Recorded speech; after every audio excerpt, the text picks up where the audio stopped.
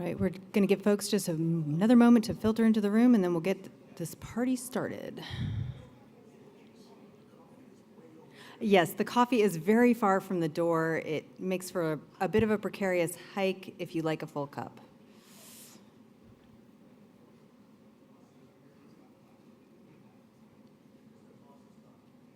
Huh? I keep thinking I hear somebody say my name. It's very distracting. Don't do that. You're freaking me out, man. See, let's not make this a game today, please.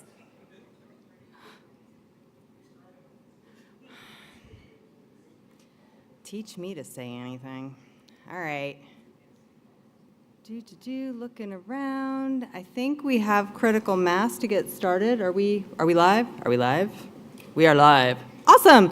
Welcome back, everybody. We're happy to have you here for day 2 of ARIN 53. I am Hollis Kara. You met me yesterday. You're going to see me a lot again today.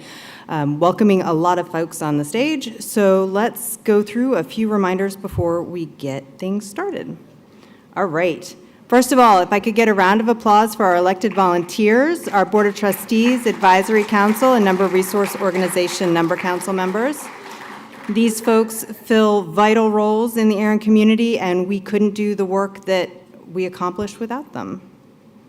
All right. For those of us who maybe are just tuning in today, a couple quick reminders about the virtual meeting.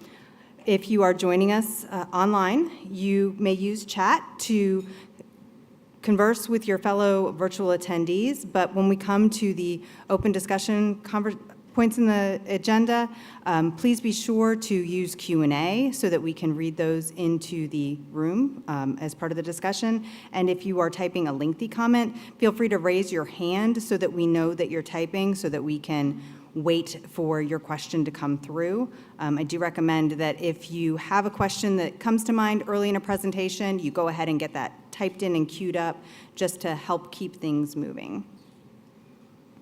Our virtual help desk is open. It will remain open till 9:30, so if you need any help with anything, stop by. Des will be happy to help you out. Also, if you like our visuals at the meeting, feel free to pop into the help desk and tell Des you think he's cool, because he's the one who made all of the neat stuff that you've seen with our branding for this meeting. Sorry, Des.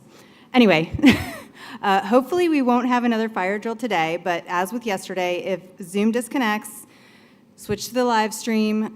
We'll keep you apprised of when Zoom will once be available to rejoin. If you cannot access Zoom or the live stream, keep an eye on your email. We will be updating you on when we will be back in the water so that you can rejoin virtually. For my in-person folks, remember you are welcome to join the Zoom. Please make sure that you're disconnected from audio and that your device is muted so that nothing weird happens, but you're quite welcome to join there and talk to our virtual attendees if you like.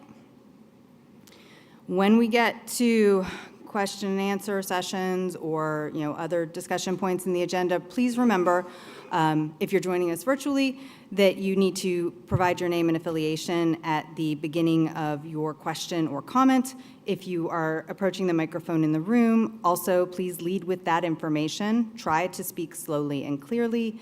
And today, let's see if we can work on getting a little bit closer to the microphone and work on using our big voices, because it was hard yesterday for some of our online attendees to make out some of what was being said in the room. Wi-Fi information, if you haven't found it already, it's on the registration desk outside for those who are here. And yep, we are live streaming. Presentations are all up on the meeting materials page, so if you prefer to download those or open them up in your browser to take a look at those rather than following along on the screen, you are welcome to do that. Some of the detailed slides can be a little hard to follow, and a live transcript is also available if you need that. And then we get back to thank yous. First to our network sponsor, C&W Business. If I could get a round of applause. Our bronze sponsor, IPv4 Global by Hilco Stream Bank. And of course, absolutely vital, our webcast sponsor, Google. Standards of behavior are still in effect. Everybody did a good job of being on their best behavior yesterday, so I'm looking forward to another day of congenial conversation as we work through our agenda. So just be reminded, and if you have a question or concern, please, for those who are here on site, direct yourselves to the signs at the front of the room, maybe during a break. That would look a little bit weird while things are going on. But you can find information to contact any of our designated individuals who can assist you with a report of a complaint or concern.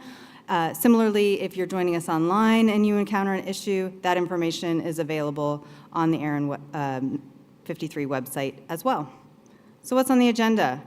We're going to kick off the morning strong with some updates from ARIN. We've got engineering, information security, routing security, and then updates from our 2023 grant recipients. We'll take a break and come back with some interesting reports. We've got an update from the Number Resource Organization RPKI program manager. It'll be a great opportunity for her to introduce herself to you and hear a little bit about what's going on in that space, and then we'll have updates from all 4 of the other RIRs. Break for lunch. We'll come back. We've got 5 policies on the docket today, so get your thoughts in order and your questions and comments ready. We'll have a short update on plans for training initiatives here in 2024, and then our Chief Customer Officer's update, a break, a legal update, a final open microphone, and then we will be done for the day. So with that, I'd like to welcome our first speaker, Mark Costers, our CTO, to come up and give an engineering update.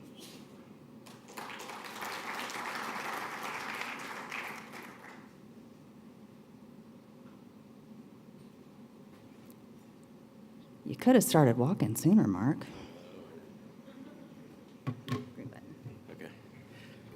So first, I'm going to put the mic lower. Second of all, can you see me?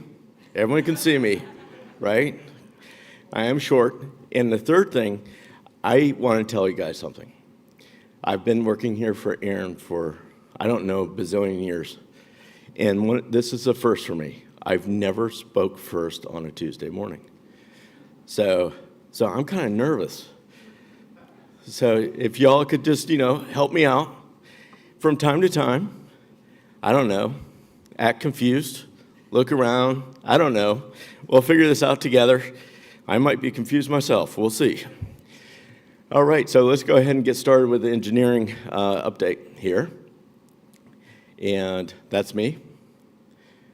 And what I want to talk about is the services that ARIN provides. I think a lot of people don't know all the things that ARIN does. And one of the things that we had in a security audit many years ago is people said, wow, you have a pretty substantial attack surface because of all the services that ARIN has. And each service that ARIN provides is a potential attack surface. And so we went through that. The audit went fine, just fine. But one of the things I wanted to do is share this with you so you sort of understand all the services we have. Give you some statistics of some of the services that we have, software releases and improvements that we've made since the last time we spoke, and the challenges and what's next. All right. Can everyone hear me just fine? Can people hear me remotely just fine? Okay, good. Okay, let's talk about the services that ARIN provides.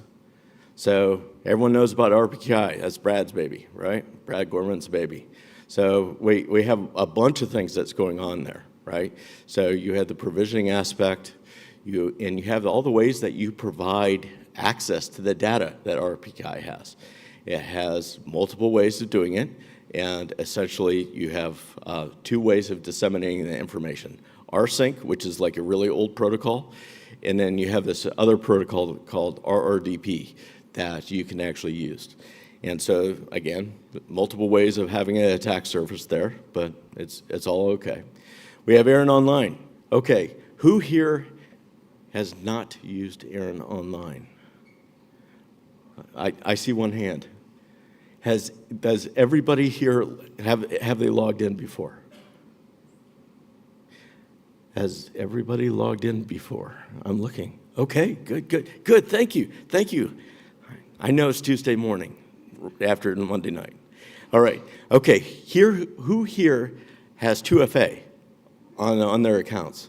All right, I'm seeing more hands. Yeah, so if you logged in, you have 2FA. If you logged in years ago and say you have an ARIN account and haven't logged in lately, go ahead and log in. Try now. See if it works. Let me know if you have 2FA after you're finished. All right, so that's another thing we have. A part of that is we have a RESTful provisioning API that a lot of people use. And we'll see a graph showing its use here shortly. Email templates, which are going away. So this is one of the things I'm really excited about. When I started doing this work in 1993, that was state of the art. No, actually, I take that back. I started doing this stuff in 1991. That was state of the art, man. Doing templates, there's nothing better. But that's gone. That's gone now, and I'm very happy to see it go. And of course, we have lots of reports that come out of this. Who was, bulk who was, bulk who is, who was, etc. Directory services. We have essentially 3 different ways to show the same data. We have who is, which is off of port 43, which is a traditional port for who is, which is a very old protocol. It's actually older than me.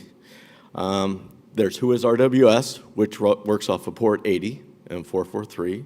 So HTTP and HTTPS for those who don't like the numbers. And Registration Data Access Protocol, RDAP, which also works on port 80, HTTP, and 443, HTTPS.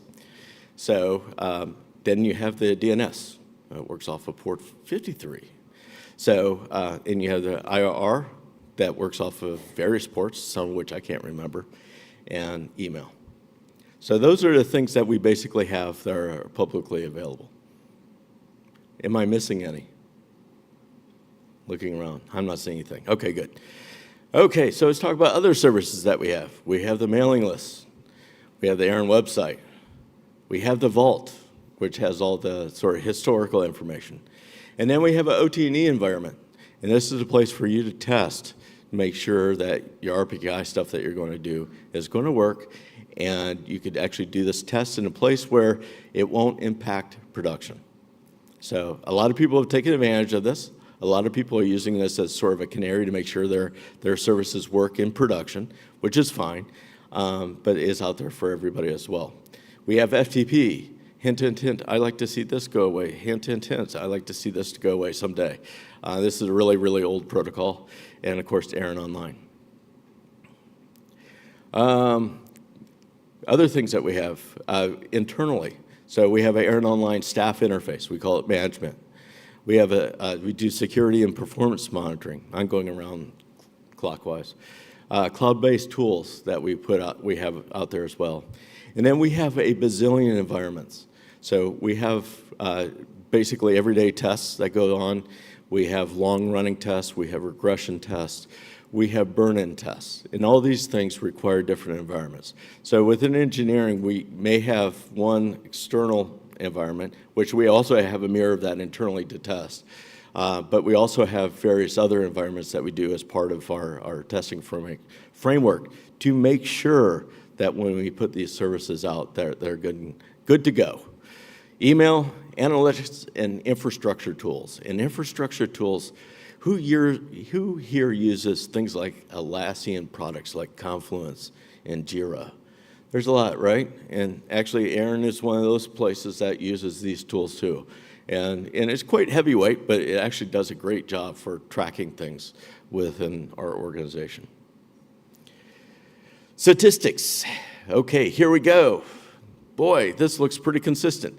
These are the number of people that come into ARIN Online and set up new accounts. And we have, on average, 12 to 13,000 every year that come in and set up new accounts. Hey, that's great. So this year is kind of interesting. That number's gone down just a bit. And we'll see what happens by the end of the year or in the fall meeting to see if this actually continues or not. But I thought it was sort of interesting as we're putting together the numbers, that the numbers that we have in 2024 are very similar to the numbers that we have in 2008. Here we have ARIN Online logins. There's a few people, and I've said this many times, that come into ARIN and say, wait a minute, what am I doing? I don't need this. And they log in once and they're done, right? And there's a lot of people that get to that state. But as we go on through this, as we do this report historically, more and more people are going into the 16-plus category. And I think I need to revision this in the future to show a different way of showing how people are progressing through their ARIN Online accounts. MFA. This is mandatory for ARIN. And you can see what people choose to use here.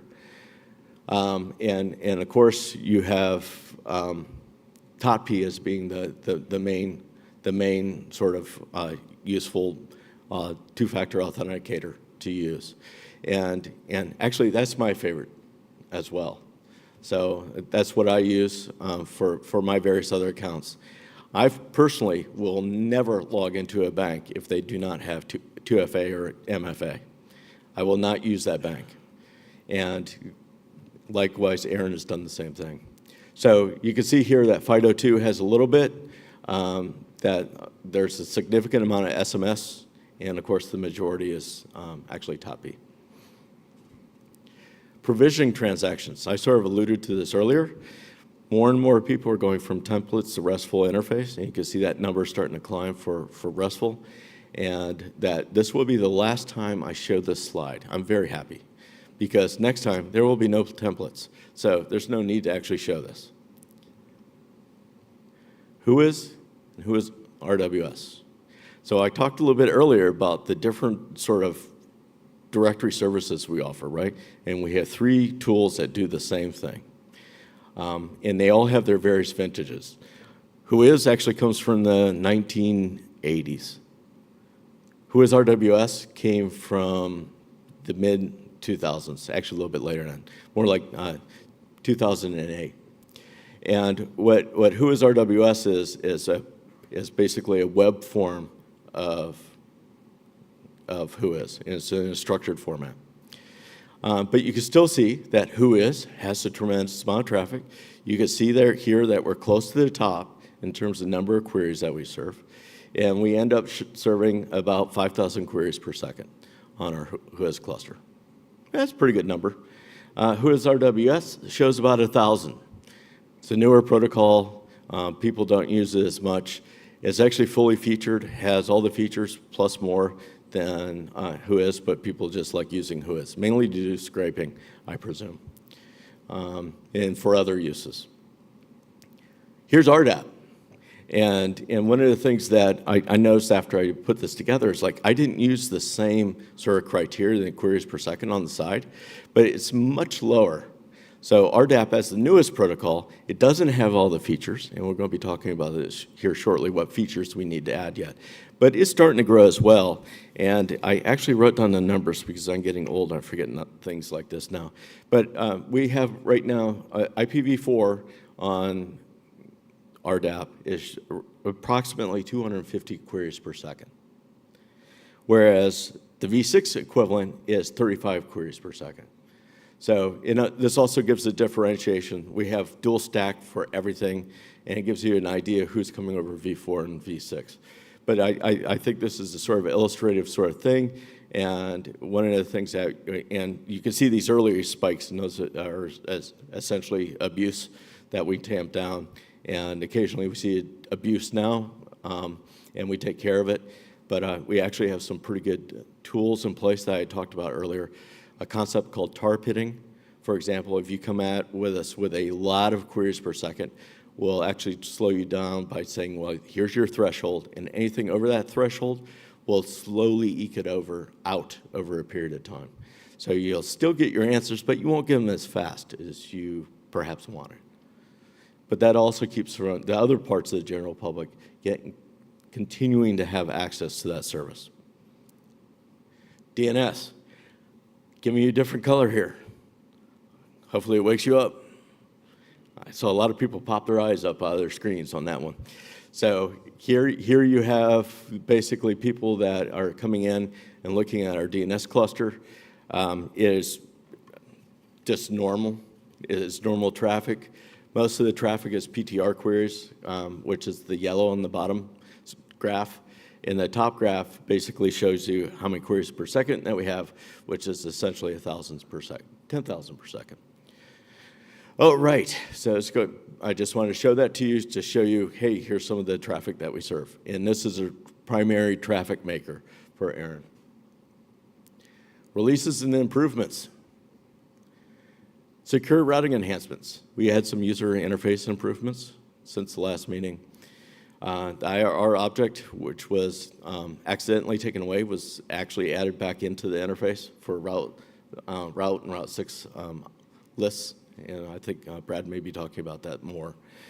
Transfers, when we first started up this thing about with transfers, we were like, we don't know how many transfers they are going to be, so we're not sure exactly how much we should automate it.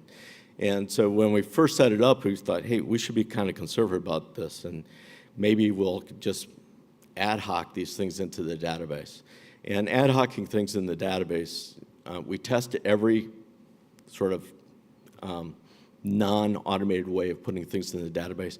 We test it before we actually put it in production. But that's actually an arduous process if it's more than 1 and 2. And we're seeing that there's a lot more ASs that are transferred from internet registry to internet registry. So here we decided to actually automate this, so it's no longer potentially error prone, and actually put into the system, and also frees up some DBA time. We have an open source template processor, which was released right after this last meeting. For those who are stuck on email templates and have to do something, this gives them an out so that you can still do templates locally, but if you use this really cool tool, it will actually send translate that into a RESTful API and send it out to us. Ongoing, we continually to have SOC 2 audits. Christian's going to be next talking more about that. And we're actually going to be increasing this. I'm taking this away on our Christian. So we have a PCI audit, which is a regular occurrence as well. And what this means is ARIN has to make sure that systems are up to date, that are under support, and make sure that we have everything really tamped down. We have lots of auditing put into place to make that happen. We've also done lots of reduction of technical debt, and we've had a large focus on that in the last 6 months. So there's been a lot of work that we've been using, and technical debt is always here. Every organization has this that's dealing in the computer industry, whether it be hardware, software, whatever. That's something that we continually have to work on. And we're making our provisioning systems more highly available, and we're going to Kubernetes, which is, I think, the next slide. System improvements, end-of-life boxes, we keep on getting rid of them. We've rolled out new hardware to our public-facing sites. So if you go now to our systems, they used to be bare metal boxes, essentially OS on a particular box, and then the application like WHOIS and WHOIS RWS would run on top of it. We're now gone to a virtualized instance with a pretty heavy-duty hardware out there. And so this is a big undertaking that's been accomplished. And what I like about it is none of y'all noticed, hopefully. Anyone notice? Good. So one of the things that we're doing with this is we're using Red Hat OpenShift to make these things happen. Challenges, next in challenges. Geolocation and RDAP. So one of the things that's happened over time, and there's been a number of suggestions dealing with geolocation, is, hey, how are we going to and there's people asking ARIN, hey, is there a way that you can actually tell us who has what IP address at what location? And this is something that people in ITF have been working on, and there's an engineer in the office and myself, Jasdeep Singh, who've been looking at this and going, hey, you know, there's a way of actually doing this that doesn't really involve ARIN so much. Before you're looking at this and you say, ARIN should hold all this geolocation stuff for all these IP addresses. And that seems to be outside the sort of realm of possibility for ARIN. So we started looking around. There's an RFC, 1992, which describes how IP addresses can be sort of defined in terms of geographic location, and how to use them and how to find out about them. And the big thing is discovery, is where do I find these things for this particular ISP? And that's where RDAP comes into the question. As RDAP can say, hey, this set of IP addresses is operated by this particular ISP or enterprise, and this is how you find out what the the geolocations of those IP addresses are. You basically pull down a CSV file, and off you go. So this is going through the IETF process right now. It's on version 4. I think we're close to finished, and this will be a standard sometime very soon. RIPE is actually very interested about this. This is something that they're excited about, as well as APNIC, and the rest of the regional registries will also be going on board with this, as well as we working on a common interface for directory service in the future using RDAP. So what's coming up ahead? Secure routing enhancements, more RPKI integration with IRR, more routing intelligence with IR, and Brad will be talking more about that here soon. Email template retirement, talked about that. A new fee calculator or estimator, I think John Sweeting has mentioned before. And this is future fee changes based on board action. And there's a consultation out there right now. We'll see what the results are, and depending on what the results are, we'll go ahead and make changes. Standards work. We are working in IETF on standards that impact ARIN, and we're working in mainly 2 areas, RDAP with directory services, and of course, RPKI. And on RDAP, we have a couple of areas that are not with these 2 areas that I'm going to talk about here, RIR search and reverse search. When these 2 concepts are done, there will be full feature parity between WHOIS and RDAP. That means that you can actually use RDAP for doing anything that you're using WHOIS today, and hopefully in an easier way. So, and this is something that hopefully, that is an aspirational goal, that each Internet Regional Registry will be doing this. And by the way, all domain registries are going to be doing this as well. So they're under contract with ICANN to actually push out RDAP. And WHOIS is a loss leader for them. I don't know how long they'll keep it up, but that's something that probably will go by the wayside for domain registries. And so we're going to start seeing more and more people starting to use this. Ongoing SOC 2 audits, broadening ARIN Online starting Q4 this year. We have a recurring PCI audit that happens. We have lots of internal tools that we keep on updating, and of course, reduction of technical debt. So here we have our challenges over time. And in the previous meetings before ARIN 51, there were a lot of operational things. One was, man, people are really using WHOIS, and it's really kind of hurting us, and we really need to work on tamping that down. Why are people hitting us? Well, people are using us for various reasons. Security firms were using us, who knows what else. But there was, as time went on, you could see that we have more and more things being added to the list. And of course, you can just read this list. But the big thing that we have here that's been added is our production site for provisioning is at a colo, but its backup facility and all our internal tools I talked about earlier, all the various environments, development environments and stuff like that, are all in a computer room in our office. And so there's a move underway to actually put this out and put it in a colo someplace in the DC area and remove this computer room from our office space. This is something that there's a lot of facilities overhead that has to be done. We have lots of AC challenges that happen and other things that go on within that room as well. So it would be a welcome sort of thing to see that computer room move. But that's a big challenge because, you know, ARIN has to keep on running. And you can't just take it down for 3 weeks to move your equipment.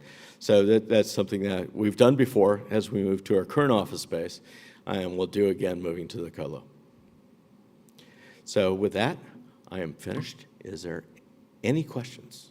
All right, folks, if you have questions for Mark, please feel free to approach the microphone if you're here in the room, or start typing if you are online.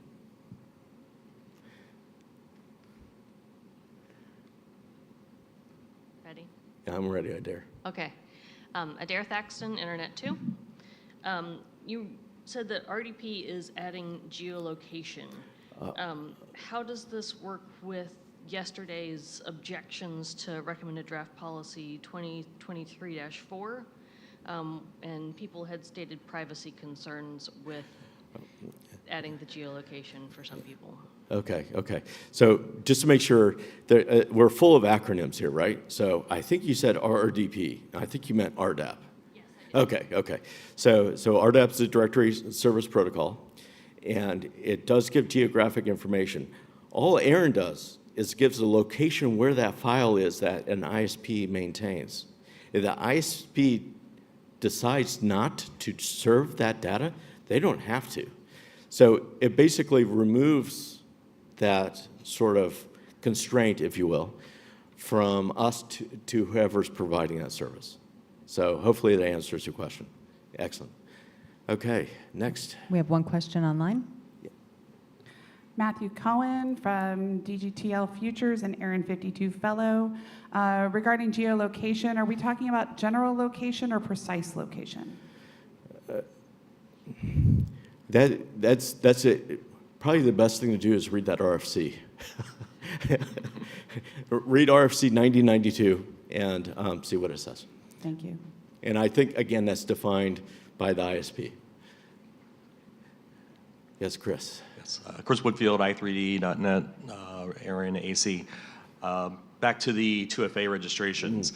I'm curious if you saw an uptick in 2FA registrations in January in the wake of the rather public compromise of a carrier's RIPE account. Yeah. Yep. So previous to that, the compromise in RIPE is that we already had it mandatory. So when you came in, if you had not had 2FA set up, you were forced at that point in time to actually set it up. So we just saw people actually coming in, if they hadn't logged in for like a year and a half, or since 2FA became mandatory, they went ahead and they had to do it. So there wasn't this rush, oh my gosh, I need to turn on because it was optional. It was mandatory. So people who were using it on a regular basis, they actually came in and had to do it. So we didn't really see so much of a rush. Okay, but you did see a decent number of people who hadn't logged in a while logging in order to do that. Oh yeah. Okay. Of course. Makes sense. Thanks. Thank you, Chris. Yeah, you can take one more online and then go back to the floor. Okay, Tom Bonar, TDS Telecom. From ARIN Online using MFA, is there a plan to move away from SMS as a 2FA MFA option? There are several exploits of this technology, including one that was just announced yesterday. John Byrne here, ARIN CEO. I'm on, Ken? Good. All right. So there is plans for anyone who has concerns about this can institute plans right now to move away by not using SMS for your two-factor validation. So if that's a concern for you, you can protect yourself by simply not using two-factor, using TOTP or another method, okay? As for whether you wish to force other people not to use SMS, that's a great question. We actually had a consultation on this question, and as a result of the consultation, there were people saying, in order to get two-factor authentication out there for all ARIN accounts, we need to have something that's approachable, and not everyone is going to use two-factor. That requires a token, hardware, software validation. So we had a consultation on that, and the output was we're going to maintain SMS. At this time, there's no view to revisit that consultation in the near future. A few years down the road, if the world has changed, we might pick it up. But that's a question that's asked and answered. Thank you. Thank you, John. So, Louis? Good morning, Mark. Thanks. Louis Lee, Google Fiber, ISP. So we do publish a geolocation file, and we only go down as far as, so RFC specifies allows you to do IP, then country, then region, which in the US we use the state, and then city, and that's as far as I go. So with the RDAP, we're talking about just adding the URL to my file that I publish on my own website. So ARIN has no actual activity in publishing the location of an IP address. They're just doing a pointer to my file where I control exactly how much detail I want to publish to the world. Where like MaxMine and other actual geolocation providers, they will take that data and add other data that other signals to maybe further define where that IP is. But that's none of my business. I don't want to do that in terms of privacy. So other companies, like say Uber, may use that information to further precisely locate where you are. But that's nothing I want to touch, and that's nothing that ARIN wants to touch. Correct. Thank you. John? Good? Okay. So just to follow up on this, what Mark was talking about is a different way of publishing the URL of the geofeed file, as Louis points out. So how you get that URL so you can figure out the geofeed information for IP addresses, you can get it a number of ways, and we're proposing another way to do that. But the contents of the file are set by the ISP. Now, obviously, if ISPs are publishing geographic location information for pieces of their IP address space, there's privacy concerns. That's independent of how you go and get that file, whether you find that file via some web interface or whether you find it from RDAP. As to the contents of that file and the privacy implications, the IETF has actually taken up this matter at length. There's an internet standards track RFC called RFC 9092 on finding and using geofeed data. And it does have a privacy consideration section that provides specific advice to the ISPs about what implications are of various contents depending on how detailed they get. So people who are concerned about the contents of geofeed files, not how we find them, but the contents of them, probably want to look at that IETF RFC, and if they don't think it's sufficient, participate in that process. That's the current discussion of privacy in geofeed files. Thanks. Thank you, John. Hans-Petter. So, Hans-Petter Holin, CEO of RIPE NCC. Since our security incident from January was mentioned, I thought I'd add some comments to that. So, first, I want to have a positive call out to ARIN for setting the standard here and making two-factor mandatory, because that's something that we should have done a long time ago. We had two-factor available for 10 years, but we did not enforce it on people. When that is said, there is no security mechanism that is going to be 100% secure. If you read our communication around this incident, and we're soon publishing our final report on this, the breach happened at the end-user computer. Malware stealing credentials from browser caches or whatever there. So that's an advice to everybody here: be vigilant about the security of your endpoint. Because you can easily imagine that even with two-factor, if your computer is infected, you could intercept two-factor mechanisms as well. So there are attacks against any or most known security mechanisms. There are some that are even more secure. So I think be vigilant, make sure that you have control over your computer, your credentials, your second factor, whether that's your mobile phone number that you just changed, so that it's reissued in 2 years to another, or your email address because your domain expired. There is a lot of factors here that the end users need to be really careful about taking care of. And we can do a lot as RIRs, but eventually we need everybody to be vigilant here. Thank you. Yeah, thanks, Hans Petter. Awesome. All right. Not seeing any further questions, Mark. Thank you very much. Thank you.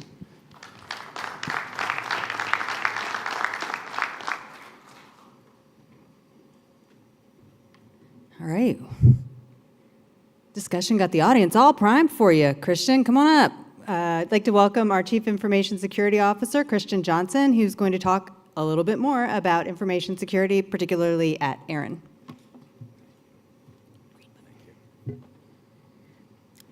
Thank you. Good morning. Can you hear me okay? Questionable? Okay. We'll roll with it.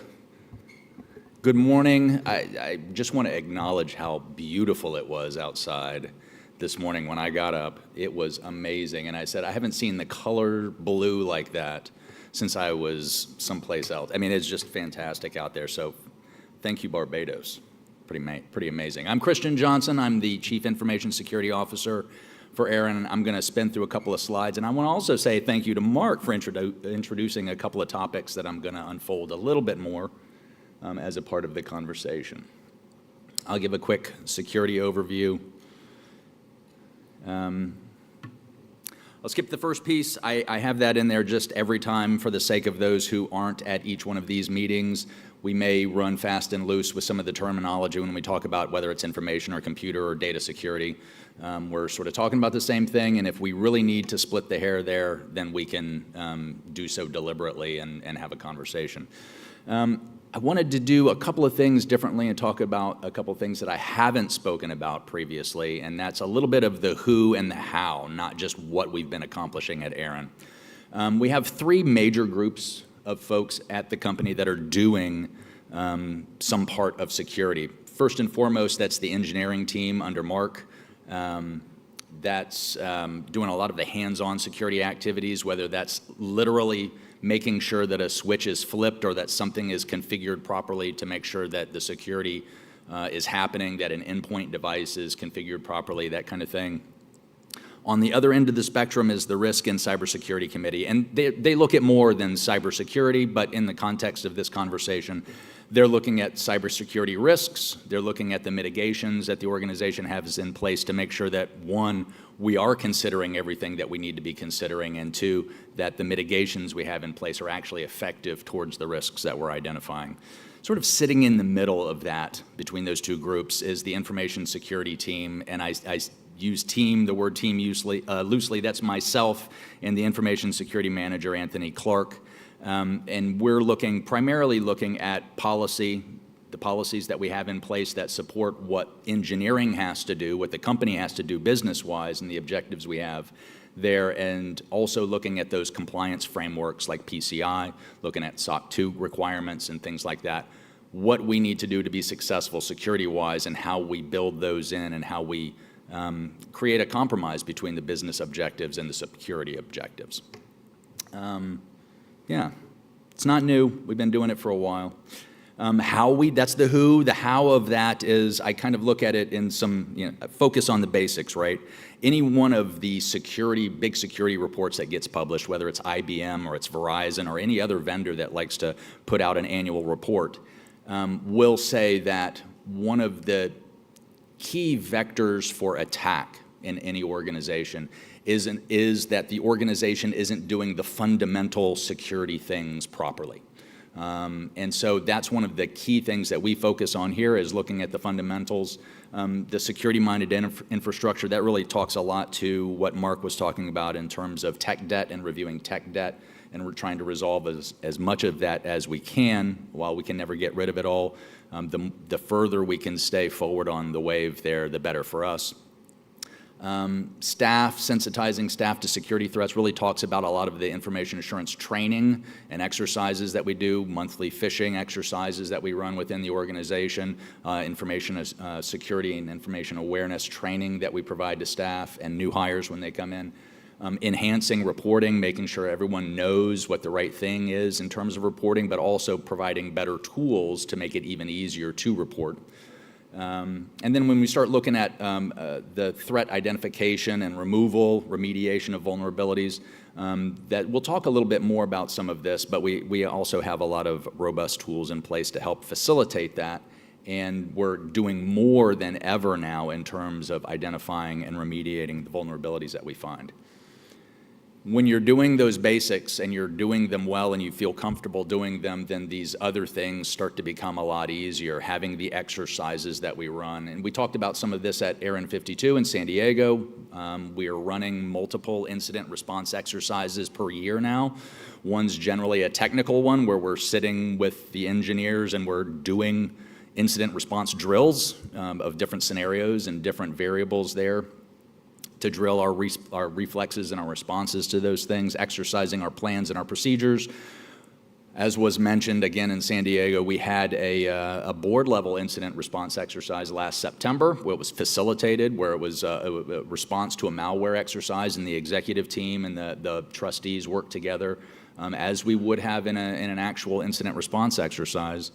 That was actually set to take place during an ARIN meeting when we would actually have staff in different locations. So there was a couple of different layers of complexity that we enjoyed as a part of that. Of course, the security audits, we've been talking about those. Mark touched on those. One that I will add in here is the annual penetration test that we run, which we're getting set to run again soon, where we actually bring in a third-party vendor to look at our networks the way that an aggressor would and tell us where they found the weak points so that we can address those weak points. Our SOC 2 audit, which I will get into, is another one of those. Within all of these things that we do, that gives us the opportunity to find areas where we can improve. And as a part of that, we go through and we review and update all of our security controls. We update our policies, we update our procedures on at least an annual basis. Usually that's done right after an exercise. If there's a lesson learned from that, we go right in and update the document or the control, what have you, so that we're in a better posture, more resilient posture moving forward. This is not one I'm going to dive too deep into because I provide this every conference as well, but just for those who haven't had the luxury of attending the previous ones, we have 3 separate compliance frameworks that we look at. One is the NIST, that's the National Institute of Standards and Technology under the Department of Commerce. They've created, in particular, the cybersecurity framework that we used previously in previous iterations of that, even before they created the cybersecurity framework under that name. We used their information to model the security controls that we have in place at the organization. And we have a SOC 2 program that's in place that's voluntary, that was requested by the community that we look at certifying under the SOC 2 program for North America. That's certifying a service that we provide, right? PCI is a little bit different in that's mandatory, that's not voluntary like SOC 2. And the fact that we use payment card data, that we accept payment cards on our platform requires us to be certified under the PCI DSS standard. So, SOC 2. The scope of that is really when we do an audit, the auditor is looking at our overall organizational security as well as specifically in this case, just RPKI as a service. They have not historically been looking at all of our other services or offerings. And we'll talk a little bit more about that. When we were in San Diego, we had completed the audit, but we had not received our report yet. We got that on October 31st. And we looked at the report. It's not like we didn't realize it until we got the report. We'd had it in mind. But the report that you get back from the auditor has a lot of technical details in it. It's not something that you really want to hang on your website and invite people to review that and consider where your strong points and your weak points are, right? So within the SOC program that is run, there is another report, and I'm not going to get into all the variations of SOC, but SOC 3 report is a publicly releasable version of your SOC 2 report. So in having the conversation around it, it was also sort of a nexus of time where we were getting a lot of requests for security questionnaires from customers. That's a big trend within the security community, as you've got all of these security departments. And by the way, some of the security departments at these companies are larger than all of ARIN put together. So they've got a team of dozens of people that are emailing their what they perceive as their vendors, just going down a list and saying, I need you to answer a 300-question security questionnaire. And that can be painful when you have the number of customers that ARIN has, right? Where you have dozens per month reaching out to you because that's when their calendar comes due and asks you to fill out each year, not an update, but to fill it out again each year. So what we did is we got the SOC 3 report, we hung it on our website, it's publicly releasable, so that we can turn to the SOC 3 report and reference that and say, please reference our SOC 3 report. If there's anything else you need besides that, then let us know and we can go from there. That has done, I believe it's done a tremendous level of, brought a tremendous level of relief to that, that sort of line of inquiry in those requests that we were getting. I've talked about SOC 2, and I don't know how many people have actually been a part of this level of audit before. I just wanted to throw a couple of numbers out. I don't have fancy graphs or anything like that, but it's making me think maybe I should. There are over 200 security controls across the organization that we have to respond to as a part of our SOC 2 audit. That's not the maximum. That's just how many we're required to respond to as a part of what we are certifying within ARIN. That's 200 security controls. About half of them sit within Mark's domain in engineering, and the other half are sprinkled across HR. They're sprinkled across finance. Information security has some that we're providing. The customer domain as well, so John Sweeting's team is also answering inquiries there. The short of it is that as a part of our SOC 2 audit that ended this last October, we provided our auditor over 1,000 artifacts that supported that SOC 2 audit across the entire company.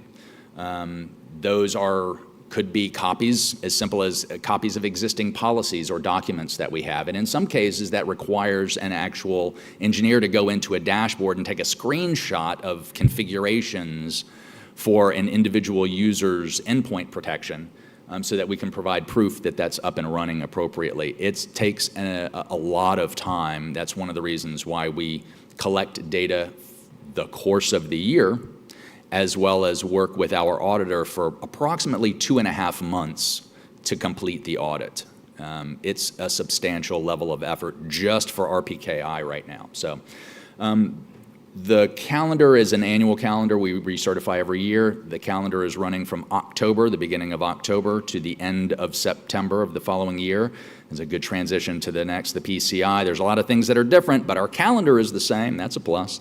That runs October to September as well. The scope, however, is different. It does cover a good bit of organizational security, but it's looking specifically at ARIN Online because that's where the payment card data, or elements of ARIN Online, that's where the payment card data is touching. So I will say that the security controls, that could be misread really bad if you didn't have the context. The security controls are similar to SOC 2, and in some places they are wildly different than SOC 2. An example that I can offer is a SOC 2 requirement says that for every end user you have a unique username and password that you use, right? And we were talking, so I'm not getting into multi-factor authentication, that's separate, but you should have a unique username and password.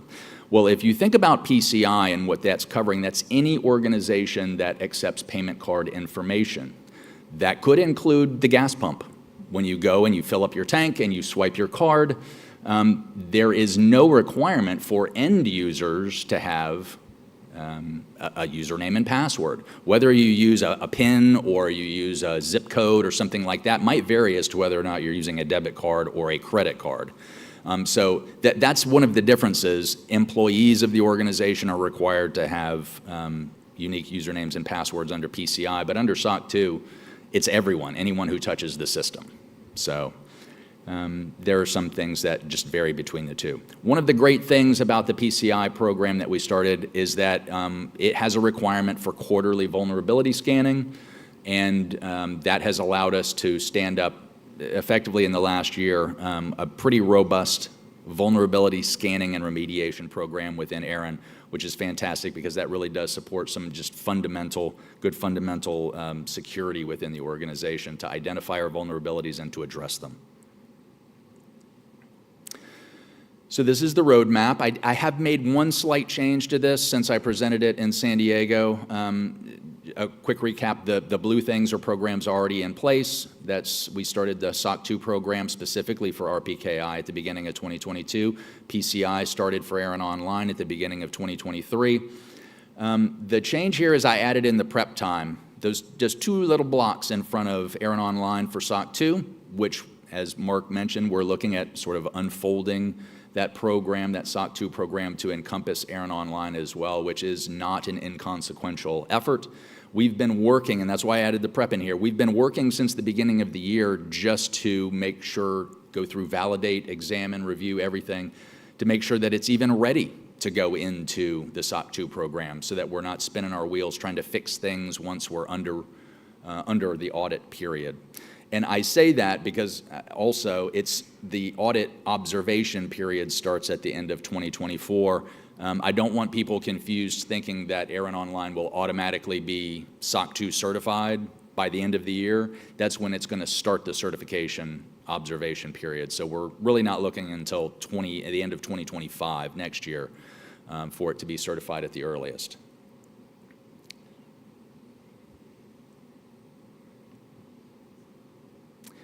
So our information security page, this sort of touches on the ways that we communicate with the community. We do issue blogs when there are pertinent blogs to put out. The information security page, I highly recommend folks, if there's any interest, residual interest in what we're doing or what initiatives we have, which, some of the specific security controls we put in place, go and check out what's on the information security page. It tells you what we do to secure your data. There's also a section on there about what you can do to help secure your data. And also, as I mentioned earlier, the SOC 3 report is linked on there, and there's also instructions. If your organization believes that you still need to get the data, the more specific data out of the SOC 2 Type 2 report, there are directions on there for how to get that or how to request it from the organization. But you can download the SOC 3 report from there. And that is all I have. Are there any questions or comments? Microphones are open. If anybody has a question for Christian, I do see we have one in online. Mohibul Mohammed, looking forward to the roadmap you outlined. What are the key priorities for ARIN's security strategy in the upcoming years, especially with the planned SOC 2 Type 2 audits for ARIN Online and other services? Right, so I mentioned ARIN Online, that would be the next in the queue, and I think that it would be great if the community had specific priorities that they felt should be first up. It would be good to hear that from the community as to what they felt were more important or most important. The one thing that I will put out, that other services piece is on that roadmap. I'll go back only so that I can reference it in context. We can see what I'm talking about. We have ARIN Online going on there. The other services is illustrative of how we can roll additional things in there. I could be wrong, but I don't think that the community wants me to start rolling other services into the program until we successfully complete our ARIN Online certification under SOC 2. So my recommendation is that we would get ARIN Online up and running and complete that at the end of 2025 successfully, and then make a close examination of the next services that we want to roll in, which we would probably kick off at the beginning of 2026. Would seem logical from my perspective, but obviously if the community has priorities that they want to be addressed, that's how we got into the SOC 2 business to begin with. It's because the community said that they wanted it, so. Awesome. Our microphone. Rob Seastrom. I chair the ARIN Board of Trustees Risk and Cyber Committee. Thank you very much. I would like to double down on something that you said about hearing from the community and speak briefly to the SOC 2. The SOC 2 certifications are an area in which ARIN is saving the membership money. If you've ever been lucky enough, and I use the term jokingly, to be involved in getting cyber insurance for a company, the cyber insurance corporations get very touchy about vendors that don't show that they can be trusted to sit with the grown-ups at the grown-ups table. And the SOC 2 is how we show that. And it would absolutely be reflected in cyber insurance costs across the entire membership if once cyber insurance companies started realizing, hey, you know, we have millions of dollars worth in aggregate, potentially billions of dollars worth of addresses under management, and this organization does not have proper cybersecurity controls or demonstrating proper cybersecurity controls. So thank you for all the work that you and your group do. And you as well. Thank you, RS. Thank you. Seeing no further questions, Christian, I think we're all done. Thank you. Thank you very much.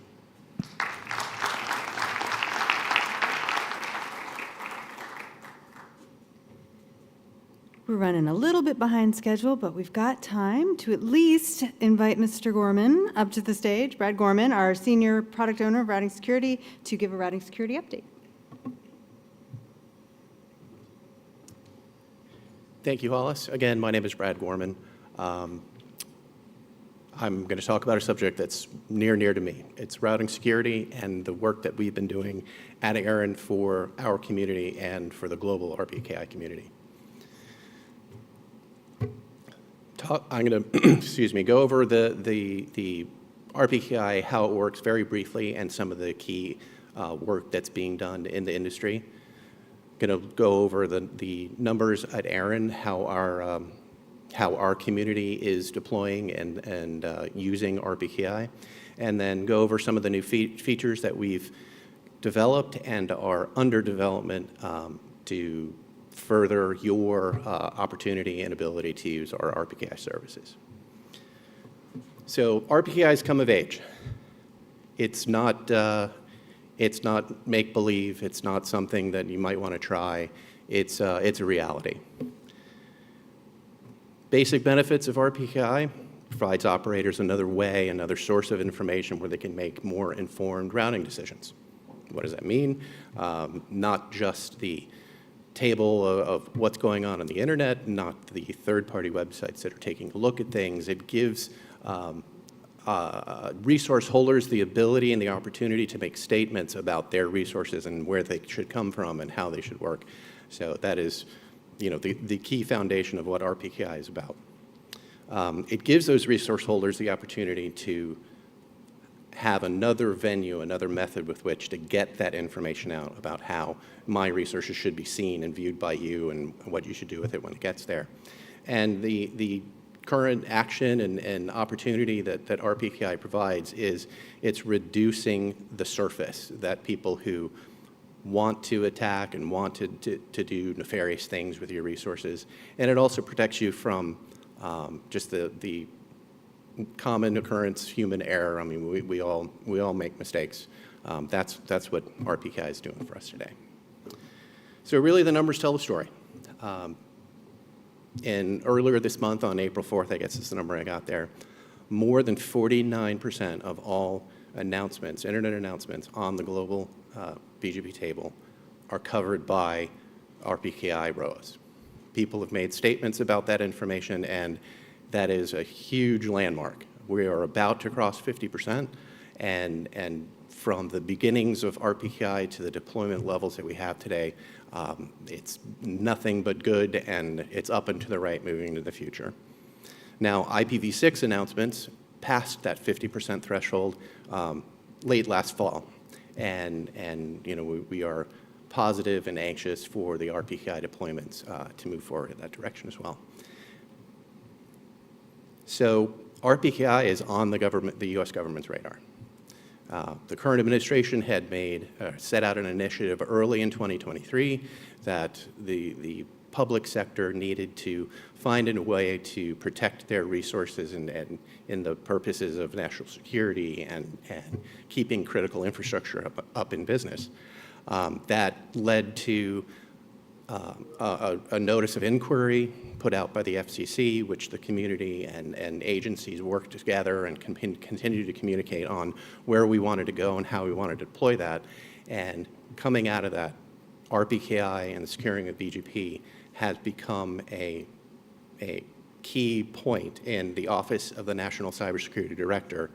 And working with everyone, they are facilitating and promoting the use of routing security services. And to that point, BGP and RPKI are the two factors that they're identifying where they want to work and where we want to go forward in the future. So not only is it active in public sector, it's active in the standards community. The IETF is where RPKI found its beginnings. The standards of RPKI were first accepted and ratified in 2012. So it's been a long time. Deployment started slowly, but really we've seen a lot of work and a lot of activity in the last 4 or 5 years with people deploying, but the furthering of standards, the learning from the lessons of deployments and the history of the way it's worked, this community is really moving forward, fixing the things from the past, moving forward with new ideas, and some of the things that were recently touched and things that are in motion. The last big standard that was released is a best common practice on how you want to handle creating your ROAs. And then some of the proposed standards that are coming through are just further enhancements of what is in place and what we see as a community, the direction we want to go to bolster and make RPKI even better for you. So what does it look like in the ARIN region? It's very positive, but I just want to review the 3 services that we offer to our customers with related to RPKI. The 2 main functional ones are hosted RPKI, which is where a resource holder, a customer organization can make a first step into using RPKI services. But you can tell that most of the ARIN organizations use this hosted RPKI because the responsibility for all the heavy lift is done by ARIN, and the resource holder only has to make their statements, create their ROAs for their resources. And it's a 98% number of ARIN organizations that use hosted RPKI. The flip side of the simplicity of hosted is delegated RPKI. Delegated RPKI is for an organization who wants to maintain and keep more control of the cryptographic components. They want to maintain much closer to their central infrastructure of how they handle their RPKI configurations and the way they want to deploy. It's certainly just as valid of a feature and a capability, but it comes along with the requirements of maintaining high availability services.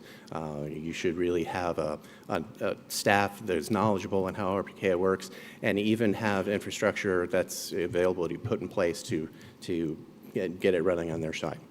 The middle of the road is, colloquial term is hybrid RPKI, but what we call it is the repository and publication service. This is a slice of delegated RPKI where that organization still wants to maintain its control of the cryptographic components of RPKI, but they do not want to take the responsibility of the high availability services and the critical pieces of RPKI that if that uptime isn't maintained, could have significant impacts to an RPKI deployments and infrastructure for their resources. So as of, again, the 4th of this month, there are over 4,900 organizations that have signed up for and are using our RPKI services. And you can see again in the numbers, the number of hosted organizations far outweighs the number of delegated organizations. Again, it's that ease of use, simple, flip the switch, make your statements. And it's not just small companies, it's large companies. It's people who understand and recognize that ARIN's service is really good, that they don't have to improve upon the services that we're running. And it really is a good feeling to know that feeling and impression, and the services we do really are working, that they feel confident in using our products. And I wanted to just call out a little bit, the repository service, like I said, is a subset of delegated. And as you can tell now, 50% of the organizations who have selected delegated are using this easier option of asking ARIN to run a repository and keep the protocols up so their information is visible to the outside world. And like every financial person likes, the numbers and the graph is up and to the right, so I'm just as happy. So with regards to addresses in ARIN's repository and how they are showing up in the numbers for RPKI usage, within ARIN's responsibility, the resources that have been allocated to ARIN and are in ARIN's registry, the number is right around 1.5 billion IP addresses. The number of resources that are under a contract, these are the RSA or LRSA contracts, and that is a prerequisite for using advanced routing security services at ARIN, notably RPKI and the Authenticated Internet Routing Registry. So when you start throwing these numbers together, you look at how many resources are covered and how many of those resources are protected.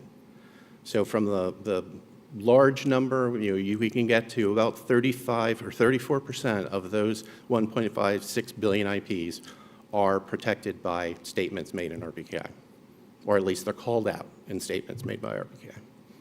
But then when you look and dig deeper into the ones that have been certified and are authorized to use our RPKI services, that number starts to approach 50%, and that really makes us feel good. That number has been increasing. The number is likely going to jump even further ahead. ARIN has been doing a lot of work in getting more addresses registered. Last year and even the end of 2022, there was a lot of messaging and assistance being given to organizations who needed to sign agreements for their legacy resources. There's been a lot of work going in that direction, and we see nothing but further adoption moving forward. By organizational structure, by entity type, you can see here, I'm not going to read all the way through the numbers, but as far as how the U.S. government is using the percentage of resources that they have, and then the percentage of adoption of RPKI being measured by the number of resources that are covered by RPKI statements. So, the government numbers, the educational institution numbers, a lot of those were impacted or are impacted by resources that are not under agreement. But when you start looking at the private sector and the commercial infrastructure, you can tell that out of what is the number of organizations that have adopted versus the amount of resources that are covered, it is way out of whack with what's up there. But the reason is those ISPs, the service providers, that private sector adoption and deployment of RPKI really is widespread. So we had a couple of consultations in the last year, and going into last year. The first one was related to a service that we initially rolled out in the fall of last year. We pulled it back and reevaluated how we were offering that service. So we had a consultation on integrating RPKI and IRR services was concluded, and what we came out with is a service that we are going to offer customers that as they create ROAs for their resources, we're going to give them the option to create IRR route objects. And the foundational goal here is to bring those two data sets of routing security information together and keep them in a way that we can bolster the reliability and the updated information in those two resources. Coming out of that, we came up with a number of additional capabilities that we were going to offer our customers. There will be an organizational selector where an org can agree to, hey, I want creating these objects to be standard. I want that to be the path with which to move forward. But they also have the ability to turn that default off, something that's going to be available to users of the UI. Organizations will also have as going through the creation process, the ability to say, well, for this one, I don't want to create this object. We're going to give people the opportunity to look back at what they have already created in ROAS and compare it with what objects that are matching their resources and give them the opportunity to say, hey, I would like to go and look at all of these and then pick the ones that I want to bring up to this new feature and bring them into parity with one another. But the key things that we're doing here is we've given that resource holder a number of points in place during the process that they can evaluate whether they want to move forward with this feature or not. The next big thing that's coming is a way for ARIN to show additional information on the state of an organization's view of the outside world of how they're presenting their RPKI information. Right now, we give an organization knowledge that they've created a ROA. We have heard from a number of places that we would like to hear more. So the key that's coming out of this one is we're going to be giving much more information associated with current state of RPKI validity of their announcements to the outside world. We're going to give the opportunity for an organization to look at what might not be a optimal configuration and offer suggestions on how to bring that data together in a way that they're happy with the way it is. We're going to give suggestions on how current announcements look and say, hey, wouldn't it be a good idea, or this is a suggestion of what you might want to do about making your statements moving forward. So in our development pipeline, the two main bullets, those are the outcome from the consultations.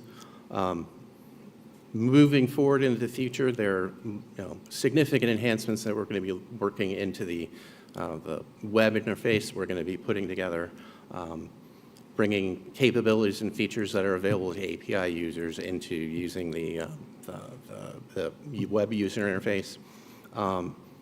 Sorting, working out services.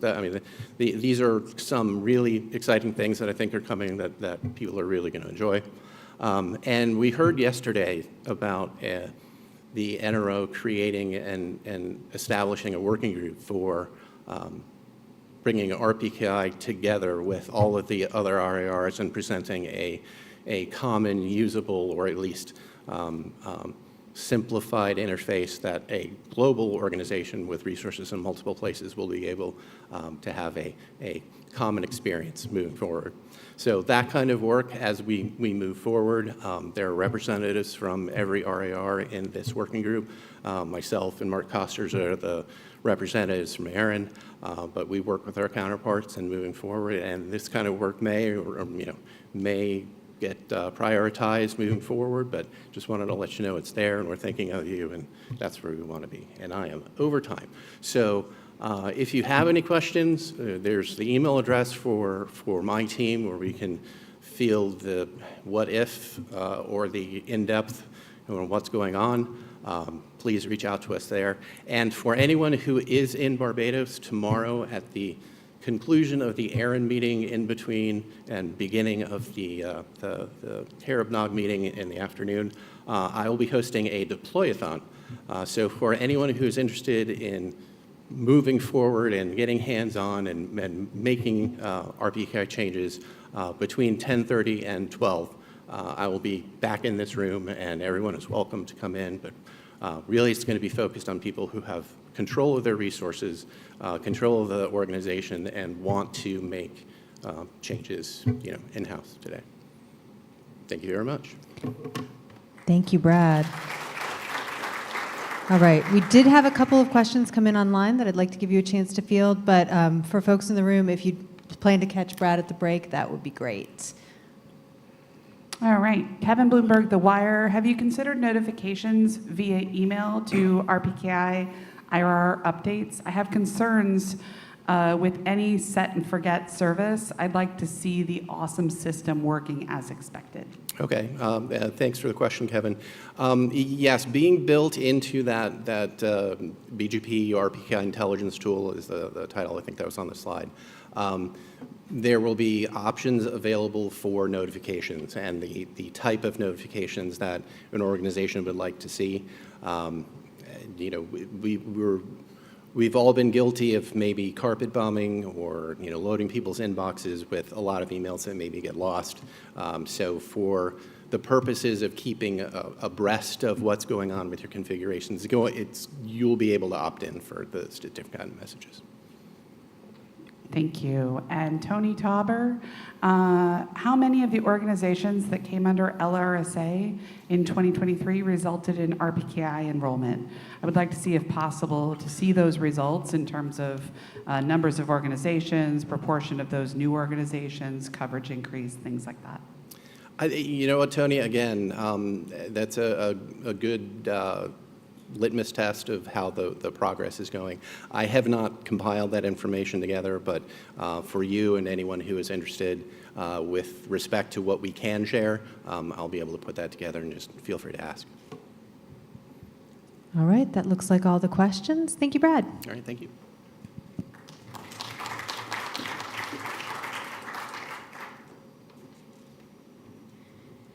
We made Brad talk extra fast this morning. Thank you for trying to get us a little bit closer to back on schedule. Unfortunately, we're not going to have time to show you all of the grant videos right now, but we do have time to squeak one in before break. So we're going to click on ahead. We're going to come back to the first two, and we're going to start with the open source reg control project that is being run by FullCtrl. So if we are ready to roll video. Oh, hi there. Man, I really wish I was in Barbados right now, but I'm not. However, I can provide you with an update on our community grant and what we've been doing with the money here at FullCtrl. So first of all, thank you for bearing with me with this recorded presentation. I know that can be kind of a snooze fest sometimes. Hopefully this will be interesting content and it'll keep you awake. Now, while I'm not in Barbados, I have been there before, actually to the hotel you're all staying at for a previous ARIN/Caribnog event. Hopefully you're staying for Caribnog, and if you are, I highly recommend on Friday night, go down the beach a little bit to Harbor Lights and dance on the beach.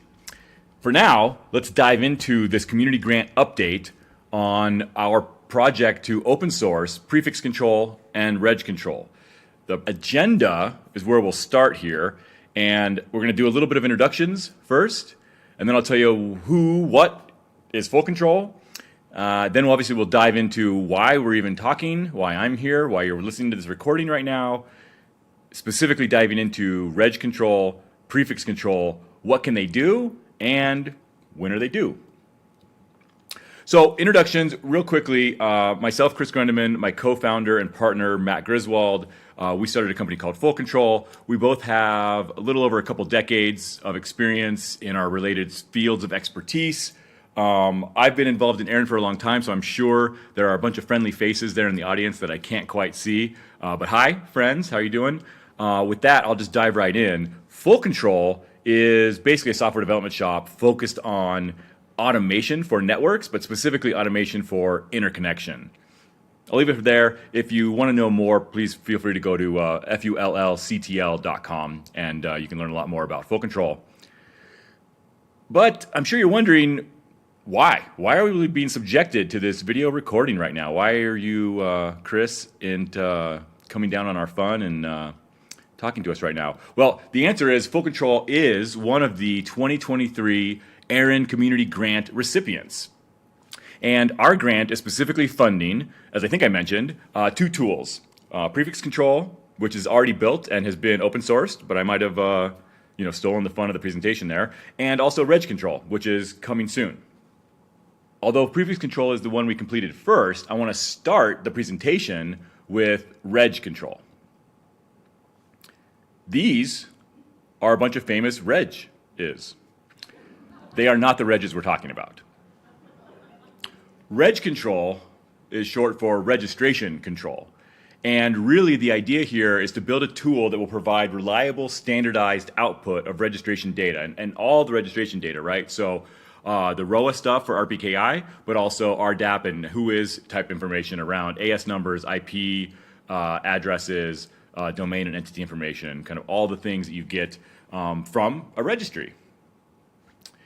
Now, why? Why do we think there's a need for reg control? Why was this grant paid out to us, and why have we been working on this problem?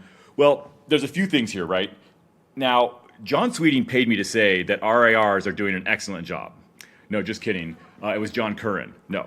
Luckily, they're friends of mine, so hopefully I can kid a little bit. But really, the RIRs are doing a great job. But the whole point of having regional internet registries is that they can serve their region's needs directly and specifically. Now, what that means is if you're an international organization who's doing routing across the globe, you may have found that this data is not exactly the same in each RIR. So if you're pulling down RDAP or WHOIS information from ARIN versus RIPE or LACNIC versus AFRINIC, you might see that the data is formatted slightly differently. And so if you're running scripts against this, if you're trying to parse that data and use it for other purposes, you can run into some problems, right? Each RIR is a little bit different. There's kind of 2 different classes, and there's work going on to make this better and better. There are standards involved, but as far as like the data schema itself, we've been talking about this in the IETF for years now, and there's still kind of not really a specifically standardized data schema that can be really automated against. And so that can cause problems if you're writing scripts against this, right? Also, change happens. So RIRs change things to make things better, right? Improvements over time. Again, if you've written software against an RIR database, if you're pulling WHOIS or RDAP data down and they make a change, it's not really their problem that your script doesn't work anymore. So having a consistent source of data may be interesting, right? Also, there have been outages in the past. And things like RPKI especially are super sensitive to this, right? Because if the trust anchor goes away, essentially the idea is that everything fails open, which is better than failing closed, definitely, but it can cause problems, right? If that trust anchor goes away, wouldn't it be nice to be able to roll back a few minutes or even a day and look at what that ROA information looked like before that anchor went away and be able to maintain your filters through any potential RIR outage that might happen in the future, right? Well, that is exactly what reg control is built or will be built to do. Consistent, normalized registration data. Specifics here, it's going to be an open source project. You are welcome to help us define the standard schema, and obviously we'll release the code to the community. You can take a sneak peek at the schema now. This is written in Python. It leverages OpenAPI 3.1. There's a link here on the screen. On those docs, you can see kind of the schema itself and how the data is laid out. We're open to any feedback on that as we move forward. So that's reg control. It's your solution for standardized and reliable RDAP and ROA information, and it's coming soon. We'll talk a little bit more about specific dates and things like that, but this is part of what we promised to the ARIN community in our community grant work is to produce an open source version of reg control, which is coming. Now, why is it coming? Well, there is more. Prefix control. Now, before I dive into what the details of prefix control are, let's first look at some additional problems or potential problems, challenges, we'll call them, with registration data access, right? So not the data itself, but maybe the access. So one thing is, if you are trying to update registration data and it fails, you don't get any feedback. Also, if you're pulling information, if you're querying RDAP information, you get this no less, no more, right? So if you ask for, what is the deal with this one specific prefix. It doesn't happen to tell you that maybe prefixes underneath that are SWIPT or prefixes above that are owned by somebody else. It just gives you exactly what you asked for, which is as it should, but there are reasons why you may want more context along with your data. Also, there's some availability challenges here as well. If you're trying to troubleshoot software that is, again, using updating or pulling data here, there's rate limits involved, which again, the RIRs need to protect themselves. It makes total sense. However, it is hostile to debugging, and there can be stale data there as well. So these are some challenges, that we've seen here, and these are kind of fundamental challenges to the access to the data. As you may have guessed, prefix control is the answer from our perspective anyway. So prefix control basically manages prefix sets.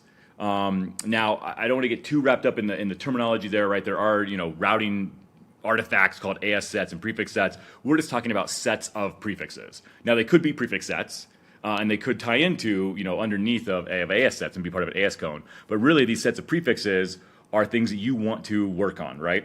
And so prefix control manages these sets of prefixes, and it includes that WHOIS data we were talking about, but also IRR data, also rating data. It can pull down that RDAP data and complement it with these additional sources of information to give you more context. Why? Why would we do any of this, right? A big part of it is just answering questions. If you need to know who's responsible for a resource, what's the status of that resource, and what's the status across all the RIRs? Are there sub-allocations on this prefix, right? All those kind of any or questions. Is this routed somewhere? And compare and contrast these kind of different bits of context with it. Those are questions that a lot of us as network operators have from time to time. And this whole system is designed to kind of jam in there and provide those answers, right? Cross RIR queries, recursive queries, enriching the data set, right? This combination of reg control and prefix control, just like Albert Einstein here, they're neither clever nor gifted, but they allow you to be very, very curious and pull down more information. So, reg control plus prefix control, your solution for standardized, normalized, and contextualized RDAP and ROA information management. But wait a minute, Chris. I know you're thinking this. Wasn't this supposed to be an update for a community grant?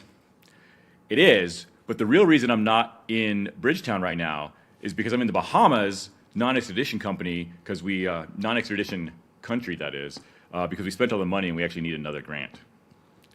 Obviously, I'm just joking. Here's the status. Reg control coming soon. Why is it coming soon? Because it requires prefix control. Prefix control and managing those prefixes is kind of the foundational layer here. And we at FullCtrl really follow the Unix philosophy of having each tool do one job and do it really, really well. So that's why there's two different tools here. Prefix control, which we built during the first half of the grant period and has now been open sourced. I'll talk about that in a second, which is going to support the development of reg control, which will come August, September, sometime in the fall of 2024 of this year. Now, prefix control, as I just mentioned, is available now. There's the code here, github.com/fullcontrol/prefix control. And again, all the controls are actually CTL. And this is going to enable reg control plus some other things.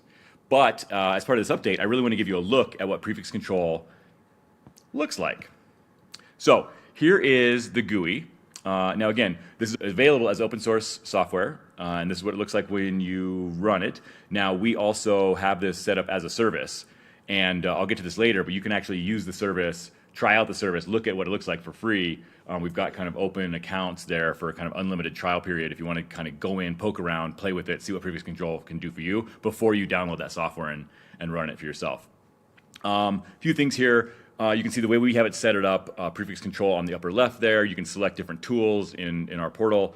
I've got this set right now for my personal organization. It's set up to be multi-tenant, so you could have multiple organizations set up. And then obviously it's multi-user as well. You can see on the upper right-hand corner.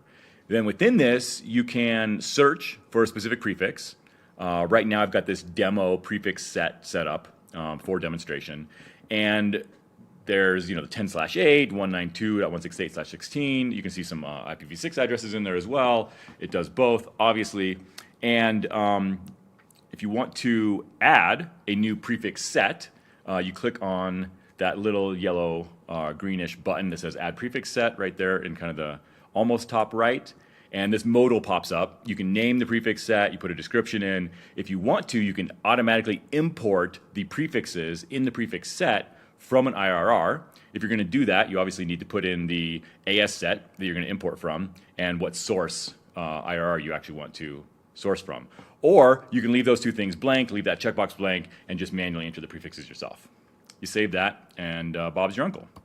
Now, if you want to just manually add prefixes to your prefix set, you can click the bulk create prefixes right there, and it allows you to put them in here. As it says, you can add multiple prefixes. They can be separated by a comma, a space, or a new line. You drop those in there, hit save, and then boom, they all just will show up in that set. So basically what you've got here with prefix control is not only the foundation for reg control, but a repository or a database of prefix data. So you can keep all these prefixes. Now, you can do different sets, right? Maybe you want to match a prefix set directly up to an AS set for yourself and have that in there. Maybe you want to maintain prefix sets or sets of prefixes for your customers or anybody else that you want to kind of keep an eye on, because then what prefix control does is it provides an API into that data and an extensible metadata framework around this. So now you have this kind of core, shall I say, source of truth for prefix data, which can be used for all kinds of things. Some ideas, maybe your own WHOIS service, right? If you want to keep track of a certain prefix and how it's allocated over time. Also, BGP monitoring is another obvious use case here where you could tie something like BGP tools into the prefix set and be monitoring how it's being used, if there's hijacking going on or who's advertising the prefix over time, if it's being accepted in different places, that kind of stuff. Reputation monitoring is another possible use case here if you want to check against various spam registries or other kind of dark lists, things, places where IP addresses show up that aren't being used for nefarious purposes, and just all kinds of monitors. In any case, that's it for me. Hopefully I gave you a good snapshot of why we're building these tools, why they're important to the ARIN community, as well as the broader routing and interconnection community across the globe, and what we've been doing with this community grant over the past few months, and what we're going to do over the next several months to get you reg control out there on GitHub, open sourced for your use and pleasure. If you need to follow up with any questions, I'd love to hear from you. Chris at FullCtrl.com. Again, it's FullCTL. And have a great time in Barbados.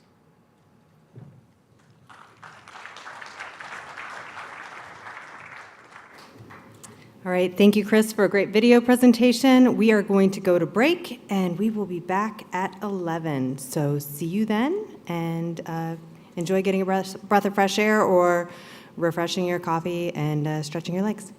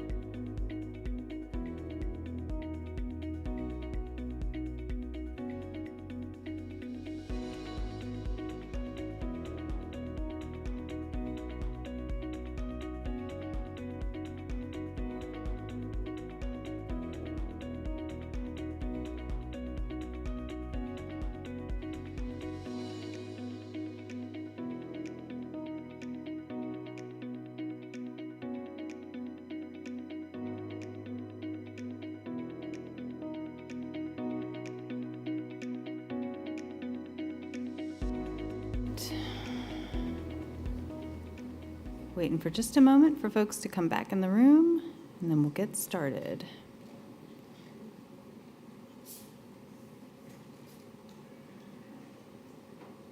All right. I think one potato, two potato. Yep, we're going to go ahead and get rolling. All right, welcome back. Hope you enjoyed the break. We are going to continue on the schedule, the agenda as posted for after the break. We will be fitting in the rest of the grant presentations a little bit later today. So with that note, I would like to welcome via video Sophia Silva, the NRO RPKI Program Manager for the NRO, to give an update on the NRO RPKI program.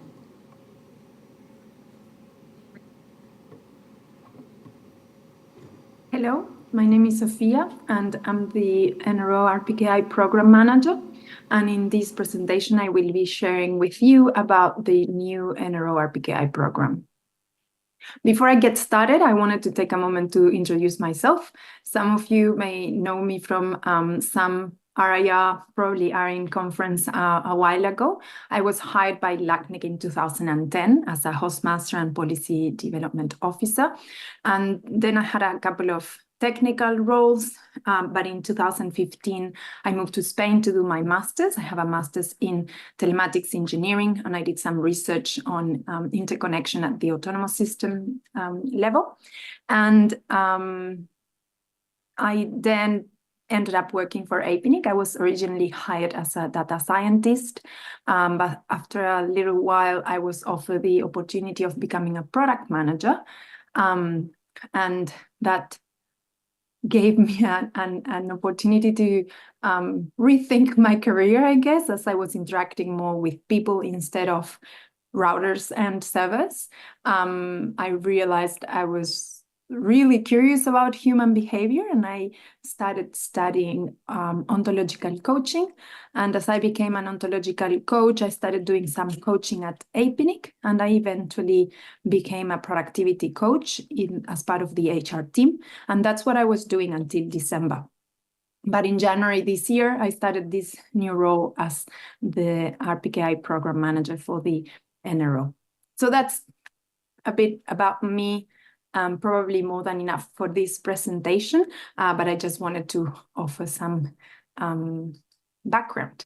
So what I will be covering today is a brief introduction to this new NRO program, who the program team is, what is it that we're trying to achieve, and how you can get in touch with us and learn more about this program. To start with, I'm sure a lot of you are already familiar with the NRO, but in case you're not, I thought I would include a slide on the NRO.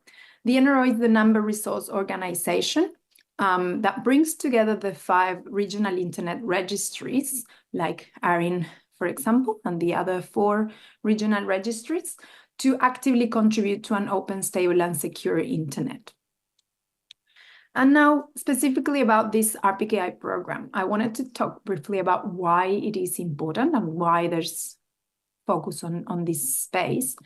We know that there's currently some diversity in the way the RPKI system has been implemented by the 5 RIRs. There's some inconsistencies there, differences in the services offered or in the way the services are offered.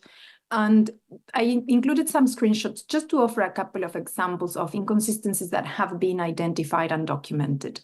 There is a manners document that lists ROA management requirements and security standards for operators of RPKI services, for example, the RIRs. And in the first annex of that document, there is a table that is a bit out of date. It's from July 2021, and things have changed since then. But just as an example, the table shows the compliance status for those requirements and standards described in the document for the different RIRs. And you can see there, probably not on my slide because it's a bit small, but if you do go to the document and have included the URL, you will see that there are some differences in the compliance status on those requirements and standards. Another example is in the CRIL documentation, where the interaction with the parent is described. Depending on what the RIR is the parent for the CA that is being set up, the interactions are a bit different. So another set of inconsistencies that is described there. So in 2022, the NRO went through a strategic review process, and one of the outcomes was an agreement to focus on providing a robust, coordinated, and secure RPKI service. So the NRO RPKI program was created with the purpose of providing a more consistent and uniformly secure, resilient, and reliable RPKI service. And although I believe we will be offering benefits probably to the broad internet community, I think in particular, we can benefit those entities, network operators in particular probably, that are interacting with more than one RIR to create RPKI objects, certificates, and ROAs, and maybe experiencing some barriers to RPKI adoption because of the inconsistencies that we mentioned. The program team, the main part of the program team, I can say, are the RPKI experts from the 5 RIRs that come together into what we call the RPKI steering group. As I mentioned, I'm the RPKI program manager. The executive council of the NRO is part of the program team with the role of being executive sponsors for the program. And we will also be interacting as part of this program with other RPKI subject matter experts from the RIRs. I included a slides with the names of the steering group members, because I know you probably know Mark and Brad from ARIN, and we also have some representatives from the other RIRs who you may know as well. So these are the people that I will be more closely working with. And what it is that we are trying to achieve, as I mentioned, the purpose of the program is to provide a more consistent and uniformly secure, resilient, and reliable RPKI service. And since I started this job in early January this year, I've been having some conversations with people from the technical community, with steering group members, trying to catch up, because as I mentioned, I was working in human resources until December. So I've been trying to catch up with where things are at in the RPKI space, what the main challenges are nowadays. And I've been having some sessions with a steering group discussing what are the more specific outcomes that we may be able to achieve in order to achieve that bigger purpose. So some areas, some outcomes that we have been discussing, first of all, is we need to really understand what the community thinks that a single global RPKI system looks like.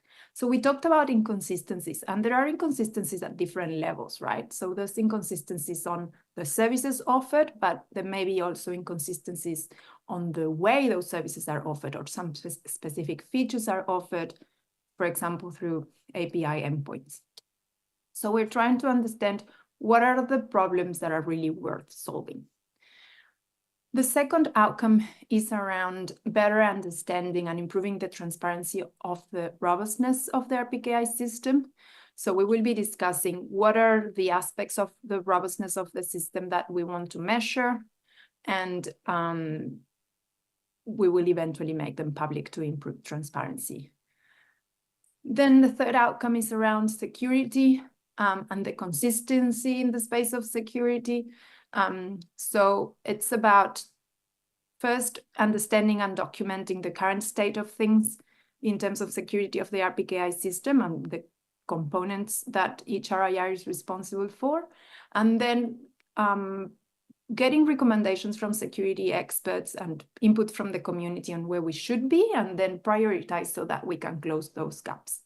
And finally, and this presentation is part of that last outcome, and it's probably a big part of my role as a program manager, is to keep the technical community informed and engaged throughout the program. So this is about sharing with the technical community what we're working on, progress that we are making, but also requesting input so that we can make decisions informed about what the technical community really needs and wants from the RIRs working in better collaboration and coordination. And the second part of that outcome that is about addressing or responding to concerns in a coordinated way. So we acknowledge that each RIR has their own community, but then we would like to see the global technical community as a whole, and from the RPKI program team to be able to respond in a coordinated way. And as I mentioned, we really want to hear from you, from the technical community. We will be asking for more specific input as we start working on some initiatives that we have been discussing. We will need to validate specific assumptions, or we will need input on specific initiatives so that we can prioritize them. But in the meanwhile, there's a big question that I would like to put out there for anyone who would like to answer. And it is that I would like to understand what are those big obstacles, those barriers for RPKI adoption that could be solved through better coordination and collaboration among the RIRs. So if you would like to answer that question, please reach out to that email address on the slide. Or if you have any other general ideas, feedback, initiatives, work that you think we should be looking at and we should consider, please feel free to reach out to that email as well.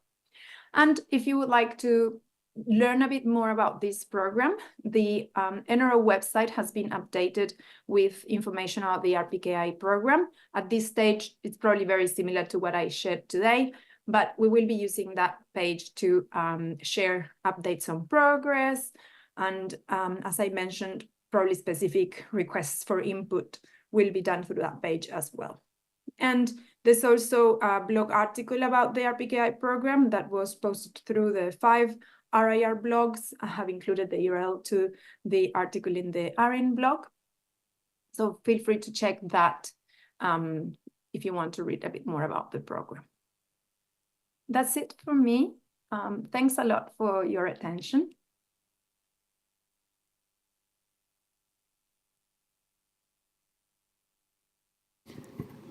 All right, thank you, Sophia. And I will note, for those of you who want to keep up with developments as things progress with the NRO RPKI program, a couple things that I can recommend are subscribing to the blog, because as Sophia has things to publish, we will be sharing them on our blog.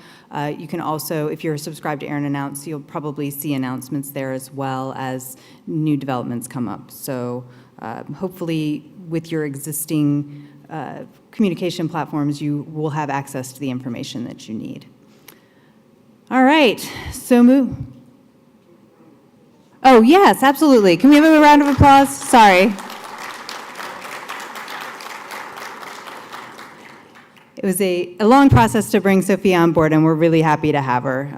It's great to be working with her in this capacity, and we're doing everything at the regional level to support her. All right, so regional registry updates. We have a mix of video and in-person presentations for you, but we will have updates from each of the other 4 RIRs. We're going to lead off with a video update from AFRINIC from Musa Stephen Honlu.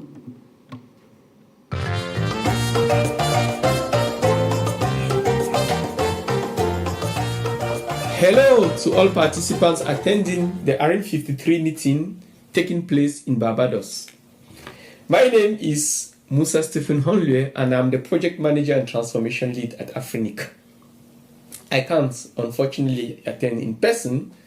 However, I'm very, very, very pleased to bring to you some updates from AFRINIC. AFRINIC is the 5th RIR in the RIR ecosystem, established in Mauritius since 2005. We currently serve 56 economies in Africa and the Indian Ocean. AFRINIC is powered by 44 dedicated staff who have been keeping this organization running despite the hurdles.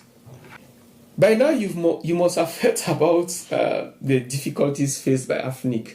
Allow me to give you a head up and some updates about our situation.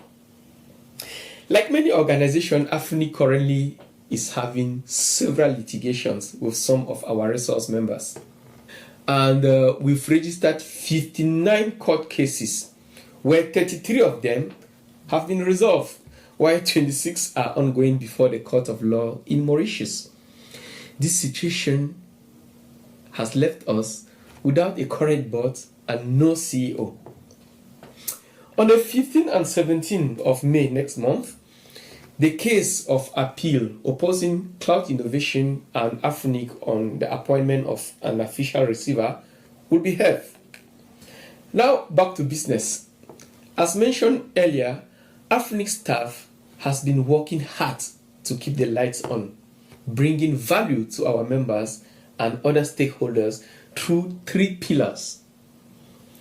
1, services to our members. 2, building the internet community. And 3, improving our technical services and infrastructure. Let me walk you through our achievements in 2023. In 2023, membership grew by 187, bringing the total number to 2,290 members when we ended 2023.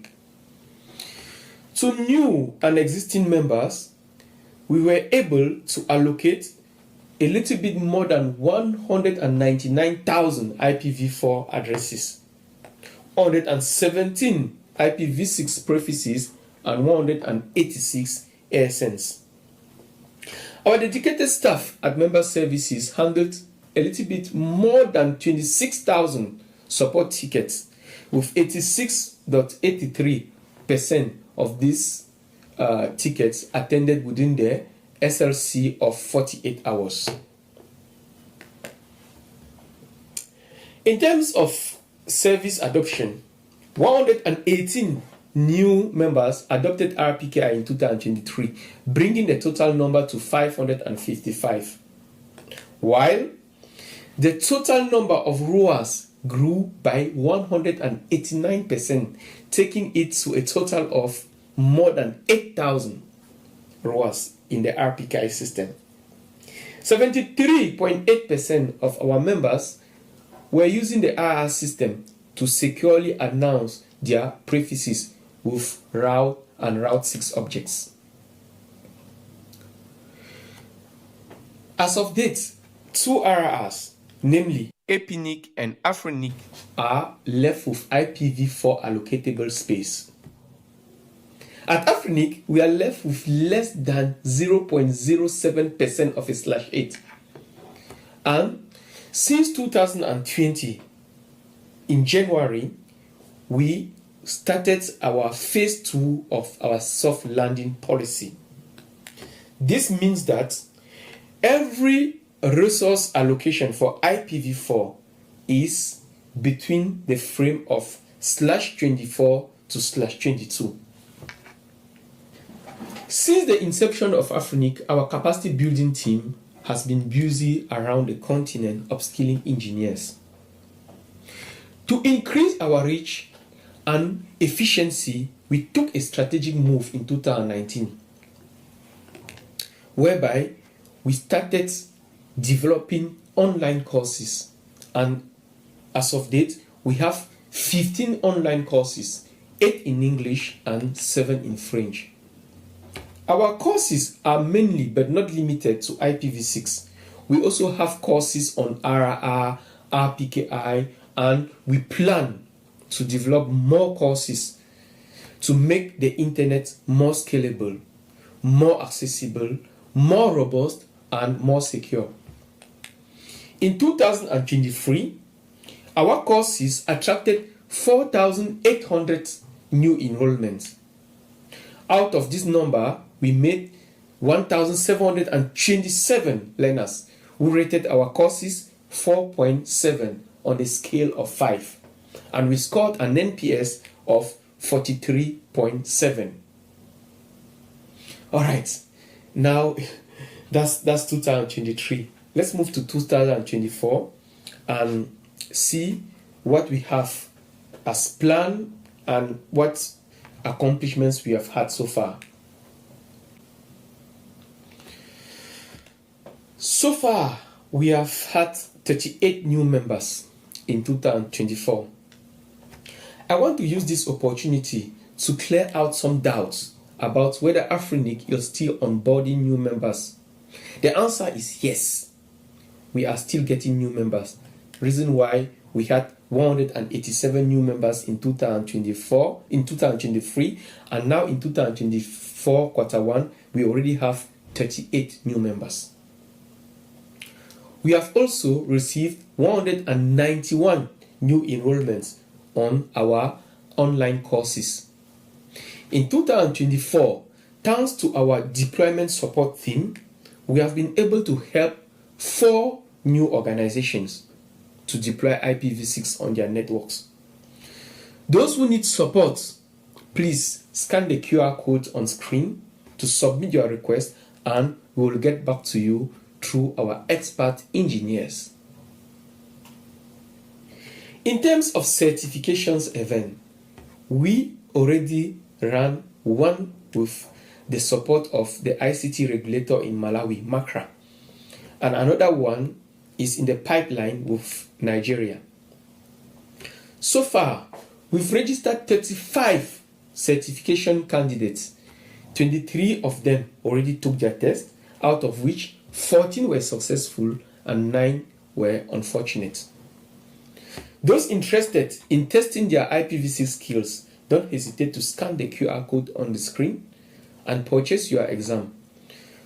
We also use our online courses to organize what we call the cohort-based training, where in 3 weeks, that's 21 days, our expert trainers help engineers to prepare for and take the IPv6 certification exams.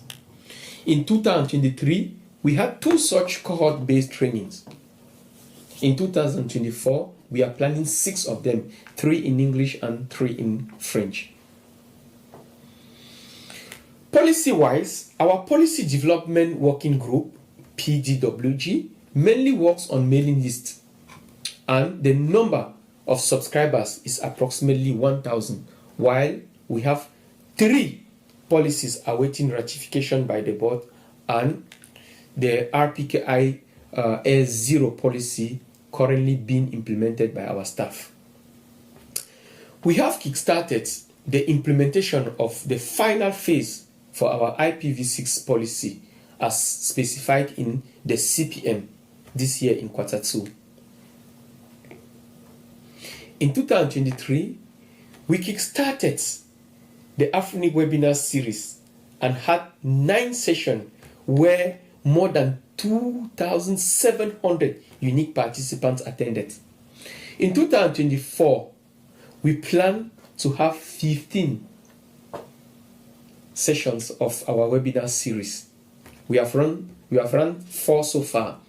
Our target is a minimum of 4,000 unique participants across all the webinars in 2024 and an NPS of 65.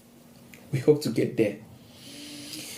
If you are interested in our webinar series, please scan the QR code on the screen and you can read more about the upcoming sessions. Please feel free to register and join us. Also, please do share this information with your friends, families, and colleagues. In 2024, our ambition for our blogging platform, blog.afrinic.net, is to make it a reference point for tech information in the region. So, in this regard, we are planning to publish at least 150 articles on various internet protocols, the trends in the industry, and how the internet can be used to foster growth on the continent. We are looking forward to the community participation, and in our plan, we want at least 30% of our articles to come from the community. And in terms of readership, we are aiming at least 1,000 readers per article that we publish. Our collaboration with stakeholders is moving well, and currently we have several ongoing projects. With the government of the Gambia, we are working in enhancing their internet exchange point. We have submitted our contribution to the World Summit of Information Security for the 20 years review project. Work is ongoing with ATU on the project to train and certify 100 government engineers across the region so that they can help to deploy IPv6 on the continent. This is in support to the ATU Resolution 180 on IPv6 advancement on the continent. With the SADC, we are revamping the exchange point in Madagascar and have been appointed or designated as facilitators for the SADC IXP forums. To efficiently keep contact with our members, we will be running the Resource Member Contact Update project, aiming at least 75% of our members' contact updated so that we can easily reach them for information and collaboration. I always say, there is no registry without reliable services and infrastructure. Our IT department is ensuring that our services are up and running so that our members and the internet community can smoothly access the internet for their day-to-day activities, state affairs, and run profitable businesses. In this regards, we are pushing very, very hard to keep our services available on an average of 4 nines. That's 99.99% of the time. In 2024, we will conduct 2 audits, 1 general audit and 1 security audit. The outcome of these audits will inform an action plan to further improve our IT services. We started in 2023 to upgrade our data centers and were successful for 2 upgrades. In 2024, we'll continue data center upgrades. We will move more services to the cloud so that we can improve availability and uptime. And we will also improve redundancy for critical services.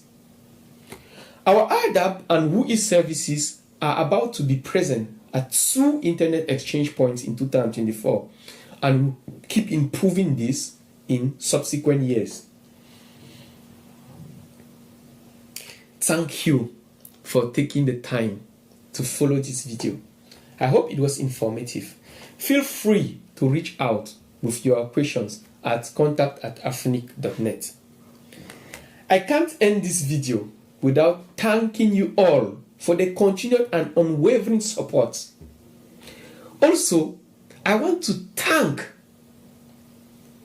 specially and particularly the AFRINIC staff for their relentless support and resilience in keeping the registry running during this hard time.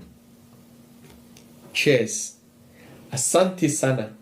Shukran. Adupe. Iniche. Giabonga.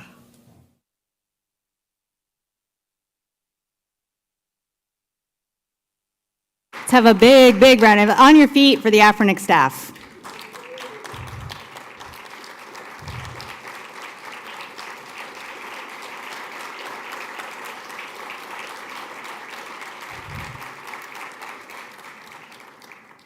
All right. Thank you. We really appreciated such a dynamic video. It was really great to see all the hard work that's going on in that region. And next, I'd like to invite up Paul Wilson, he's already here. He's ready. The Director General of APNIC to update us on what's happening at APNIC. Thank you, Hollis. Yes, I'm ready. I'm not ready to follow Moose's musical induction, but yeah, I'm not quite ready for that, but it was well done. And yeah, thanks to AFRINIC and AFRINIC staff. But thanks to everyone here. Thanks to ARIN. It's great to be in Barbados for the first time for me. Very nice place. So APNIC update. I've got a few things to talk about. We have just launched a new strategic plan from this year that's come with a new structure of pillars of our strategic activities, which are value streams of registry and development and enablers of engagement and capability. This is a fairly major restructure, and it represents the two sides of APNIC that have always existed side by side, much more clearly between the registry side and the development side. And both of those are pretty well defined by APNIC's original bylaws as part of APNIC's mission, and both of those supported by engagement and capability. And we've got 4 senior directors now as part of a restructure, one in charge of each of those 4 pillars. And we now, from now on, reporting according to those pillars and the work streams within them. So I'll go through, mostly for the purpose of this presentation, the registry pillar.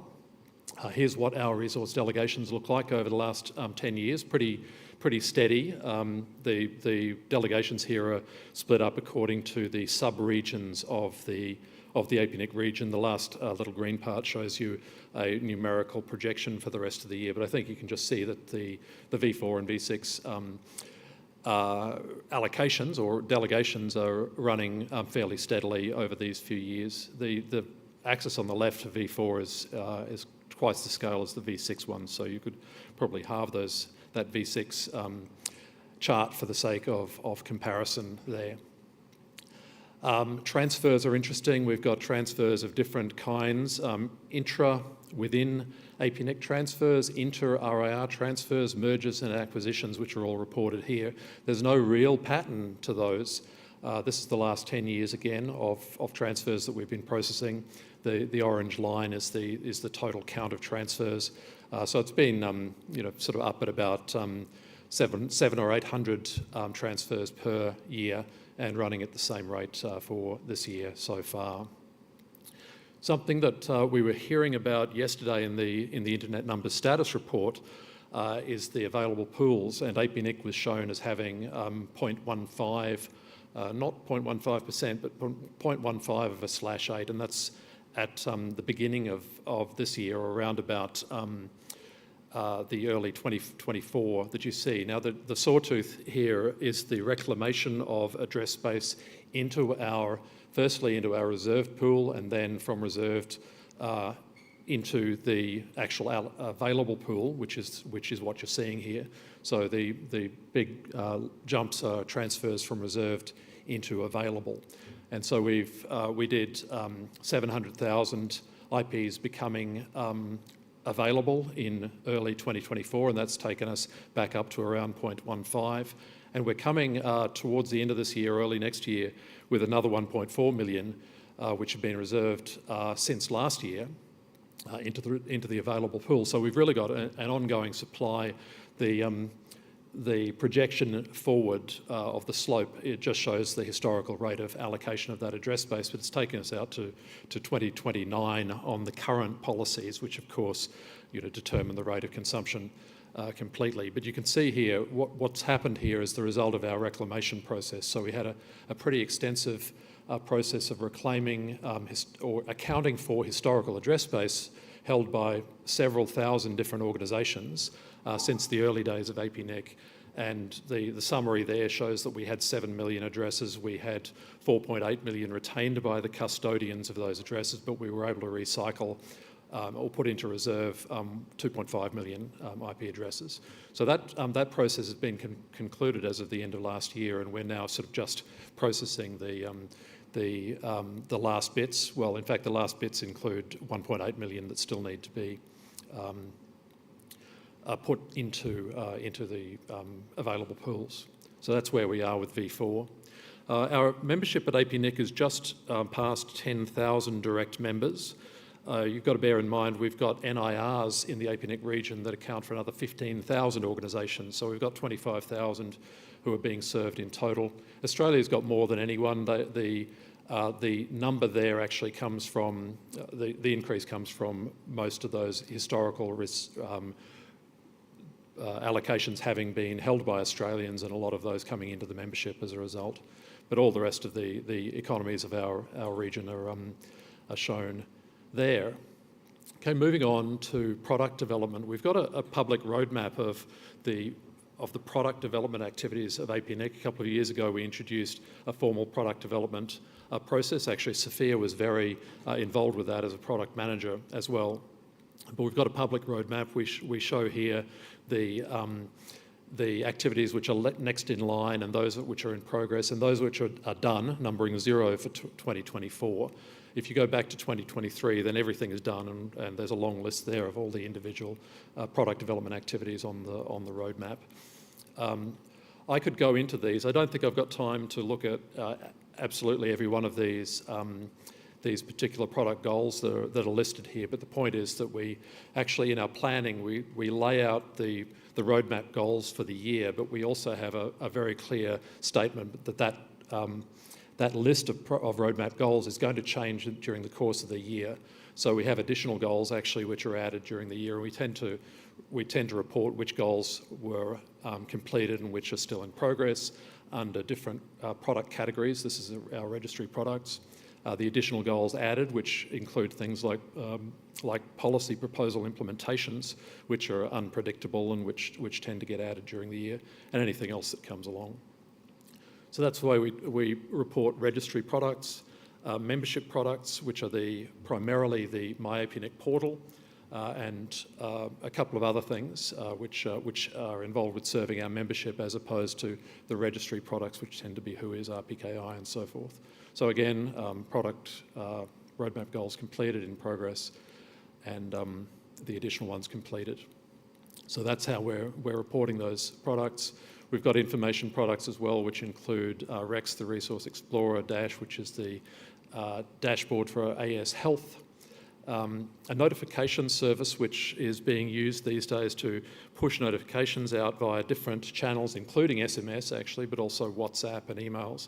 Push notifications out that, for instance, identify our members as the source of HoneyNet attack traffic. So that's a fairly new and fairly popular service now that people are able to subscribe to alerts that let them know if their networks are sourcing traffic at the AS level. And the APNIC Academy is the other set of products which are to do with both our online and face-to-face training product offerings. Okay, this is the policy process, so a policy meeting, so a few things on our policy process here. We illustrate the PDP, I think, like all of the RIRs, as a cyclical process, which includes bringing proposals to the community before meetings, then during meetings, having the discussions, and then depending on the results of those, then we're implementing those policies. We're putting them into production, we're then coming back in a circle to reevaluate them again. We've got one of our membership products is the Orbit platform. So we took the HyperKitty online web-based mailing list archive, and we're juicing that up with more functionality, kind of social media functionality, to try and get people more engaged with mailing lists, because a lot of people don't like the email method, and so they can get access to email lists through Orbit. A lot of others, on the other hand, are absolutely nailed to mailing lists and won't leave them. So we really had to do something to bring those two together. But the policy and other discussions are happening via Orbit these days. So we did hear about this from the policy lineup yesterday, but just very briefly, we had just one policy approved at APNIC 56, which is at September last year, which was an easy access to IPv6/48 assignments for our members. That was passed by the EC, but with a provision, because although it was a policy proposal, it had an expectation of a charging feature, which was that these resources should not be, members should not need to pay extra for these /48s. So that was agreed by the APNIC EC to fulfil the expectation there, even though it was out of band. There were a couple of other policy proposals which were either withdrawn or abandoned completely, reviewing yet again our IPv4 delegation size from /23 back to /24. As I said before, the slope of our consumption will change, of course, if any of these policies related to v4 allocations are changed over the coming years, and some proposed changes to the PDP. Moving on to the latest meeting, which was the beginning of this year, we had a policy proposed and approved for smaller assignments to IXPs, for temporary IP resource allocations for events like conferences and exhibitions and so forth. And we had, again, no consensus on temporary IPv4 transfers or IPv6 auto allocation to match IPv4 requests, which either of these policies could come back in future meetings. So they haven't been, they've simply not been agreed. They haven't been abandoned or withdrawn. So for more on the APNIC PDP, there's the policy development process, the SIG guidelines, and again, the link to Orbit on this slide. Under the engagement pillar, we've got really pretty extensive activities and systems for tracking our engagement. So I could go into a lot of elements of the dashboard here, but this simply illustrates one part of the dashboard, which is our sub-regional engagements, which happen through the 4 different sub-regions, or what we regard as across the entire region, and global engagements as well, under a lot of different categories. And the light blue there on the right is training. So by far the most popular engagement that we conduct these days is training. The total number of events there is about 80, or total number of engagements there is about 80 total so far this year. So it's a pretty busy area. Now, capability is the final pillar in the APNIC strategic structure, and we had a few changes and a few developments in this area. One of them was a structural change which had been underway for quite some time, which is a change to the actual company structure that supports APNIC. So we've now got, rather than the Director General being relied on to hold a single share in APNIC in trust for the APNIC board, we've now got a trustee company, which is the holder of the sole share of APNIC, and the elected EC members are the directors of that company. We also had a number of resolutions to change our bylaws, which were passed at the beginning of this year, at the last meeting prior to that, which were important because they provided some more constraints on nominations to the APNIC EC, and they were a response driven by the community to the fact that we had a fairly explicit kind of hostile takeover bid that was launched through our election process some time ago. And I say hostile because of the nature of the campaign and the nature of the proposals that these people were bringing. But it caused concern amongst the membership as to who was actually able to nominate and under what circumstances. The members then proposed a number of resolutions to change our bylaws, and those bylaws changes were agreed by the members at 90+% support in every case, but for an 89% support for one of those. So there's been a fairly fundamental change to address some of the issues that are going on out there in the environment. Organisational structure and a review and restructure in response to the strategic plan. We've completed ISO 9001 and ISO 27001 audits, so we've got both of those quality systems in place, and we've got no non-conformances in either of those. We've got activity planning and, of course, the annual reporting that's been completed this year. We had an EC election which returned 3 members to the EC at the election at the beginning of this year, and that was after the bylaws changes, which brought some order to that election. And finally, as you may have heard, I'm moving on from APNIC, so this will be my last presentation to the ARIN community, at least as the APNIC DG. There's a recruitment process underway, which I understand is going quite well so far, and expected to produce a result in the course of this year. That, I think, is all from me, but to say, please stay in touch. We've got a survey happening which is open to all members and all stakeholders around the world in APNIC. We've got a next meeting coming up in New Zealand, in Wellington, at the end of August and early September. We've got a blog, we've got a podcast, we've got Orbit, and all of those our channels for you if you wish to stay in touch with APNIC. Thank you very much.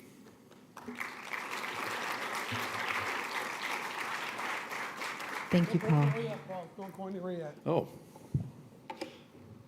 So your last bullet point there kind of stole the thunder here, but for those of you that haven't heard or don't know Paul, Paul has been a leader in the community, not just the APNIC community, but the RIR community, the internet governance community as a whole.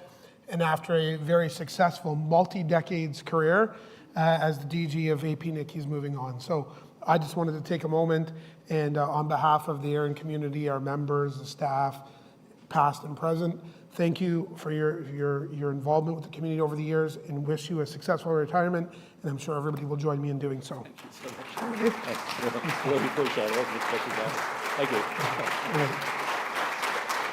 All right.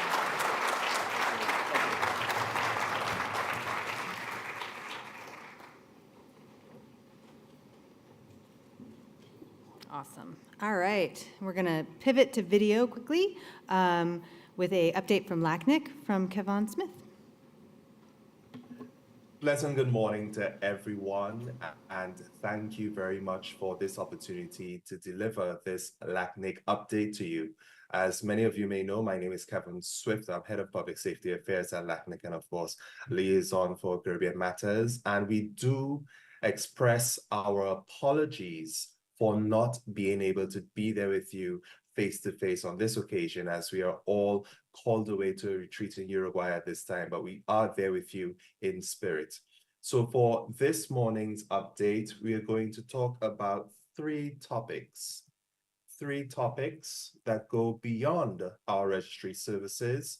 Firstly, we're going to be talking about promoting and enriching an inclusive bottom-up internet governance model, namely the Leaders program, and then a subsequent step called the Policy Shapers Initiative. Secondly, we're going to be talking about our new Research and Development Ambassadors program. It's a program which encourages collaboration among technical leaders in our community. And last but not least, I'm going to talk about LACNIC 41, our upcoming first event for 2024 in Panama City. So on to internet governance initiatives. The Leaders program aims to provide funding and mentoring to selected professionals in the region to research about internet governance issues from the perspective of their own communities. And for example, these issues that they discuss are themes discussed in multiple internet governance spaces. So for instance, at the regional and global levels, when we talk about internet for all, or we approach the issues of cybersecurity or risk of internet fragmentation, the idea is to be able to empower professionals from the Latin American and Caribbean region to be able to conduct research from their perspective. And this research follows a duly scrutinized methodology, which our mentors ensure that the selected persons follow. So we have received 76 applications to date. And this is a program that is launched every year, just one cycle per year.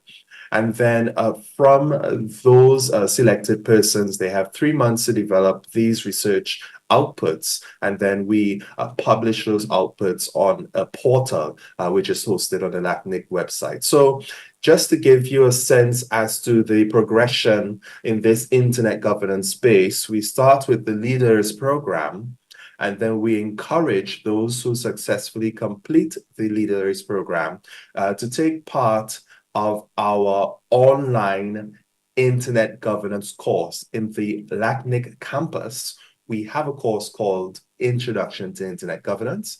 This course is available in English and Spanish, and it's self-paced. It lasts for about 5 weeks, and it addresses internet governance from the perspective and highlighting the contributions of actors from Latin America and the Caribbean. And then last but not least, once these leaders have completed the Introduction to Internet Governance course, they're encouraged to move on to the Policy Shapers program. And policy shapers, let's see exactly what this policy shapers initiative is about. It's about attracting budding reference people from different sectors to our community, and then accompanying them in their insertion into the world of internet governance. So the first step, once the leaders have completed their research and they have done the internet governance online course, their first step, once they apply and they're selected, is to attend LACNIC's first annual event. The second step to that is that they will have to either complete the Inter-American Diploma course on human rights to privacy and protection of personal data. This course is offered by the Inter-American Institute of Human Rights, or they can also opt for a Diplo Foundation course for candidates that are English speaking or non-Spanish speaking in our case. Last but not least, in this policy shapers track, they are encouraged to do the Internet Governance Diploma, or DIGI, which is offered by the Center for Technology and Society by the University of San Andres in Buenos Aires. We're going to move on now to another important topic area for us, the Research and Development Ambassadors Program. This is a fairly new program at LACNIC, and what the R&D Ambassadors Program does is that it seeks to formalize collaboration among technical leaders in the community and LACNIC to achieve our strategic objectives for advancing internet infrastructure development in Latin America and the Caribbean. So this program identifies professionals who are interested in carrying out research and development. And once this is aligned with LACNIC's infrastructure development priorities, they are selected. And then there are many benefits to being a research and development ambassador, which include the possibility of presenting results at a LACNIC event, development of their personal brand, and a budget for the ambassador to undertake other tasks in popularizing their finding. So this is a mutually beneficial program for those who are very much invested in the research field with research capacities. And the idea is that we are able to empower them and give them these opportunities, which of course will benefit our priorities as well for internet infrastructure development. The technological capabilities, or rather capacities, to be enhanced with this program include the deployment of LACNIC Anycast DNS servers or DNS root zone servers. We also seek to deploy measurement platforms. We're also looking at the deployment of BGP collectors at internet exchange points or other networks of interest. We also think about the deployment of technologies considered critical by LACNIC. So for obviously IPv6, RPKI validation, DNS, DNSSEC adoption. Fifth, we look at strengthening local technical capacities through the organization of workshops, tutorials, and meetings. And last but not least, promotion of regional research activities. It is all-inclusive. It is a comprehensive program initiative to encourage, again, independent researchers to develop their work on the one hand and also contribute to what we look at within the LACNIC community. And last but not least, I would like to encourage all of you at ARIN to come out to LACNIC 41. It's our first event for the year, which will be taking place from 6th to 10th of May in none other than Panama City. And I would like to encourage all of you here to come to the event. You can either attend in person or you can attend remotely. We have been having very successful hybrid events since the pandemic, and we just want to encourage all of you to come and be a part of what we are discussing as part of the numbers community within Latin America and the Caribbean. And with that, the presentation comes to a close. For further information on LACNIC 41, please visit the URL you see on the screen there, lacnic41.lacnic.net, and you have all the information available. I encourage you to register as soon as possible, and of course, book and make your travel arrangements to come to Panama City. So thank you very much. Again, a nice and warm greetings from my part of the Caribbean. Well, right now in Uruguay, to all of you gathered there in Barbados, and I do wish you a very fruitful and very successful rest of your meeting. All right, round of applause. All right, and we're going to wrap up our RIR updates with an update on happenings at RIPE NCC, brought to us by Hans-Peter Hollen, Managing Director. It's going to be the green button. Thank you. So now I'm between you and lunch and have 4 minutes left, so I can get 15, so you have to wait for lunch. Oh. So I'm Hans-Peter Hollen, Managing Director and CEO of RIPE NCC, the regional internet registry for Europe, Middle East, and Central Asia. I've been in this position for almost 4 years now, although I've been part of the community since mid-90s. So I know the RIPE NCC and RIR system for a long time. So, what have we been doing? We're doing a lot of different activities besides the registry. You've heard about the registry earlier on, you've heard about RPKI. We also do internet measurement tools. We have a measurement network of more than 10,000 small probes that can do measurements in the internet as large. We do collect all BGP data from various measurement points along, and we present this by various means, among others, RIPE-Stat, where you can kind of type in your favorite internet number resource, and we will show you how we see that in the different views around. We also run one of the root name servers, KRoot.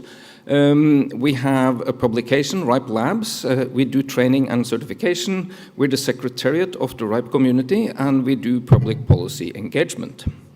Now, we're in our 3rd year of our 5-year strategy. The RIPE NCC was set up by the community to support the community, so that's our first objective. Secondly, to operate a registry, and then thirdly, to enable our members to operate the internet. So that's kind of the 3 main things. In order to do this, we need a stable organization, like finances, like governance, and so on, and nothing is possible without engaged staff. So, this year we have picked 4 out of these objectives, or the more detailed objectives. The first one being able to turn our data that we have collected, not only in the registry, but also from the measurement services, into insight. So we're building now a pipeline to get data from all these different sources into various tools to do analytics, both for ourselves to improve our decision making, but also ultimately for our members and community at large. Now, stability is important, and you may have heard me talk about sanctions and political unrest. I thought we should have recovered from the Ukraine war a long time ago. It's still ongoing. The terrible situation in the Middle East between Palestine and Israel, and this is affecting not only staff and friends, but also the political stability of our service region and whole world. So we have a lot of challenges in this area, and this also touches on cybersecurity that was mentioned here earlier today.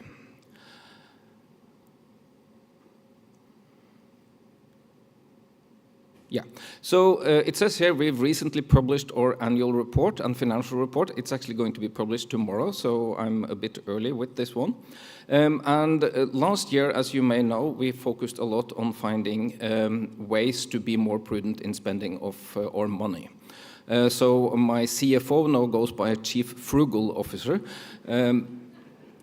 So it may not sound as a big thing to limit the spendings to 38 million when our budget was 40 million. I mean, this is a lot of money in general, but we managed to do that. And this year we're staying at the same level. So that means that in order to be able to raise salaries to meet the inflation and performance and promotions and so on, we had to find additional savings in other operating expenses. Now, we're right now in the discussion of the charging scheme for next year, so if you want entertainment, please read our members' discuss list. Compliance, I think I have a slide on that further on, so I'll leave that. We still allocate resources, mainly V6, of course, but we have some bits and pieces of V4 that comes in on the waiting list. So we don't have anything in reserves, but if something is returned to us, we keep it for 6 months or so before we assign it to the first one on the waiting list. We do events across our service region, and as you can see from the map here, it's a huge region, and we do not only the 2 RIPE meetings a year, but also regional meetings. We do government roundtables, both in Europe, Southeast Europe, in the Middle East, and we do in-person trainings across the service region. So trying to reach out and meet 20,000 plus members across 70 plus countries is part of what's keeping us busy. So security and compliance. We have initiatives here. Longer term, next year, we hope to have finished an ISO 27001 certification as well. Short term, we're working on a SOC 2 audit. It started last week. I was audited myself on Friday, and I hope to have the draft report just before the RIPE meeting. So we're following closely behind ARIN here. RPKI is the first focus area out, and the first report is a type 1 report, and then follows type 2 and type 3 going down the lane. We're not using exactly the American standards, but they're very similar. We've fixed, we've chosen the international framework, ESA-AIR, which is, for all practical purposes, the same thing. As we have talked about already, the single sign-on incident that we have, and securing or login to our services by enforcing two-factor. That's been a heavy lifting because we started by shifting the whole technology behind this from a product that didn't support all the features that we want to now an open source solution based on Keycloak, so we can support multiple types of multi-factors going forward. And then, sanctions. I have a further slide on this later on, but that is really shaping us, not only because of sanctions, which is a criminal offense, so I can get in jail if I violate them, ultimately, but also because banks do their own risk assessments, and they do not want to see money from ultra-high-risk countries or from people on any sanctions list. So even though US sanctions don't apply to me, banks do not want to see money, even though it's 1,550 euros, so it's a tiny amount, they do not want us to receive that. So I have an issue with collecting from all my members. I talked a bit about this. This is about balancing. When I was interviewed for this position, the recruiter asked me, what do you think will be the biggest challenge as managing director of the RIPE NCC? And I said the geopolitical situation, and little did I know. We do publish a quarterly sanctions report, and that may be worth reading if you're interested in this. We have automatic detection and scanning of all our members and end users. So we have detected more than 1,000 potentially sanctioned entities. So we have investigated some of them and concluded that we have 2 that are definitely sanctions, but we still have 800 that we have not yet investigated, because the investigation is actually verifying not only whether the company is on the sanctions list, that's trivial, but whether any of their directors or any of the controlling parties that owns more than 51%, or the directors of the controlling party, and then you can do that recursively as far up as you want to do. So this is very interesting. If there is a party in somewhere in Europe, we can look it up in an online business this registry. If it's in more exotic countries, we would actually have to contact the members and say, hey, we believe that you're sanctions, can you please prove you're not? And that leads to very interesting discussions. I talked a bit about data measurements and tools. Some of the things that we're working on there is, if you want to do analytics, you need to know your data quality. You also need to know whether the data that you're analyzing covers what you want to measure and analyzing, and whether you have properly targeting what you want to measure and that you have the right precision. And out of this, we aim then to be able to tell stories about what's happening in the internet based on the data that we collect. RIPE Labs is a platform where in the old days, it would be, the magazine that you would read when you have time. Today, it's a blog, and we accept publications from all our members, and we also publish things there ourselves. One of the articles that may be of interest to you to read is the work that we have done on the so-called legacy space over the last 10 years and what the current status of that is. Saying that there are some part of that space that is under our responsibility that we have not fully been able to reach and have a dialogue with the holders of. We do share reports. One interesting one is on internet exchanges in the Arab-speaking parts of the Middle East, and that has been very well received by governments and the policymakers in this region, as well as the industry. It's all about keeping traffic local, fostering interconnection, attracting global cloud and content providers, and becoming an hub for exchanging traffic. And we have recently started regional meetings in Central Asia. And then if you think about those countries, they're landlocked, and in past times, their way out to the world was, and still is, through Russia.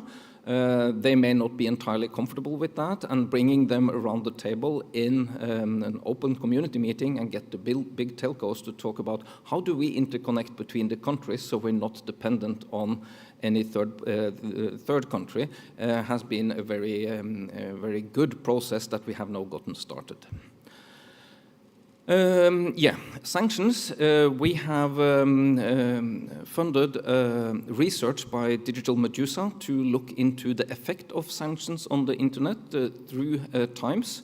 And this is really worthwhile to read and see how different sanctions have affected the internet over time, and how it should be done and how it shouldn't be done. And also this hopefully serves as a good discussion document when we sit down with governments, and also for the governments to understand exactly what they're doing.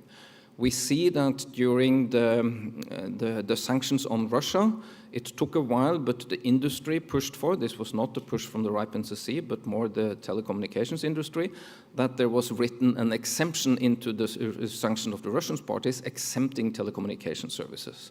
So clearly the sort of decision makers decided that, well, it was not really the intent to hamper communication, which has been a long tradition in our industry. Now, in the US, you can apply for OFAC licenses. There is no such mechanism in Europe, so they actually have to update the sanctions regulations in order to do this. So we have this in place for Russia, but we're now working to get this in place for other sanctions as well, particularly Syria and Iran. If you don't want to read RIPE Labs, you can listen to RIPE Labs. So we have podcasts where we interview people about interesting ideas. So feel free to subscribe to those. We have redesigned our website. One thing is that it's got a slightly new look and feel, but we have moved the whole publication engine to a modern framework so that we have flexibility and can scale it on all sizes of screens and whatever, and then we're working now on improving the structure and readability of it all. And through the transition, we have maintained, hopefully, all links so that it should be completely, not visible to external parties. well, it's visible, but yeah. Email is something that we are relying on, and it's been talked about here, but spam is something that we don't like. So the big players, Google, Yahoo, and Microsoft, have now introduced new protections in their systems. Hi, Louis. Yeah, you're not doing the anti-spam stuff, but that puts restrictions on how much or how their anti-spam measure sees a certain domain. So if we don't adhere to what is mostly best practices in the industry, that will affect our ability to reach our members in those email services.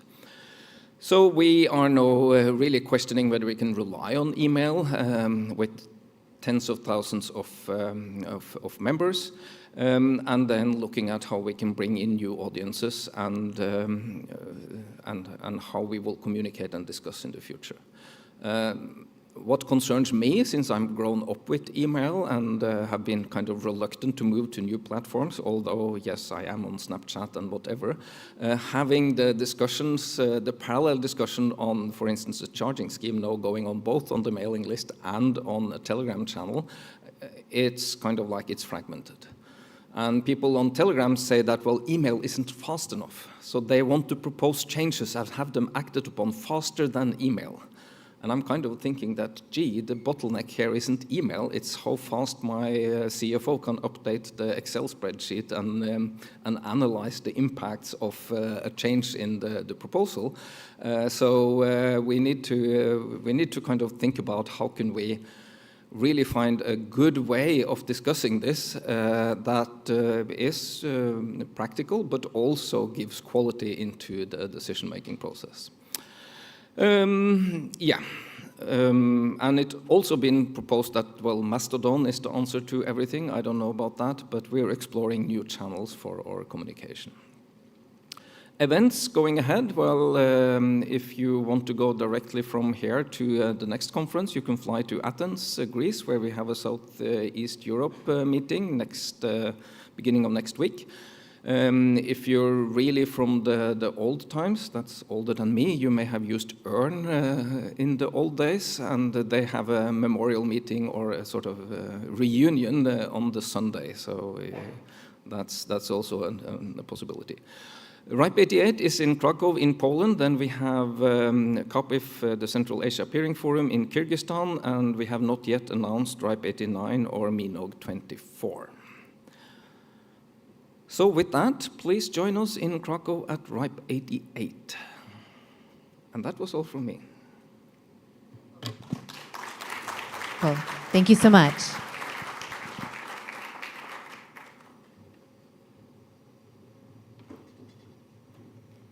Thank you, Hans Petter. I do suggest that folks that are here, if you have any questions about the presentations from either Paul or Hans Petter, that you find them at lunch or on the break. I'm sure they'd be happy to chat in a little more depth about happenings in their respective regions. With that, we are going to break for lunch. Just a reminder, in-person attendees, if you walk out the door, you'll trip over the tables, so head that way. Try not to fall. And the meeting will resume at 1:30 p.m. If you are on the Zoom, please just leave the window open, or you can just rejoin us after lunch. The room will not be secured, so please make sure that you secure your personal belongings while we are on break. See you back at 1:30.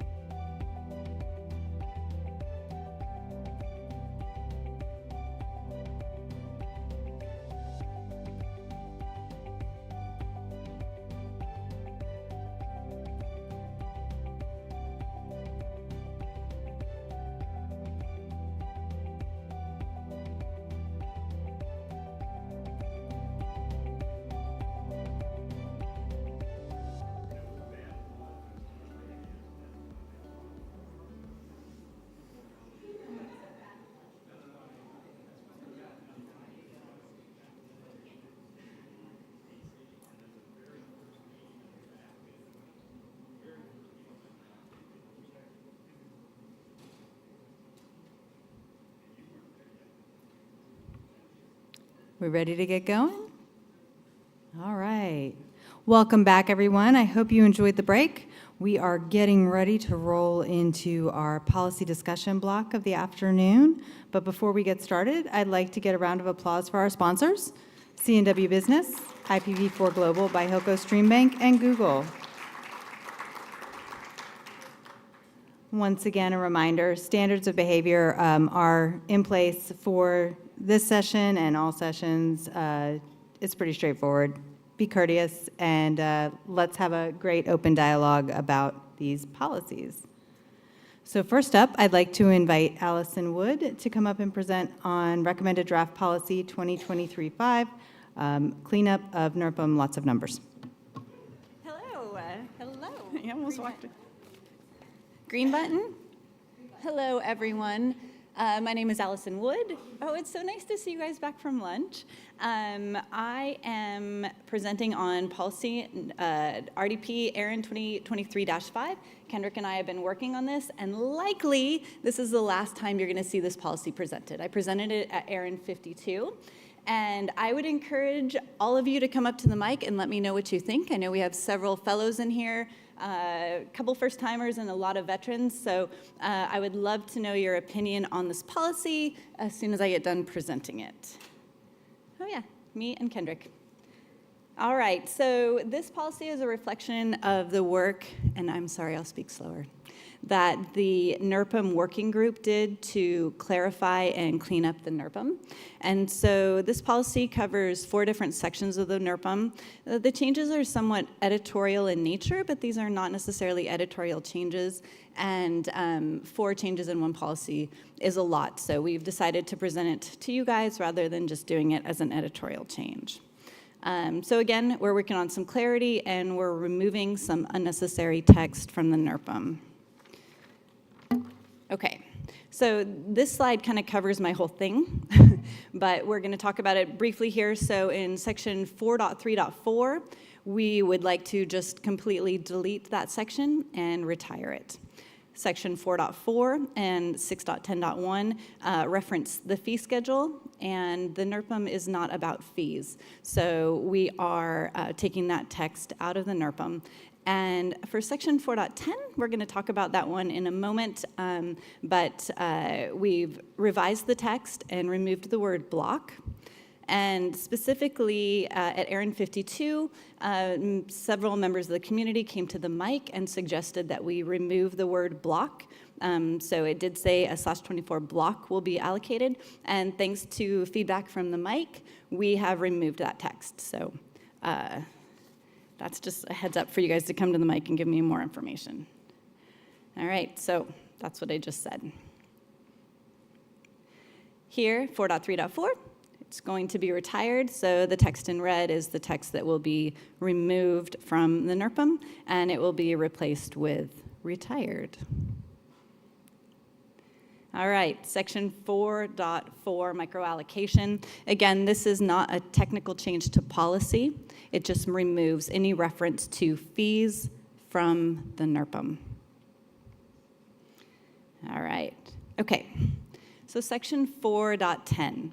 So the heading of 4.10 is dedicated IPv4 block to facilitate IPv6 deployment. The text that we are changing in this section is to take away the statement, this block will be subject to a minimum and maximum size allocation of a /24, and we're changing that to say a /24 will be allocated. Please note the word block is still in the header of this policy, or of this section of the NRPM. So if you feel that maybe that should be removed, I'd love to hear from you at the microphone at the conclusion of this. All right, that was more of 4.10. Okay, in 6.10.1, microallocations for critical infrastructure. Again, there's a reference to fees in this part of the NRPM, and again, the NRPM does not reference fees, so we are omitting that sentence from the NRPM. This was brought about in August of 2023, right after my birthday. It became a draft policy in September, and it became a recommended draft in October of 2023. So Likely after this meeting, the advisory council will vote on this policy. Staff and legal found this to be simple and minor and easy to implement. It says that the text is clear and understandable after the changes have been made. No legal issues, just an update to public documentation. So this AC assessment of conformance is a recap of what we just discussed. So it's cleanup, it's mostly editorial in nature. We're deleting a few parts and updating a /24 block to a /24. Again, simplifying, cleanup, it's very awesome. There's a lot of work that went into this working group. I put a lot of requests for comment on PPML, and the feedback that I got was that members of the community felt this was mostly just editorial in nature. There was a lot of support for these changes, and everyone felt it was just a simplification and clarification. So, community, I would like to know if you feel that the word block should be removed from 4.10 in the header. And I would love to know if you support this policy as written. It's a race to the microphones. All right, There folks, we go. microphones are open. Look at you guys. I'm so proud of you.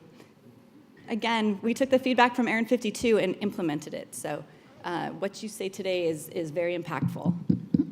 All right. Microphones are open.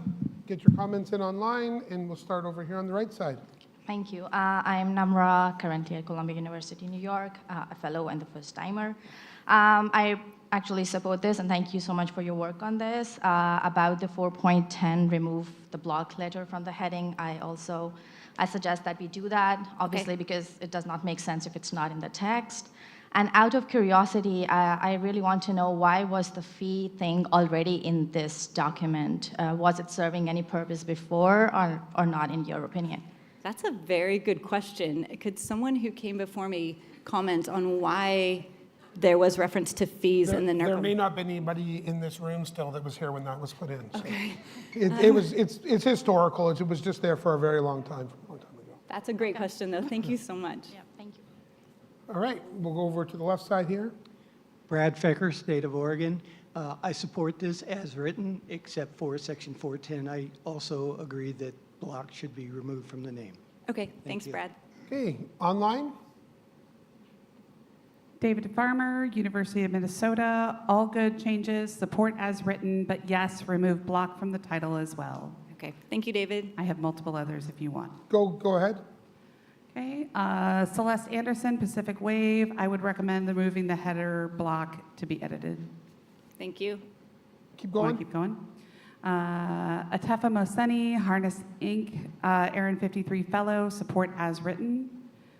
And Kevin Bloomberg, The Wire, will these /24 changes in 4.10 need any, change any need requirements? No, it's a non-technical editorial update. Thank you, Kevin, though. That's a great question. All right, we'll go to the right side. Doug Kameen, Coordinated Care Services, Inc., and ARIN AC. Support this as written, and also would support removing block from the header. Thank you, Doug. And you were one of the suggestors of removing the word block the last meeting. Thank you again. All right, again on the right side. Adair Thaxton, Internet 2.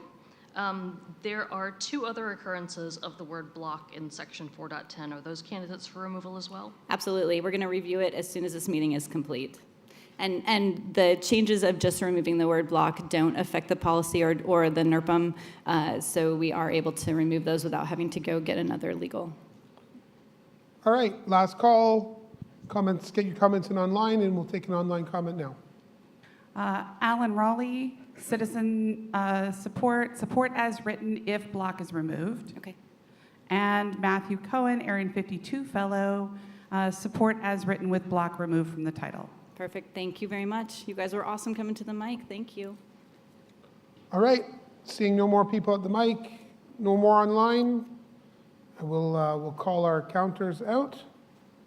And we'll ask all those who are in favor of this policy proposal, please raise your hand highly or indicate appropriately online. If you're not seeing the polling feature appear in your Zoom, you are welcome to state your support or non-support of this policy in the chat.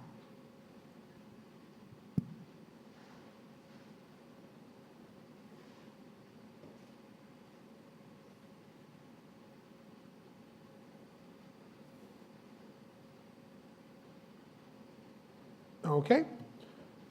And those against, please indicate now.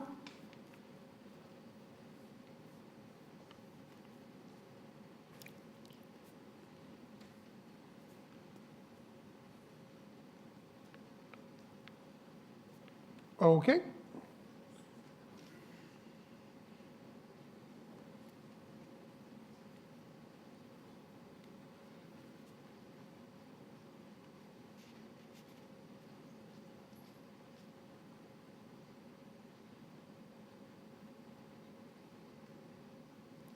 Survey says.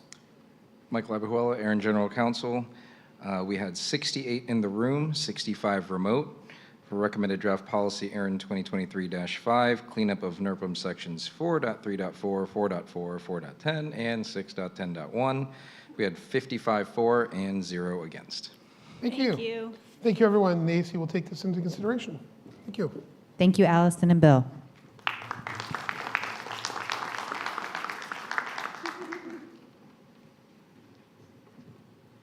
Non-support feels like a really weird thing to say. It just occurred to me after I said it. Okay, next up, Chris Woodfield is going to present on recommended draft policy 2023-7, clarifications of NRPM sections 4.5 and 6.11, multiple discrete networks.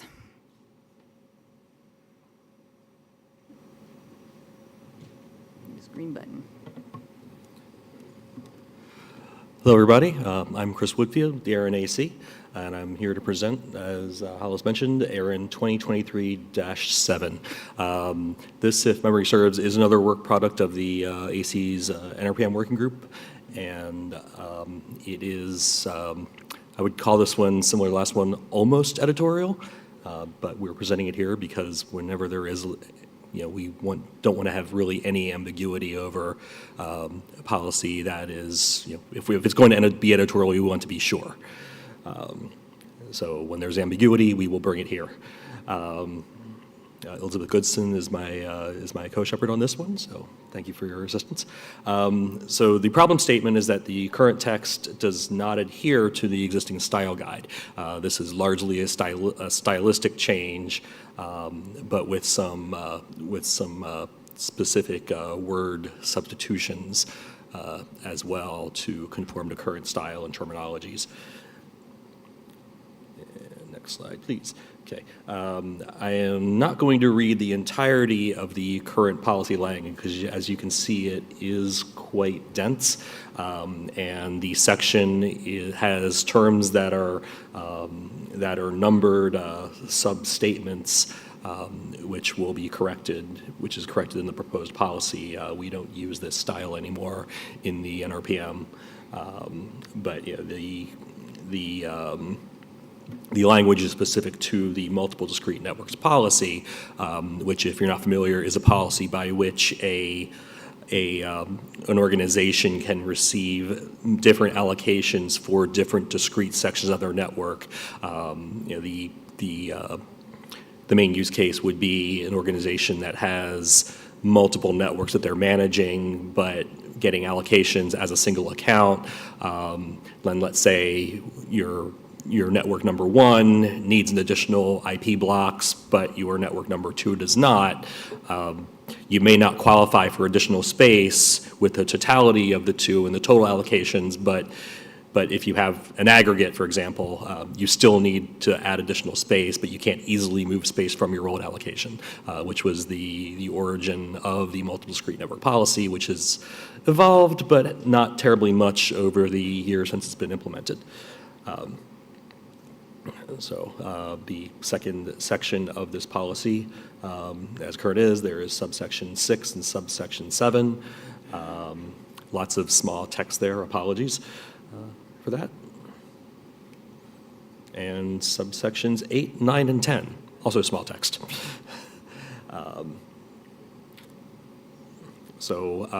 The way that we have, the way the incoming policy is reworking this is clarifying the language a little bit, but not in ways that is intended to change policy or practices, but also make a more, a paragraph-centric presentation of the same text. So as you see, we do not have the numbered bullet lists anymore. We have just paragraphs instead. Subheads are now, where needed are bulleted, but we don't have 10 of them anymore. But at this point, it is almost entirely the same text, with one key change that I will come to in a minute. And the final subheads of the criteria, I believe this was points number 4 through 10 in the original policy, have been made into a paragraph. Still somewhat dense, but maybe a little bit more readable, but definitely more conformant to our current style. The key change in terminology is that we have that this policy replaces the word registration with allocation in conformance with current practices, where the term allocation is the official term of art for IP resources allocated to ARIN organizations. And there is also this policy. This policy exists in both Section 4 for IPv4 and in Section 6 for IPv6. So we're doing more or less exactly the same style change in 6.11, which is the IPv6 specific part of this, the multi-discrete networks policy. So you can see here we actually have a combination of bullet points and numbered. So that does not read very well as is. So definitely a candidate for reformatting. And here again, we've moved to paragraphs, bullet points, and a shorter paragraph, but more bullet points. So hopefully a lot clearer and easier to read. The history of this background, we accepted this as a draft in September 2023. I presented this in October, in case you have a little bit of deja vu. At that meeting, there was the feedback recommended some changes to the policy as written. Those changes were made, and with those changes, we advanced to recommended draft policy. This, as John Sponda is saying, this may be the last time you'll see this before it is adopted. So our staff and legal review came back positive, but also calling out the edit where the term allocation was used to reflect a deprecation of the word assignment. The actual word assignment does not appear in the original policy. The word registration is used, which is even more out of standard than assignment, I would expect. So that is one terminology change that is bumping this out of the editorial category.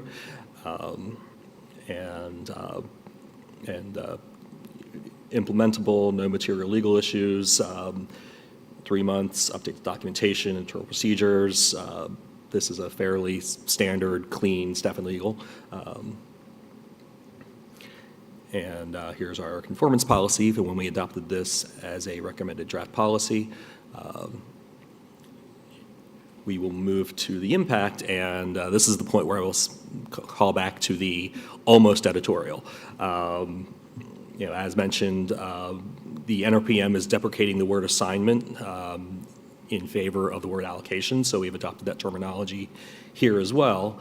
A policy that was presented yesterday, 22-12, also removes the word assignment and replaces with allocation as well. We've recognized a a potential race condition if you look at the policy language just in the right way, where this policy would be more conformant with the existing language if 2212 was adopted before this policy was adopted or alongside this policy. But the board does not adopt policies in blocks, so given that there is a little bit of ambiguity here, we are considering holding off on recommending this policy to the board until 22-12 is either adopted or abandoned. At this point, will probably be adopted based on yesterday's feedback. And if that happens, then this is 100% editorial, and we could put it through that process. But at this point, we can't really. We're just ambiguous. The editorial question is just ambiguous enough that we'd rather put it through the full PDP instead. So we'd rather the AC's preference is to take 2212 first and then queue this one afterwards.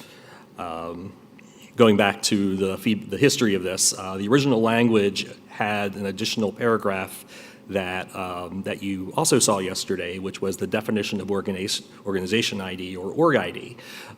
The feedback in ARIN 52 was to remove that language and present and submit that as a separate policy, which we have done. So the language here has been changed to remove that definition, and that is going through the PDP independently. Revised policy language has support in the public PPML, and we are coming here to get support in the room to decide on next steps. So questions for the community are, A, do you support this policy as written? And 2, does this new language add clarity to the NRPM sections that are being revised or not? All right. And that's all I've got for now. Wonderful. Microphones are open, so if you have a question or a comment, please approach the mics, or if you're joining us online, please feel free to start typing, and I'll hand it off to Bill. All right. Start with the right microphone. Lee Howard, IPv4.global by Hilco Streambank. I oppose the draft proposal as written because I completely support all of the substantive material about the policy that you included in the last few slides. That's great. As an editorial change, I don't think it adds clarity. Now, bullets 3, 4, and 5 absolutely should have been sub-bullets under bullet 2. Must meet the following criteria. Those are examples, sorry. 3, 4, and 5 in the old text were examples and should have been indented. In the new text, you have must meet the following criteria, new paragraph. There's no examples, there's a new paragraph, which is a completely new thought. And then you have examples which may result, and 3 bullet points, that's great. And then what looked to me like potentially additional criteria, or might just be other parts of policy, I can't tell whether there's 1 criterion or 17 based on the fact that it's a block of text. And so I don't think it's clear enough to advance. Thank you. Thanks, Lee. Right microphone. Doug Kameen, Coordinated Care Services, Inc., and ARIN AC member, and the shepherd of 2022-12, or lead shepherd. I support the idea of waiting for this policy to move forward based on 2022-12. I do think that it would be advantageous for us to, even if 2022-12 advances, that we should not consider this an editorial policy.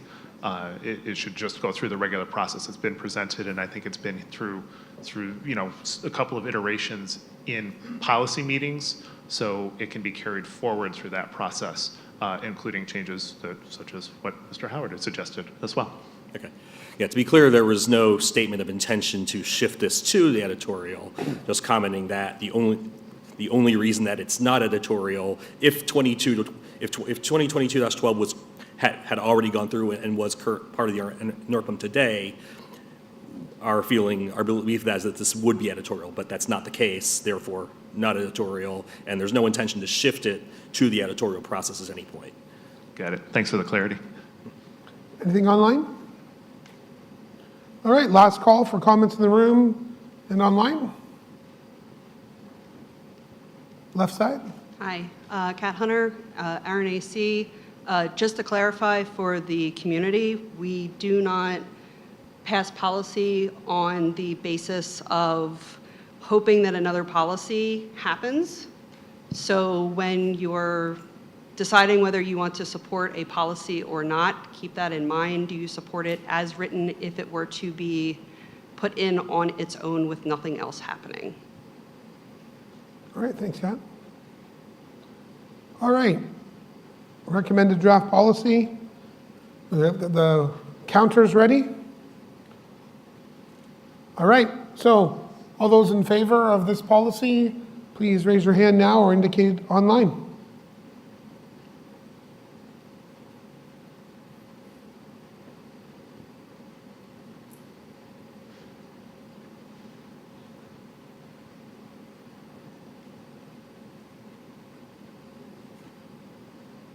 All right, all those opposed?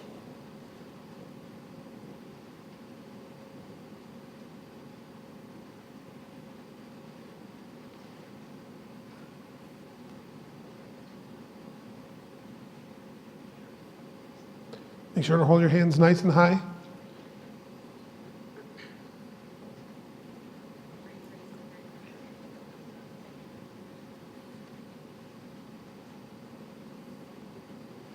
All right, thank you.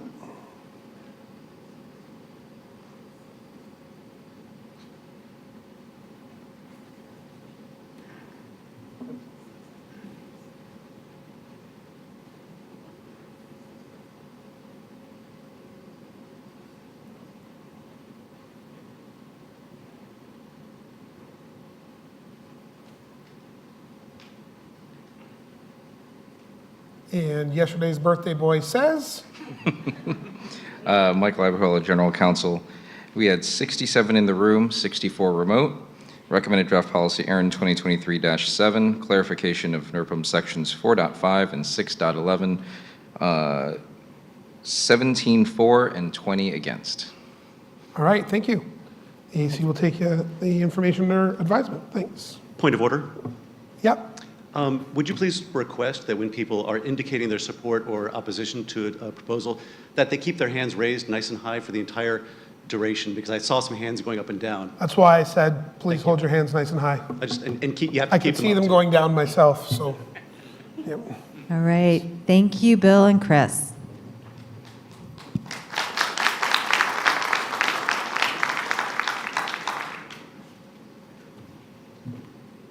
All right. Next up, I'd like to invite Alicia Trotman to come up and present on recommended draft policy 2023-6, ARIN waitlist qualification. How are you? I like that shirt. Oh, thank you. Which one? It's the green? Okay. Good afternoon, everyone. I promise to speak slowly. So this afternoon, I'm here to present ARIN 2023-6, ARIN waitlist qualification. And myself and Matthew Gamble, I am the primary shepherd. Matthew is my secondary shepherd.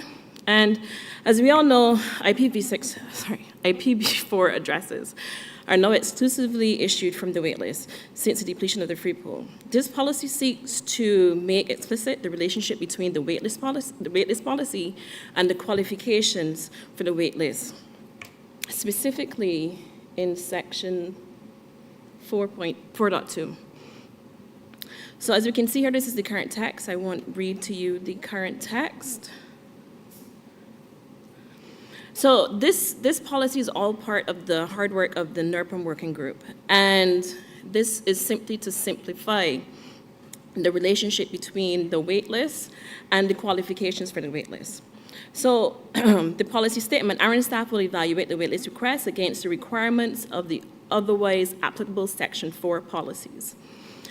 Initially, there was a lot more to the 4.1.8.3 qualification policy that was going to be added.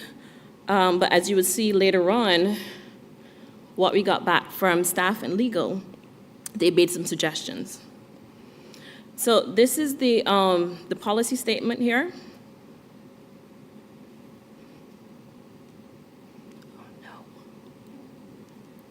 And I'll give you a bit of history. The proposal, we received it on the 16th of August, 2023. It became a draft policy on the 26th September, 2023. It was revised based on the staff and legal on February 27th, 2024. And we got it in just before this meeting on the 26th of March, 2024, as a recommended draft. So it's possible that this may be the last time that you're going to see this being presented, depending on our next meeting and what is decided in community support. So staff and legal. This was a pretty clean staff and legal. The impact on the RIR registry operations and services, none. Legal, no material legal issues. However, they did do a suggestion. This was not in our slides. However, they did suggest that it was a bit wordy, and there were other examples that were given that they say was not necessary. So we simplified the text that was going to be added in that section. Implementation time period, estimated 3 months. Implementation requirements, staff training, and updates to public documentation. This is the conformance statement for this particular policy. And this policy is found to be fair, impartial, technically sound. And this is what we're looking for, and this is why it has become a recommended draft today. So this particular slide, the policy impact, I love that we're now putting these in our slide decks, because it gives you an overview and a synopsis of basically what this policy is about and exactly what we're trying to accomplish with this. So the policy adds a new section, section 4.1.8.3, qualification. This new subsection seeks to clarify qualification requirements for IPv4 waiting lists based on Section 4 policy. And this would be a great help to newcomers as well as fellows to understand exactly what our policies are trying to accomplish. Community feedback, generally positive. Since our last RIN 52 meeting, we haven't really had a lot of activity and feedback for this particular policy, but I'm hoping today that we do get a lot. And this, I've come to the end of the presentation, and the question I have for the community is, does the community agree with the language as written? Thank you. All right, thank you, Alicia. We'll wait for Bill to come up to the stage. The microphones are open if folks would like to start queuing up if there are comments or questions on this one. Same for our virtual participants. Time to start typing. All right, microphones are open.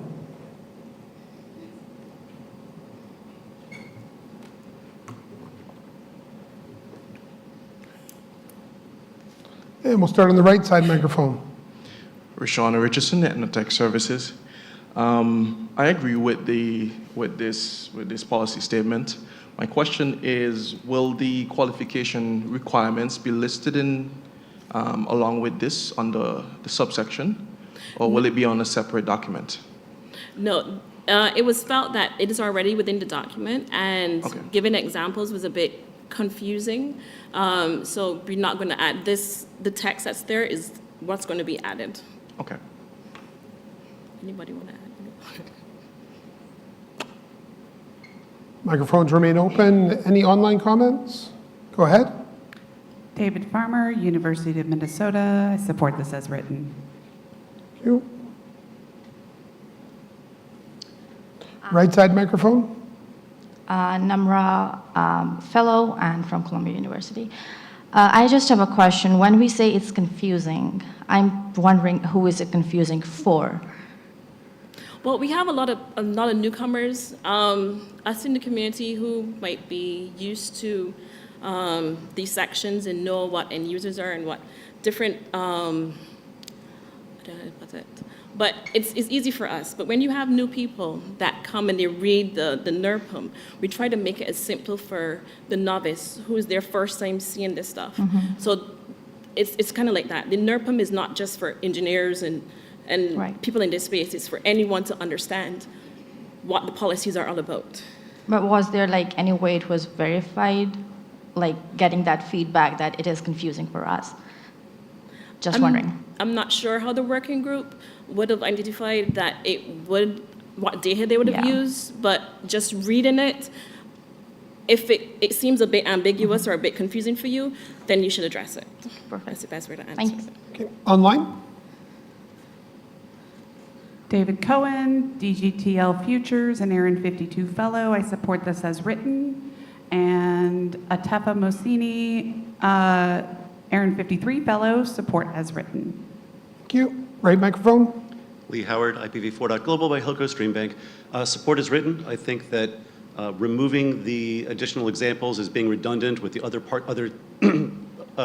other qualifications in the same section of the policy manual makes sense. It makes more sense to cross-reference to the official block and section of policy rather than give examples of what's covered under different sections of policy. Thank you. Right microphone again? Hi, Rukaya. I serve Quebec for the record and fellow. So it says waitlist. So I was wondering if end users can still join the waitlist on special case basis, or is it closed, or how does it work? I'm going to leave that question for ARIN operations. John?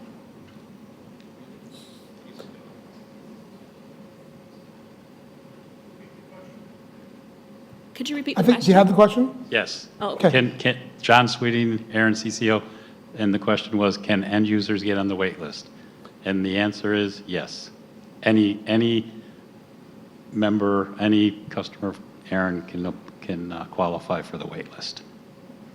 They can qualify under an ISP policy or the end user policy, but that's what RSD, Registration Services Department, will ask them which they want to be qualified under. They will state, and that will be the portions of Section 4 that they look at to evaluate them. That's why using the examples in this here would be confusing, because they wouldn't know if they were for ISPs or end users without going to that section. Thank you. Online? Last call to microphones as well? Robert Hoppenfield, Up in 2 LLC, support as written. And Jonathan Stewart, LES.net. Why does it say otherwise? Wouldn't all applicable Section 4 policies be more clear? Would you like me to repeat that?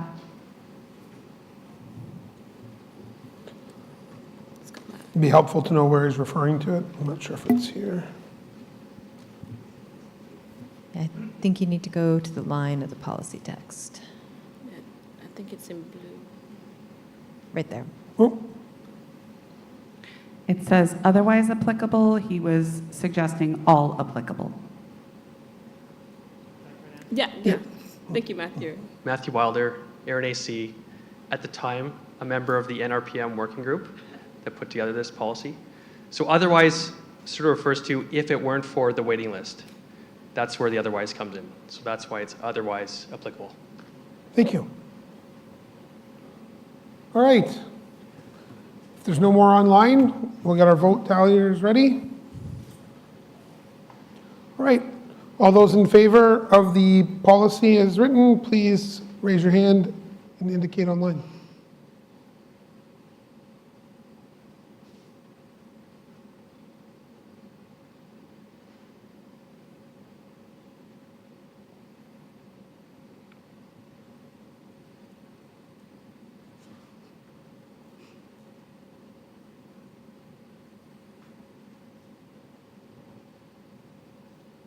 Okay.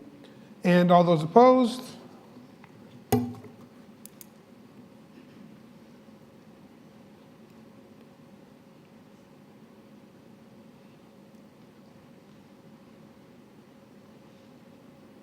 Okay, thank you.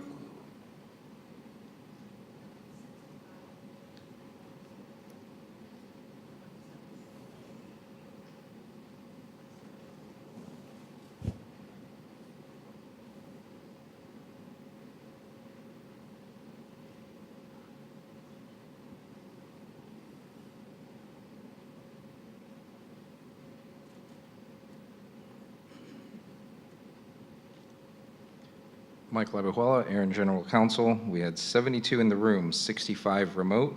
Recommended draft policy, ARIN 2023-6, ARIN waitlist qualification. 54 and 0 against. Close vote. All right, thank you, everybody. The ASC will take it under advisement. Thank you, Alicia and Bill.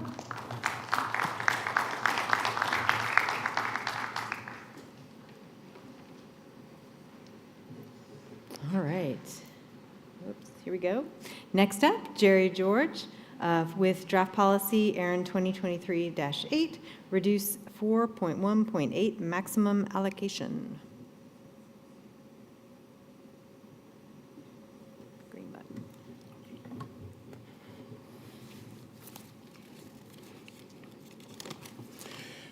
Okay.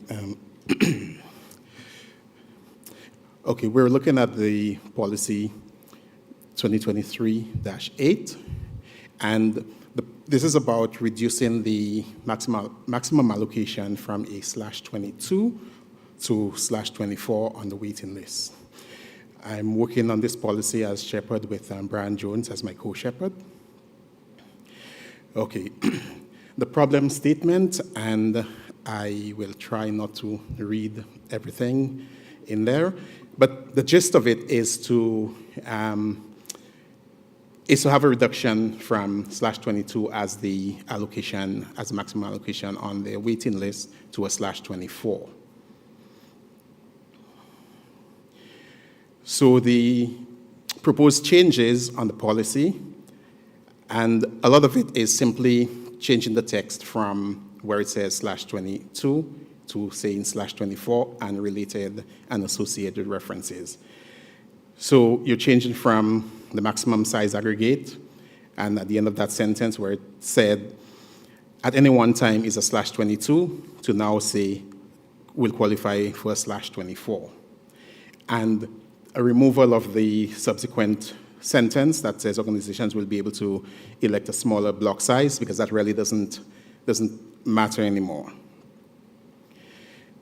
Second portion is, once again, a change from referencing /22 to referencing a /24, and you see the changes in here. And removing the sentence, the follow-up sentence that says multiple requests are not allowed at an organization, are not allowed an organization currently on the wait list that must wait 90 days, et cetera, et cetera, et cetera. Then also removing the sentence that says about the restrictions for entities and adding the sentence, waiting list recipients must demonstrate the need for a /24 on an operating network. So the proposed text is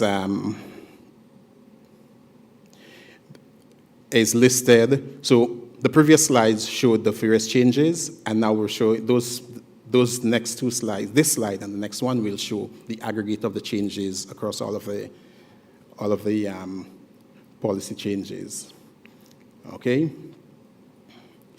and then we also have a couple more changes listed, and this one is actually from section 4.2.2, where it actually is impacted by that change. So at the end of the sentence, we're up to /22. The change says to replace that text with a /24. Did I change? Okay. And removing the sentence that also references a /22 as appropriate. So the history of this policy, it was proposed back in September 2023, became a draft policy in November, and changes were made in February 2024. So the policy impact, the IPv4 waiting list times will remain at least 3 years, as it currently is, if we all continue to increase. The runout will eventually happen unless organizations return IP addresses, or the spaces return to ARIN, or everyone shifts over to IPv6 and there's no longer a need for IPv4. The number of transfers and the cost of IPs could be impacted. And if this policy is implemented, the IP waiting list size would be reduced. Now, the next slide actually goes to community feedback, but before I get to that, I want to give you some statistics on what happened.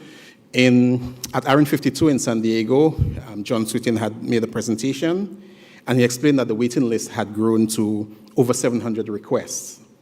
And at the time, and right now it's over 800. And he asked the community whether this was okay and whether changes should be made to impact that.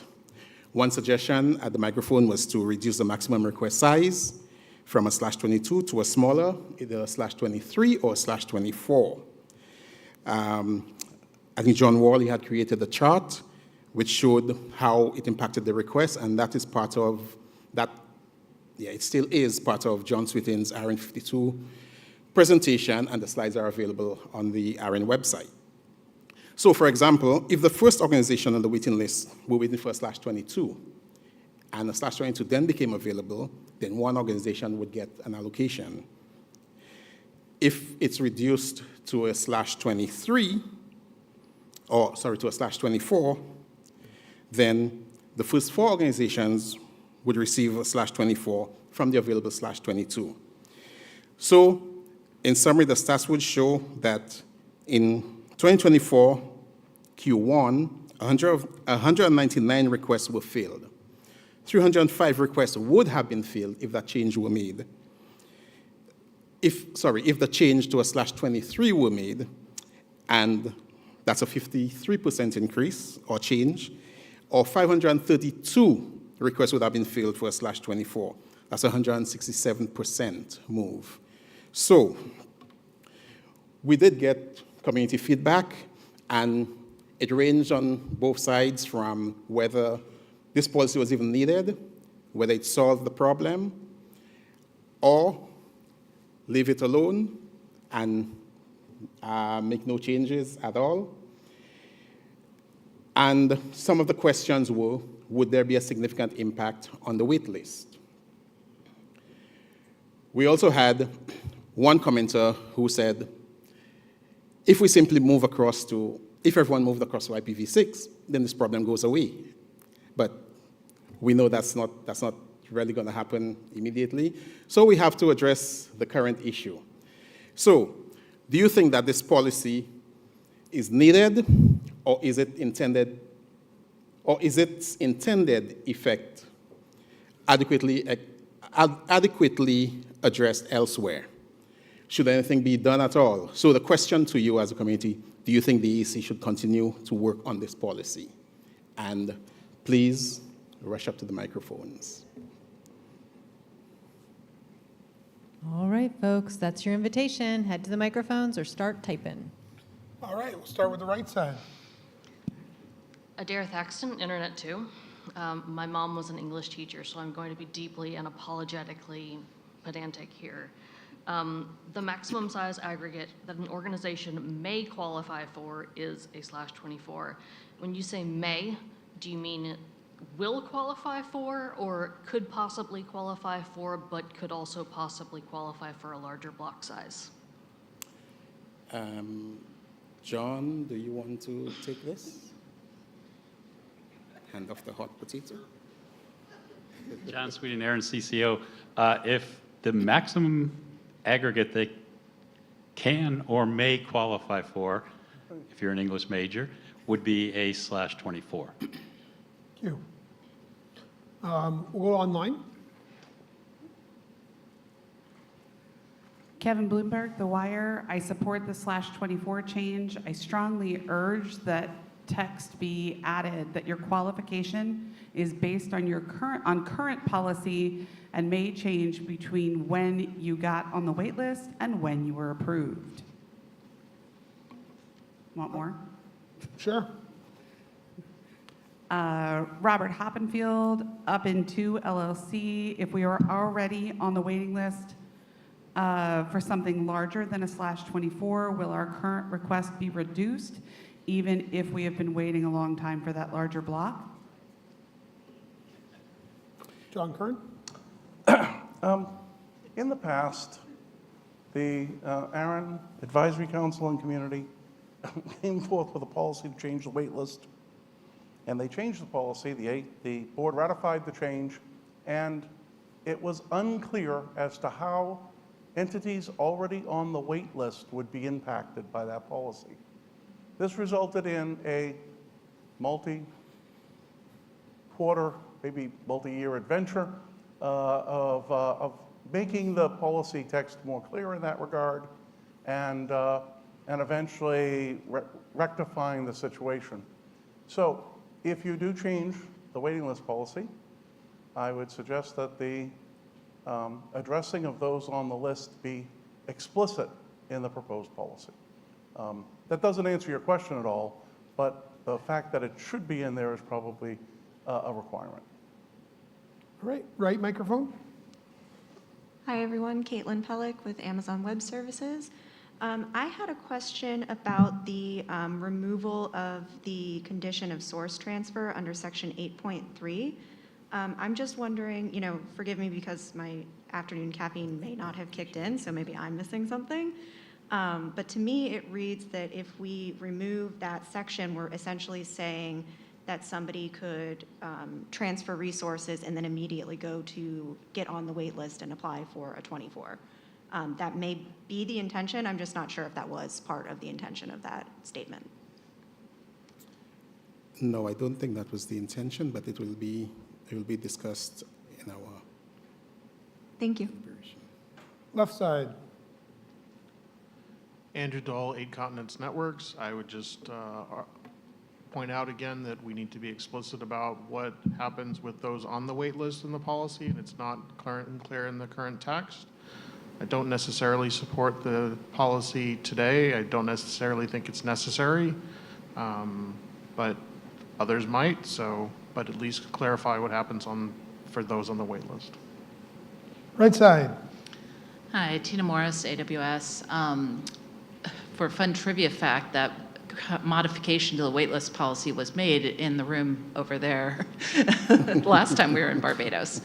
But I would say I'm not in support of this policy, and I think it creates a lot of drama without really that much benefit, because those that don't get their needs satisfied will just go back to the end of the list, and they'll be left in this in-between state, having some space to solve their problems, but not enough. And the list will not get shorter because of this, in my opinion. Online? Yeah. Mohibul Mahmood from Microsoft, ARIN 52 fellow.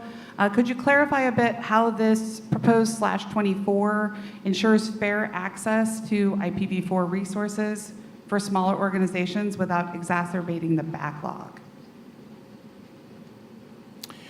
Well, applicants would have to go through the existing criteria, and that criteria would already have the facilities for assuring fair access.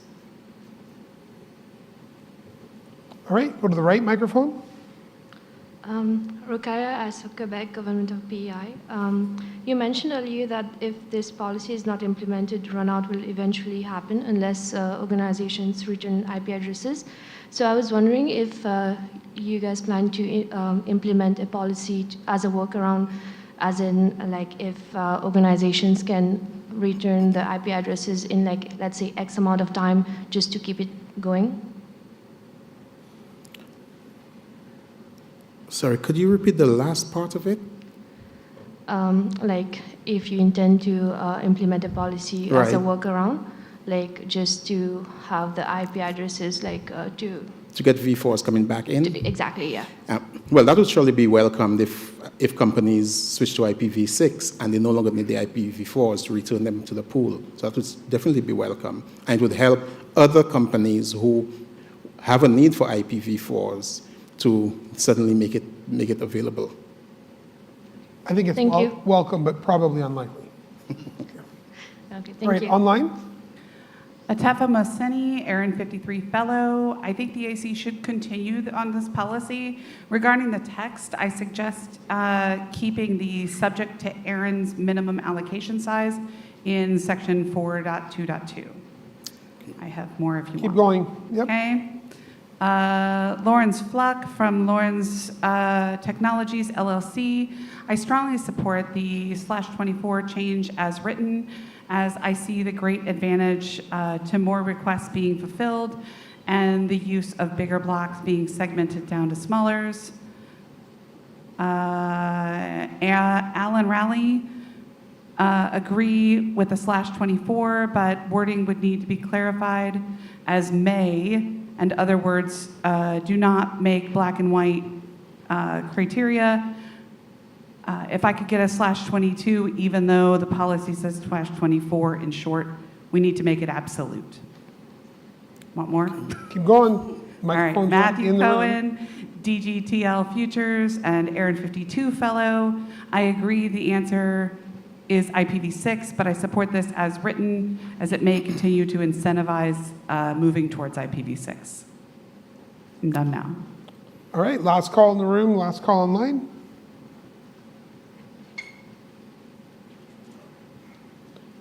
Right side microphone. Rashawn Richardson, Network Services, RN 53 Fellow.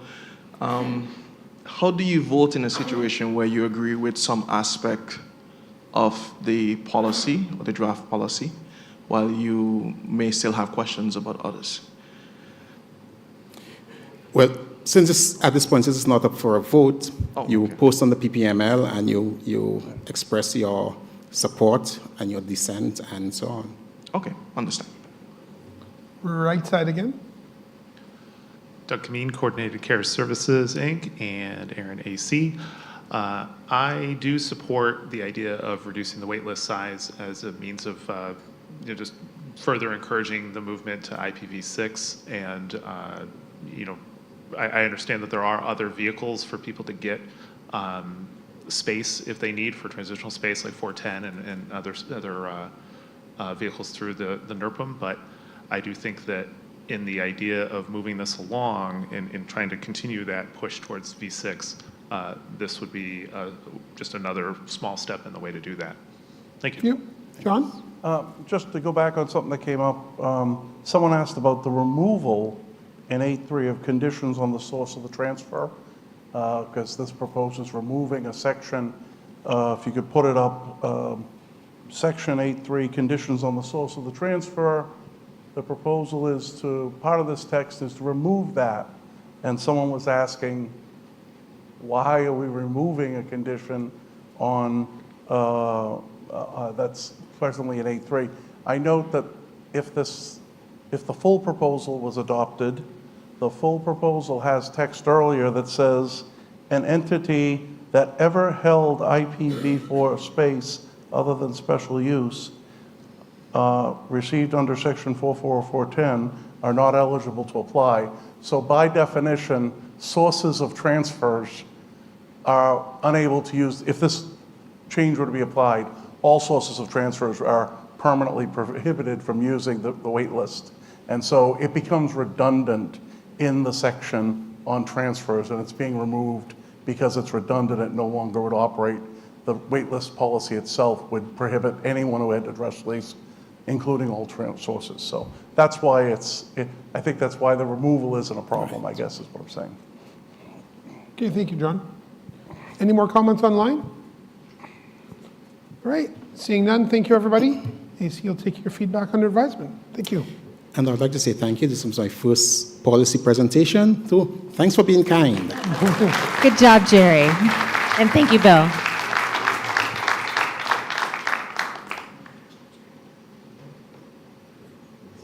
It's a race to the podium. All right, Leif Sawyer, come on up here. We've got 2024-2, who is data requirements. Go for it. Right. Hello, good afternoon, everyone, and hello to everyone on remote. Okay. You already hit it. Draft policy, ARIN 2024-2. I am Leif Sawyer, and Daniel Shoddy is my co-shepherd on this one. I am not a privacy expert, so I am encouraging all you privacy experts out there in the audience to rush up to the microphone at the end. So we have a long problem statement here, and I will summarize it on the second page, which is currently there are no ARIN policies that clearly define what organization and associated point of contact information must be provided and registered in the public WHOIS.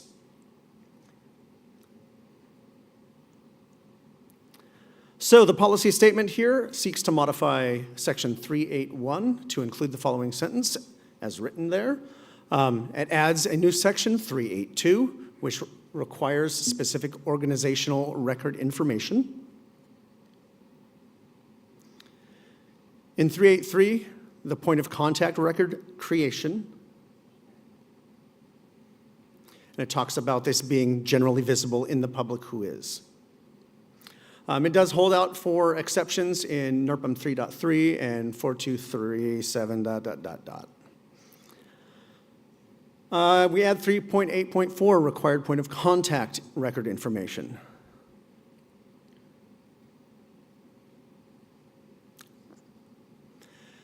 So, quick history on this. It was received in February, just after our initial meeting in face-to-face. Was accepted as a draft policy just last month. So, quick policy impact. I'm going to talk about a little bit about what concerns have been brought up here. The 3.8.2 section, the new section here, defines the registration data required for an organizational record. Some folks have thought that that might be considered an operational change for ARIN, right? Telling ARIN how to operate. We will get that feedback from ARIN's staff further on in the process. That's not for us to decide, but that's just a concern that has come up. 3.8.3 contains a potential conflict versus 3.2 and 3.3. 3.2 defines how an org sets up their distributed information service, and allowing for certain but differing privacy protections between customers and subscribers. 3.3 talks about how orgs may designate certain points of contact as private from ARIN WHOIS, as long as at least one point of contact is viewable. Notice it does not say distributed information system there. Overall, there may be potential exposure of PII data. Currently, that data is either not published or is redacted as private in the current WHOIS and distributed systems. Let's see, I have a couple other notes here, and I'm trying to think if I need to. The follow-up to that last 3.8.3 is that definition, 3.8.3 defines all point of contact information to be org information, organizational identifying information, and not private information, which is an interesting thing to happen, because if you have a small business, a sole proprietorship, or a DBA, now your personal information is no longer personal. It is corporate information. So we've had one statement of support on PPML and no other feedback. So, questions for you. Do you believe this policy to be in scope for the NRPM? And if so, are you in support of this policy and its continuing progression? All right, folks. Microphones are open.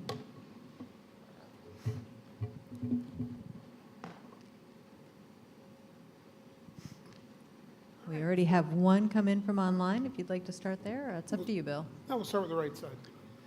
Lee Howard, IPv4.global by Hilco Stream Bank, and I do think, that this is in scope, or at least largely in scope for policy manual.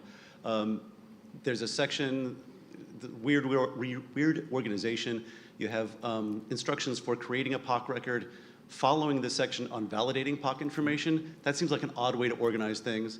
And there's a parochial thing where you say, in talking about address, you say city, state, zip, or equivalent.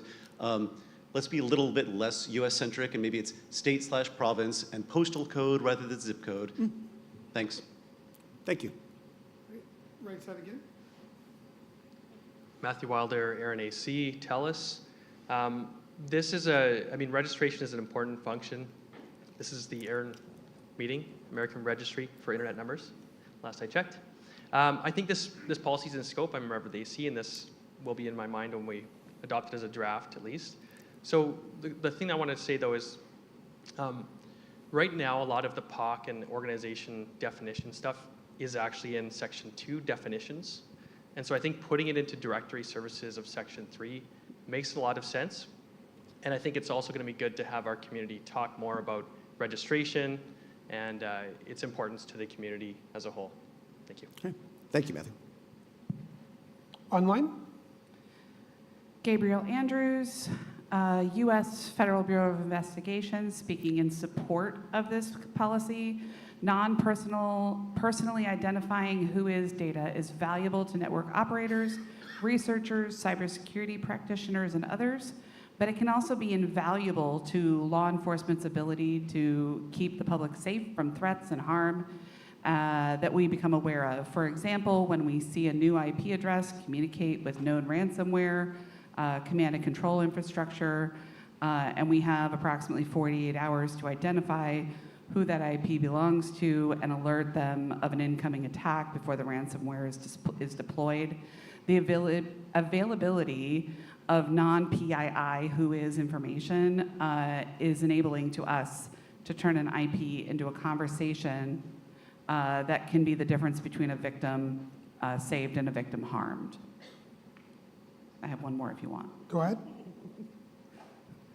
Kevin Bloomberg, The Wire, do not support. This is either operational or a requirement in RSA. It may create a direct conflict with recent Supreme Court of Canada requirements and ARIN. All right side. Doug Kameen, Coordinated Care Services, Inc., and ARIN AC. I generally support the idea of putting this information in here. I just maybe more of a concern with how it would be implemented to prevent companies from putting essentially shell contact information in, to so that you end up with a bunch of non-usable contact information. So I don't know if that can be addressed in policy, but I do think that's a concern if it were to be adopted and to be implemented.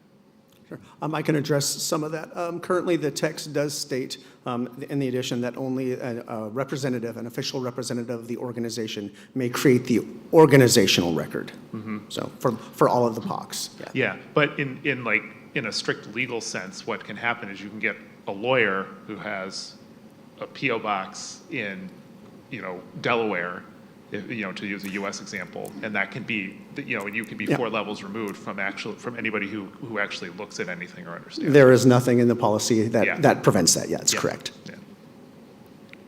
Anything online? Go ahead. Jonathan Stewart, on proposed policy 2023-8, section 4.18, changing from a /22 to a /24. Wait, we're going backwards.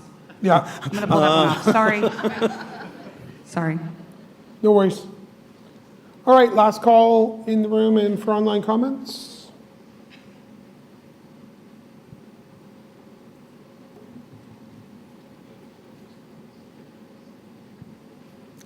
All right, seeing and hearing none. Thank you, everybody, for your feedback. He will take it under advisement. Thank you. Thank you. Awesome. Thank you, Leif and Bill.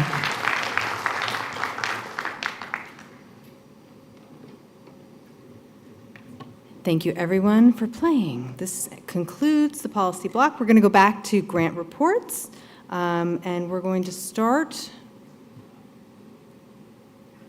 with, there we go. James Haar from Internet 2 on their IPv6 test pod.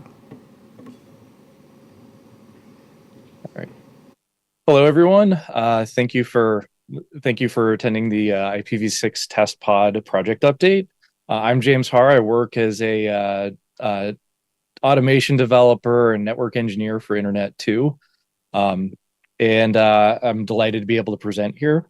I'm sure the weather's much nicer there than it is here in Nebraska. So a little bit about Internet 2. Internet 2 is a national research and education network for the US. We run an optical and packet backbone. 46 POPs around the US, and our backbone is largely 400 gig E, and we connect to members and connectors at 100 gig and 400 gig Ethernet. We also, what we do as a mission is we are here to connect the research and education institutions in the US, and we also connect them to other national research and education networks around the world. We also operate a what we call an Internet 2 peering exchange, and that connects our members and connectors to cloud and commercial peers. We also do layer 2 and layer 3 VPN solutions for people to connect to our network. Another division in Internet 2 is called In Common. Internally, we call it the Trust and Identity. So we have a federated single sign-on across all of our members. So if you are attending university in one location, if you're attending one university, and you need to log into a course management system in another university. We actually, it federates through us so that you can sign on to your home institution and then pull up course content or other things at another university. We also operate the Adjournment Federation services.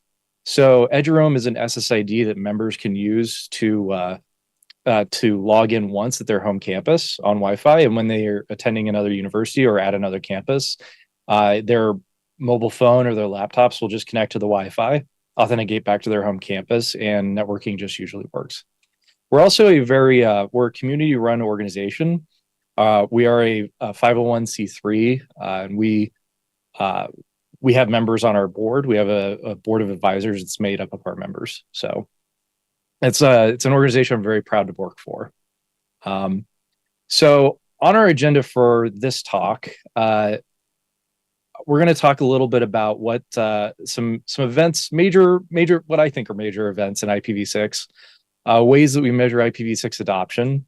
We're going to look at IPv6 only networks and technologies that can aid in transitioning to IPv6 only networks and why you'd want to do that. We are also going to take a look at the IPv6 test pod project, which is a project that is made possible by the ARIN Community Grants program. And I'm very happy to be a recipient of that.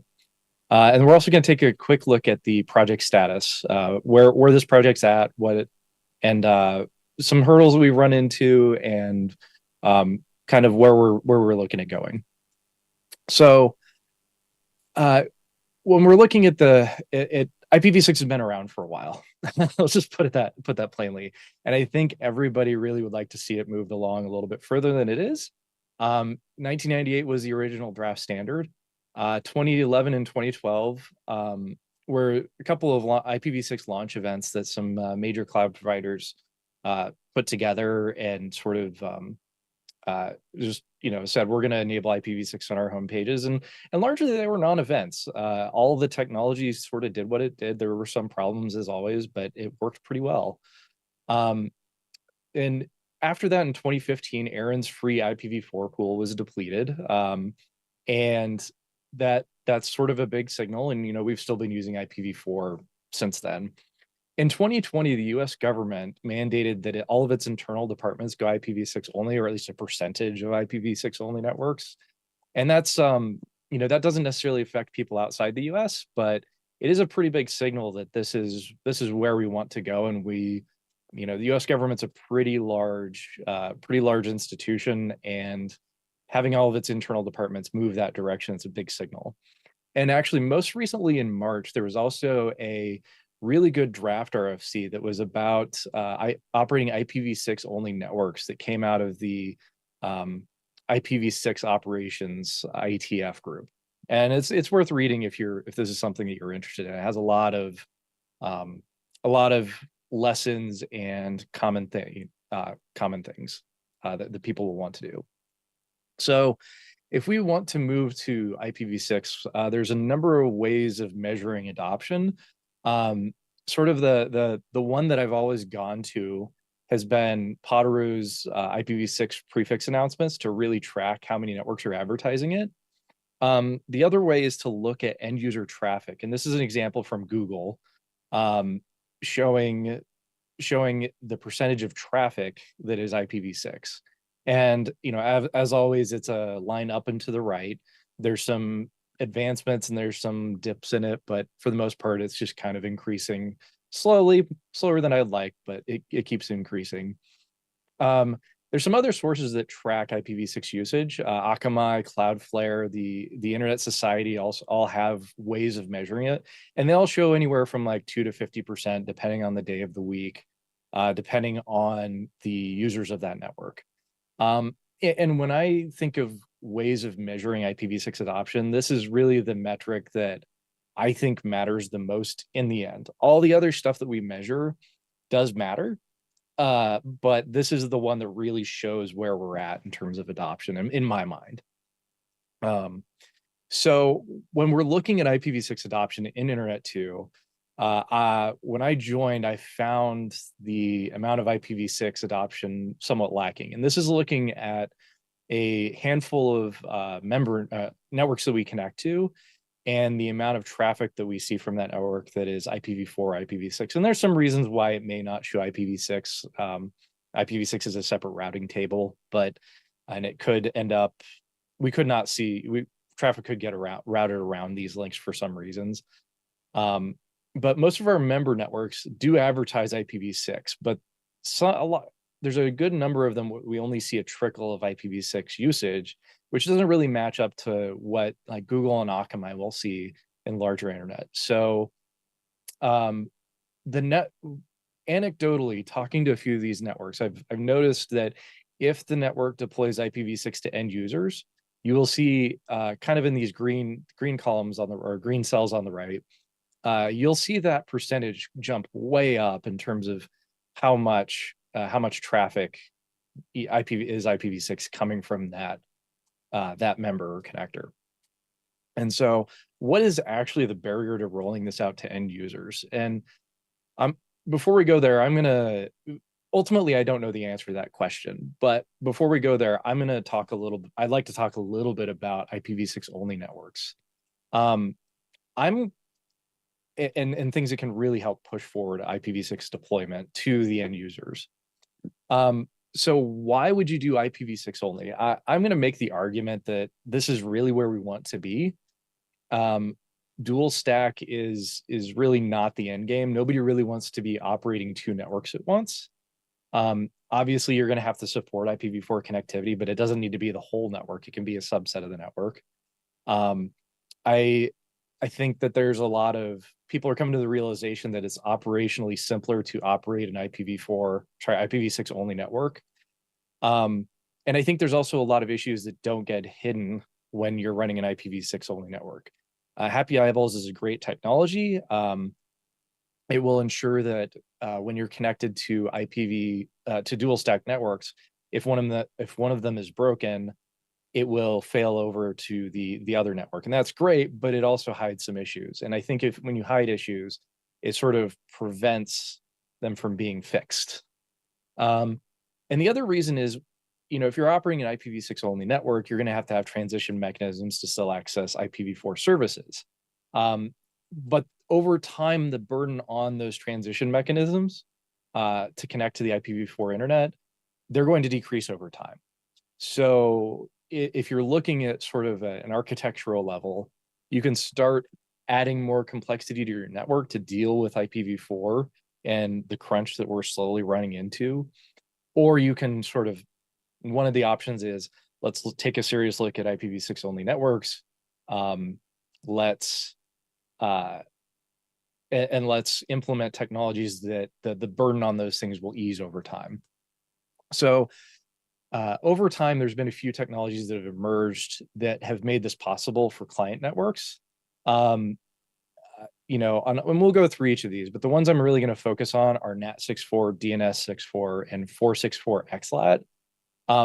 Until about a year and a half ago, I didn't really understand how 464 XLAT could be used in the client network. And it turns out that this was sort of the thing that made me really interested in this, because makes it seem like it's actually something that might make it possible for someone to operate an IPv6 only network.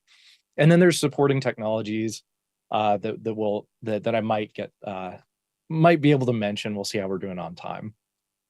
So, but all these technologies really support the client side of things. The server side, I'm not as worried about. People know how to deploy servers in dual stack environments.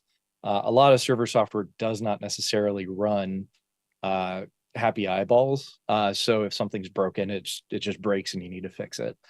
And there's even been some efforts to run IPv6 only server networks. But I think in the client networks, I think especially in enterprises and campus networks, I think that's really kind of one area. That's the area I want to focus on this grant. So looking at the technologies that we have and sort of the combination, the ways to combine these and to make something work, there's this combination using NAT64 and DNS64. And what this is you will have a DNS64 resolver, just any recursive resolver. And what it will do is when a client that it knows is on an IPv6 only network makes a query to DNS, and that DNS entry only has an A record, what it's going to do is it's going to synthesize a quad A response. And so it's going to use what's called the, it's going to use a NAT64 prefix, and it's going to embed the IPv4 address inside of it. And you can see this in the example, but in essence, what we're doing is we're spoofing an IPv6 response to a query when there is no IPv6 network.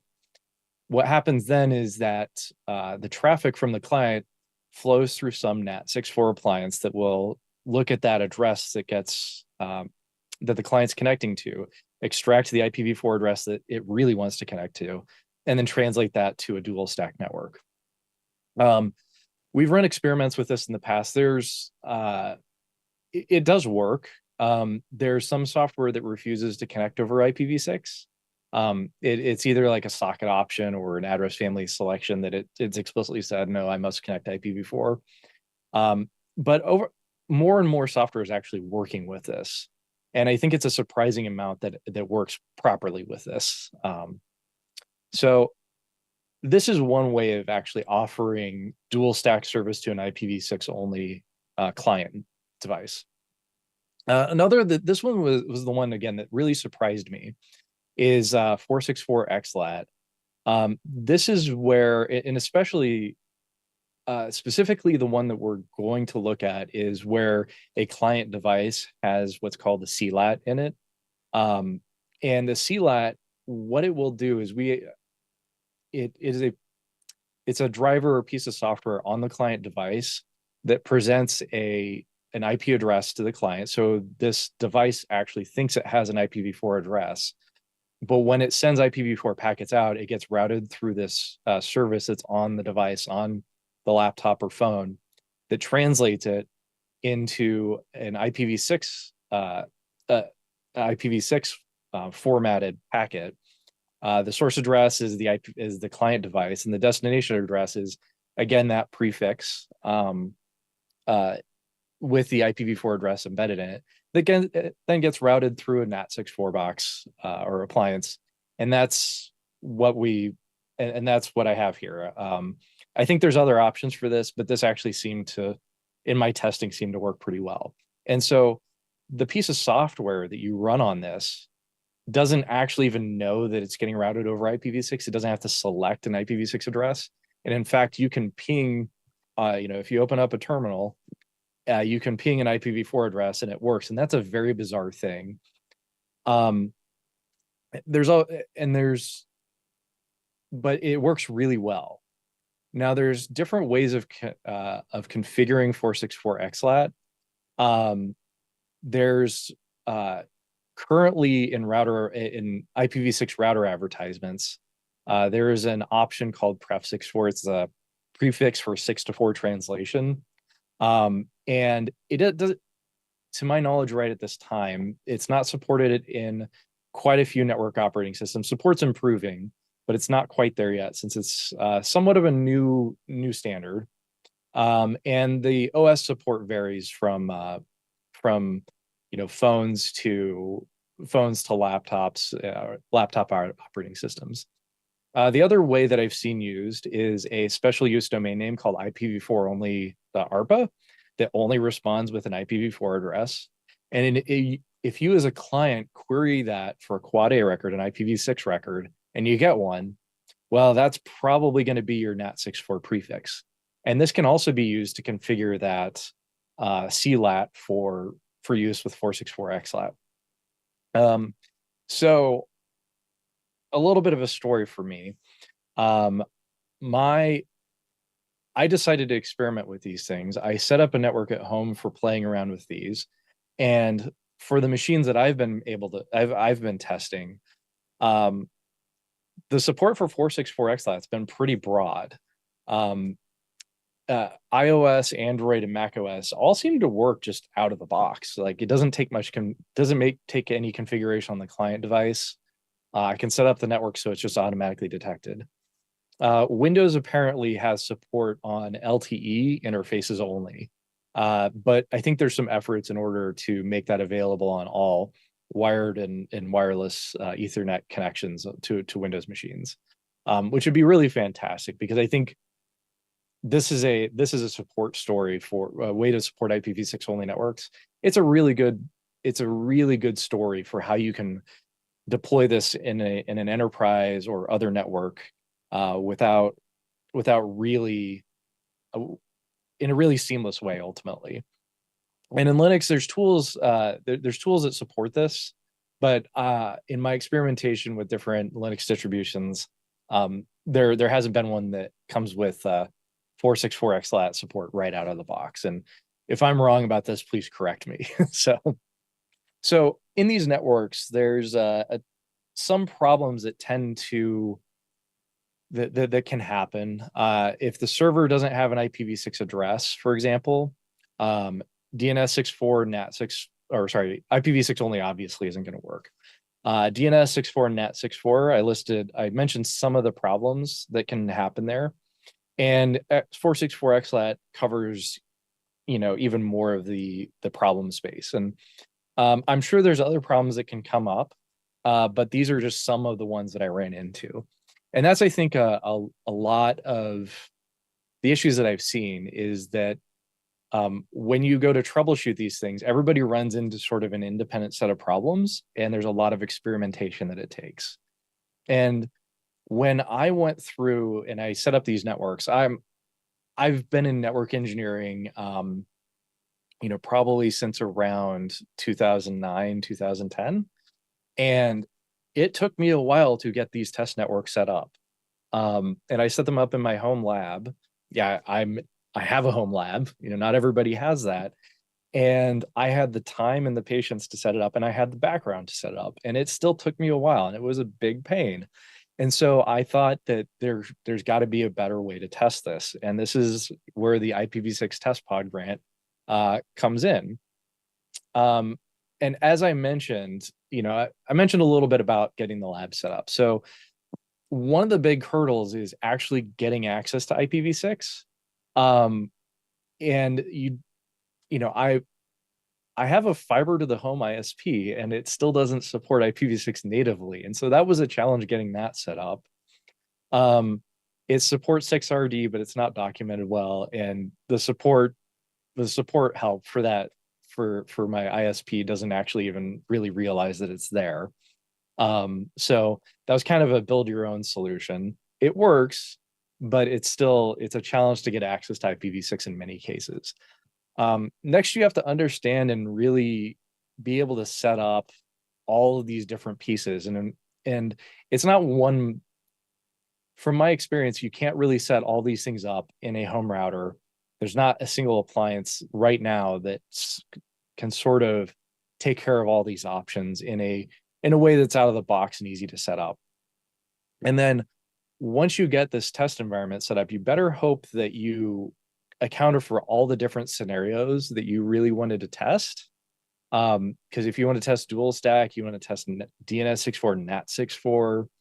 If you want to test without DNS64, that's another set of configuration that you might have to set up. Getting these different test environments can be kind of a pain.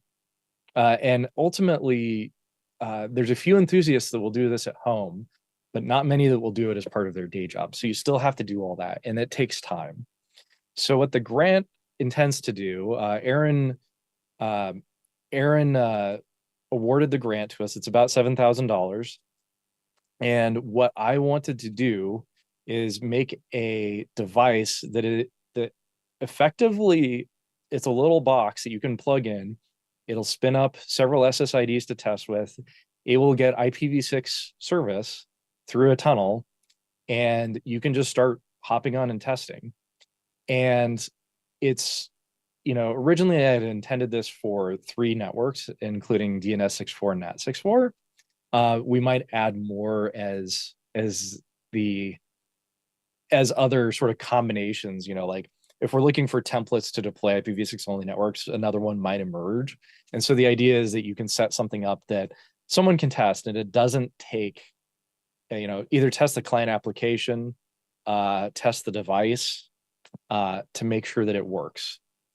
And it's really set up to be a plug and play solution where you just get it, you plug it in, these networks spin up, and then you can just start using it. And this is inspired a little bit by the RIPE Atlas probes because they're small, inexpensive devices that just tend to work. You might have to troubleshoot them a little bit, but it's not a lot of setup on the user's part. And so what kinds of network or what kinds of users are we looking at targeting? Like I mentioned before, I have a decent amount of network engineering experience, and it took me a while. A lot of application developers really don't know anything about IPv6, but they might want to make sure that their application works in an IPv6 only environment, whether they're developing this application to distribute in sort of in a consumer environment where they're giving it out to anybody, or they're inside of an enterprise or a company that just needs to distribute it to internal users. They may be looking for a way to test it and see if there's any problems hiding. You could be an IT support person that, again, doesn't necessarily have the network engineering background, but still wants to test it. Or even a network engineer who wants to research this, but just doesn't have enough time to set it up, or may not have the hardware. And these devices really aren't meant to support it long-term, but they're meant to sort of increase the comfort level with IPv6 only networks, reveal any problems, and give people an opportunity to troubleshoot. Whereas if you spend weeks setting up an IPv6 only test network in your production environment and it doesn't work, making changes to that test environment can take some time, and it's a lot of effort to do that in an organization that may have some change controls procedures. So with the project timeline, this is the way we divide it up. So the first 6 months are really there to purchase the initial batch of test hardware, evaluate software, set up a tunnel termination service, and make sure that everything works.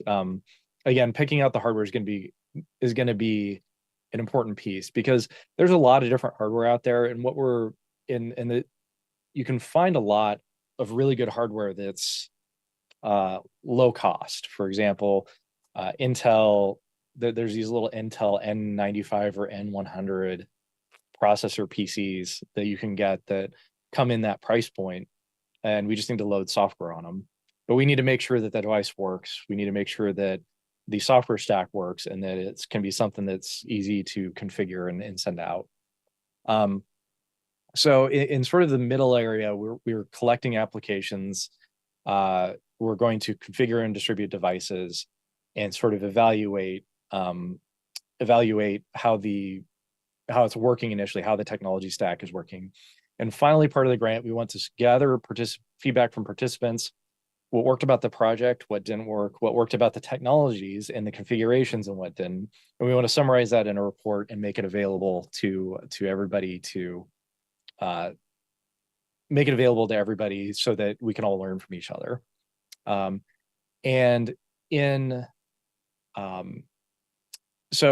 we're still kind of in that month. I think we're in month 4. We have the initial batch of hardware and it's in testing.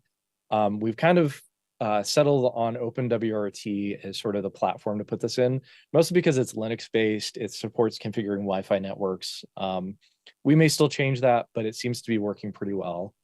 We're working with our legal department to make sure that when we collect applications that, little things like Internet 2 is not held liable for, if you do something destructive with this, don't do something destructive with this.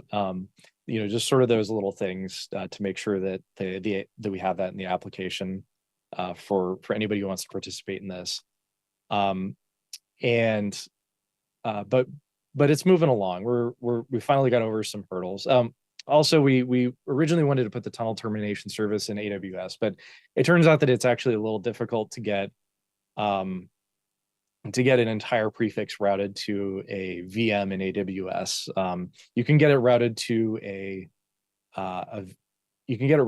virtual private network or a virtual private cloud in AWS, but it's not as easy to get it routed into that VM and get the entire prefix. So we want to give users, it is a tunneling service, but we want to give users the best experience possible. So we don't want to apply NAT on top of IPv6 if we can help it. So we're setting up some virtual machines on our own infrastructure and getting a prefix routed to that for the project. So we're getting really close to collecting applications, and there will be more info. Like if you're interested in this, there's ways to participate. As always, you can contact me directly if you're interested in applying for one. We're going to have a website up soon, and we're going to start doing publications to sort of socialize this and make sure that people have an opportunity to apply. And we'll have a mailing list set up. It'll be linked to this. It'll be linked to from this website. And so I think that's really where the project is. I was hoping to be further along with it, but I think it's making progress, and I'm still excited about it. I'm looking forward to sending these devices out, seeing what testing can be done, what problems people run into, and really, I think, hoping that people will get comfortable with the idea of using IPv6 only networks and have a roadmap. Either have a roadmap or develop a roadmap that you can share to how you can deploy this and really sort of push forward IPv6 adoption, because ultimately we're going to get there. It's just a matter of how smoothly we get there. And I think it's one of those things that's really important. So thank you everyone for listening. And like always, get in touch if you have any questions or if you'd like to know more. Thank you.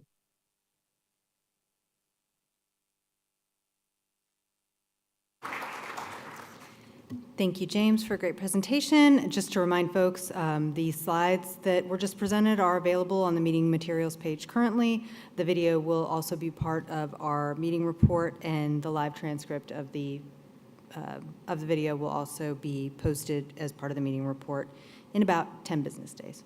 So look forward to that.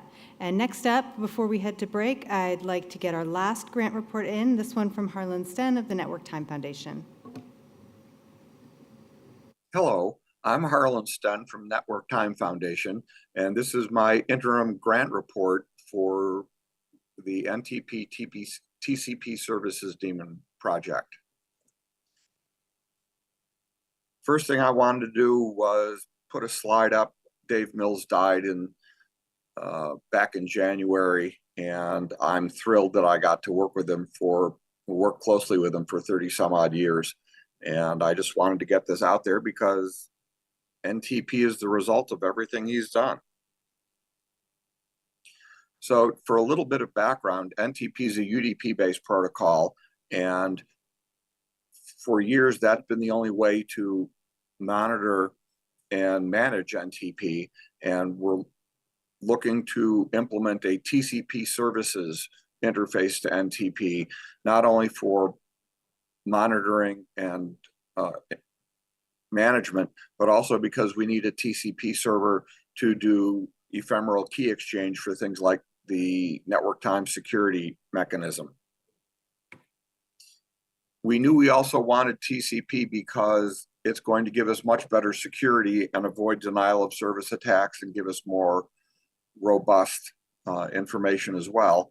And it makes sense to do that from a single small daemon that hands things off to various ports and dispatches other system daemons to take care of things instead of trying to integrate it into NTP.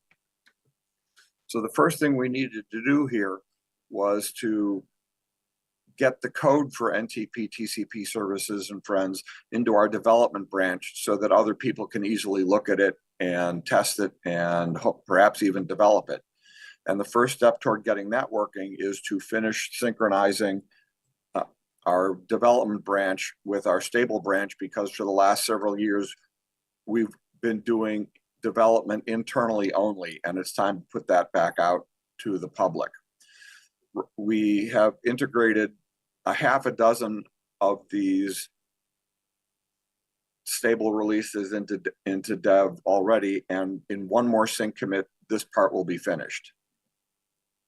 So once the stable and dev branches are done, as I mentioned, all of our ongoing development for TCP service will be on the public dev branch. And we expect that part to be up and running sometime in April, which is coming up. Well, I guess if you're seeing this, it is April or in May, and we're on track with the overall implementation schedule. And we greatly appreciate receiving the ARIN Community Grant. It's enabled us to do this work. It helps NTF, the NTP project, and pretty much the entire ARIN community. And we're looking forward to seeing more secure NTP traffic as a result of this work as well. And that's how you can find us, and you can send questions to the email address there. I thank you very much.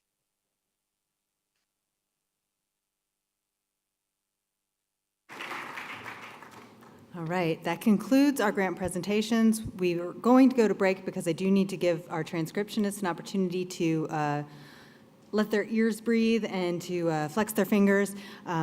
But we will be back in 30 minutes to wrap up the day with our final presentation and open microphone. So please enjoy the break.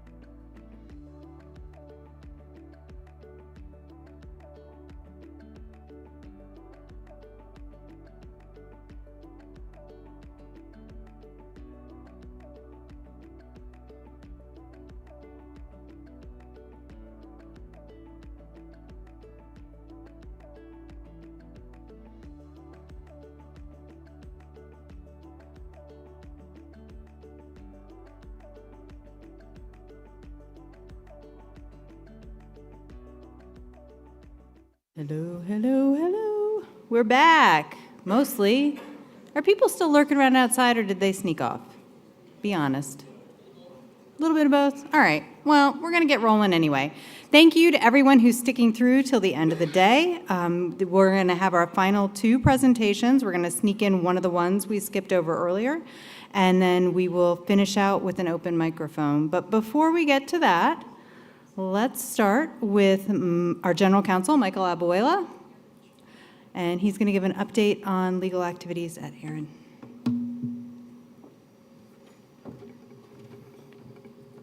Thank you, Hollis. Hello, everybody. Good afternoon. Welcome back from the break. And acknowledging that Hollis and I are the ones that are standing in between open mic and then the beach, I will try to keep this very brief. So, all right. So as Hollis said, I'm General Counsel for ARIN. Wanted to do a quick introduction of the in-house legal team. We have, Jenny Fulmer here on site with us, so she is right there. And she's our staff attorney. And then back at home holding down the fort is Jennifer Lee. And wanted to recognize that after a little over 7 years of experience with ARIN, she was promoted to Deputy General Counsel at the beginning of this year. So just wanted to recognize her and that wonderful accomplishment. So, yeah.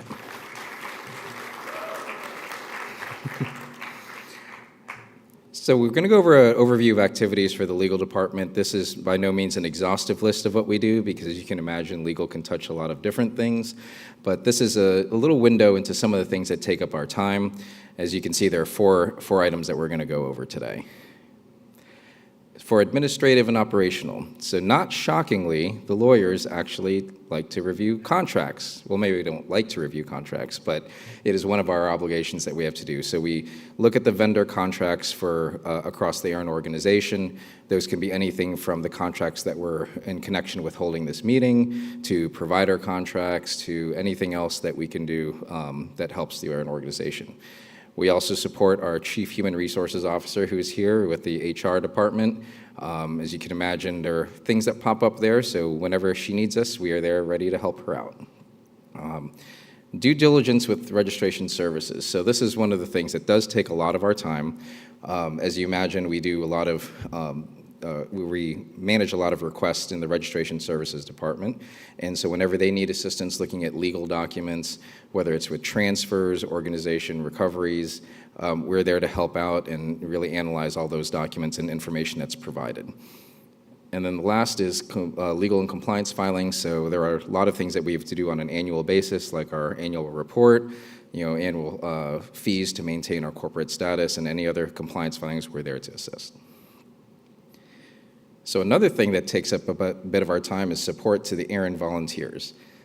Jennifer, as Deputy General Counsel, and I do a lot of work supporting the board and the board committees, the various board committees that you've heard about. As General Counsel and the past couple of years, I've served as board secretary, so we assist with that.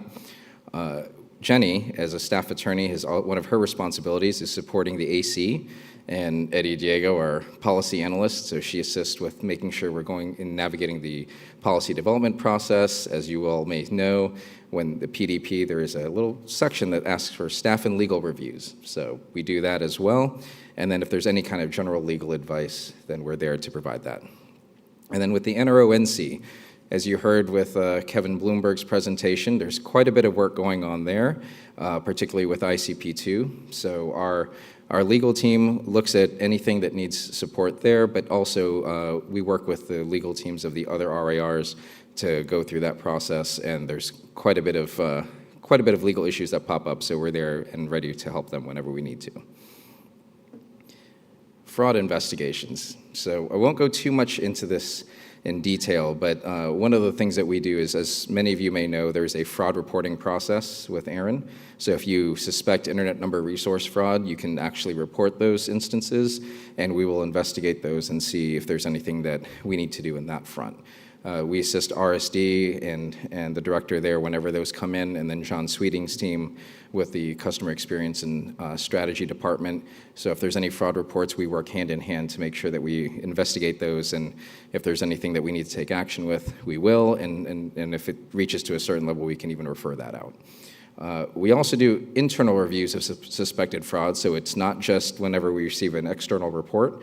If we are looking through documents that are provided and they look a little bit that there could possibly be fraud, and we've seen that before, we will take a look at that, again, working with the Registration Services Department and the CXS Department to process those.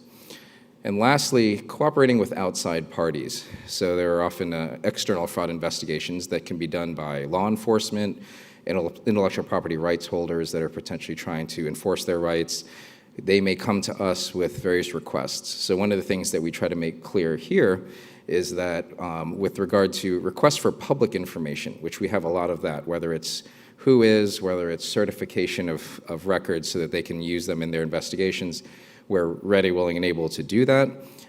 However, if they're looking for information that is not public, our team reviews any subpoenas or requisite services or process to be able to look at that and see if there's any responsive information there.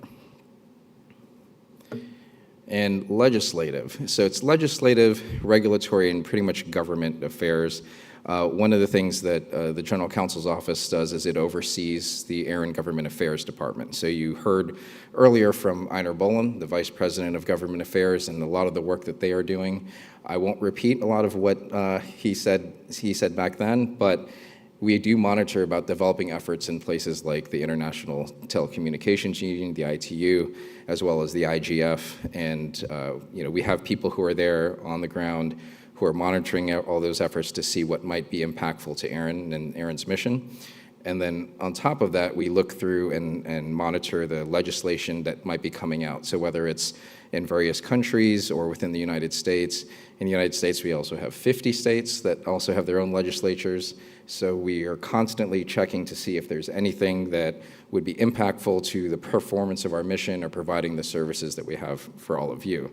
One thing to note, when ARIN does provide any kind of submission, any response to a request for comment or a notice of inquiry, we do maintain that on our website. So it's in full transparency. You can see what those positions are and how we responded. So if you just go to the website, you'll be able to see a copy of whatever's there. Nice and brief, and that's it, unless anybody has any questions. All right, microphones are open. Does anyone have any questions for Michael? Virtual or in the room? Going. We've got to give online just a little bit longer. Okay. I don't think so. Nope. All right, All right. Michael, you are free to go. Thank you, so everybody. much. Thank you so much.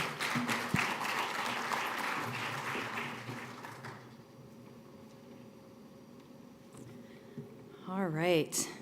Well, I am going to give a brief presentation on the status of training initiatives at ARIN. Now, this is something you've heard us talk about a lot over the years, and we've been iterating over time and kind of growing our position. And I just kind of want to share, we talked a lot about it in San Diego, kind of where we're at as of now and where we're hoping to be by the end of the year. So, sneak peek, we have successfully contracted and onboarded an LMS. We're in the process, that's the word, of starting to populate it. For the purposes of this exercise, let's call it ARIN Academy, subject to change. Everything you see is kind of proof of concept, not permanent, so don't get too attached. And then I'm going to talk a little bit about how you can get involved in this process of developing our training and kind of what the steps are as we prepare to launch it. So let's take a look. Sneak peek. Someday soon, you will be able to set up a login and go to the ARIN Academy, which may have a change of names, but it's okay for now. Where you will find things like courses on ARIN Online Basics, IPv6 address planning, RPKI, and other topics as we identify and define them. All right, so once you set up your account and log in, you'll have a cool dashboard where you'll be able to track all kinds of interesting things, your status in courses, any badges you might have earned. We have a lot of ways we can introduce gamification, as well as certificates, which you'll be able to download, and those will be things to assert that you've completed full courses so that you can say that you are, have gone through and learned all the things that you need to know to successfully operate in ARIN Online, or to utilize our RPKI or IRR or other things. Okay, so that's kind of that. A little bit closer look, because we like to drill in. Yep, badges, various accomplishments. Let's see if I got everything. Certificates of completion, those are important. We're going to make those look really snazzy, so, suitable for framing. And you'll be able to download those. You'll be able to keep track of your progress, which means you can come in and out. You don't have to come in and finish something end to end to complete it. It'll save your work. And then you'll be able to create checklists or be sent checklists. You could belong to a entity, a group, like say for instance, we decided that there were specific things that we wanted to make sure all of our qualified facilitators knew how to do. We could set up a course list for them, push that out, and then they would have a way to track that they are completing that work. And then of course, there's a library, which will hopefully have things in it. Now, when you dive into a course, you'll be able to see all the modules associated, track your completion status, and basically just see that you're completing everything successfully.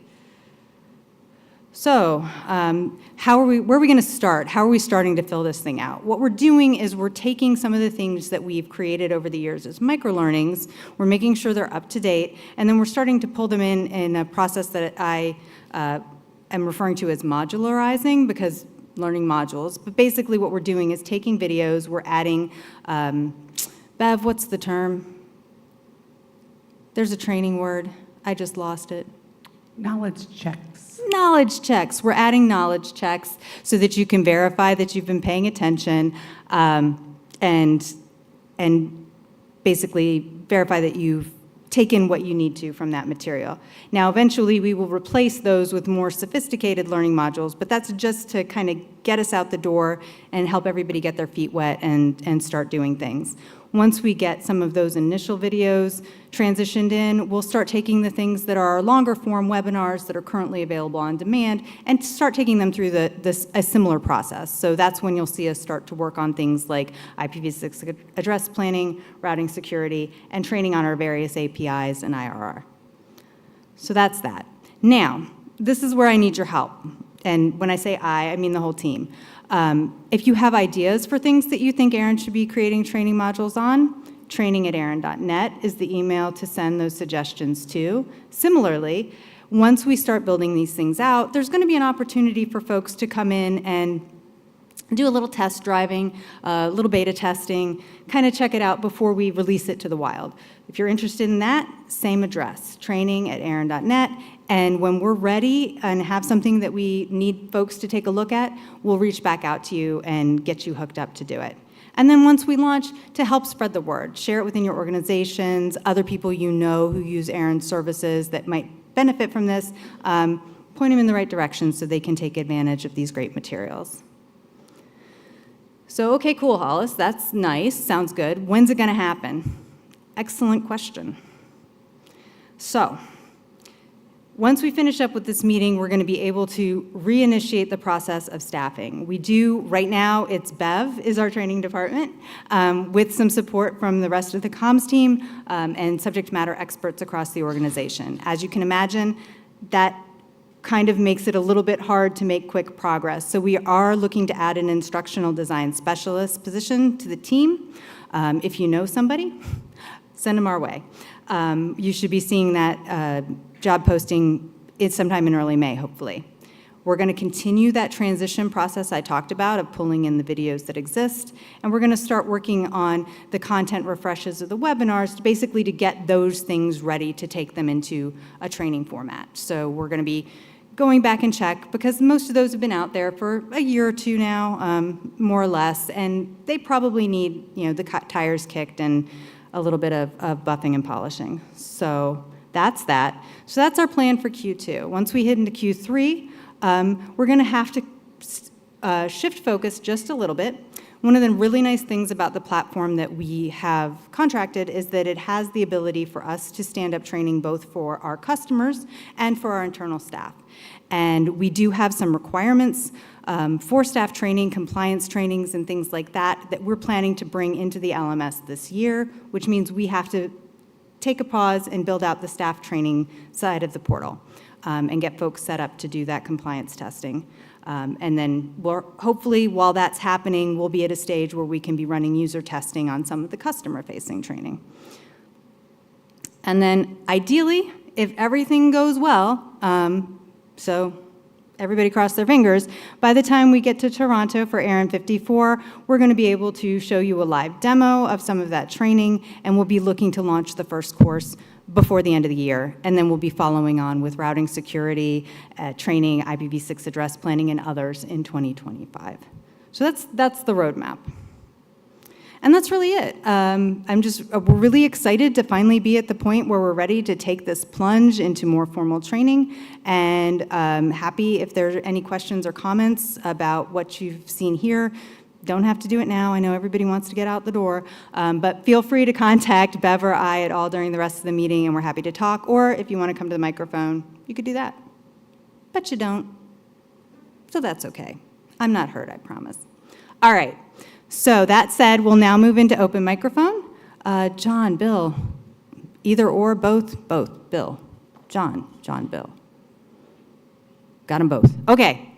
They're heading up this way, so everybody get their comments and questions ready. Can we maybe just three? Can we do three? All right, we'll try.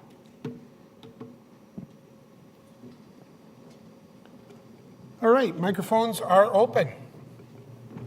Microphones are closed. No, I'm just kidding. Microphones are open.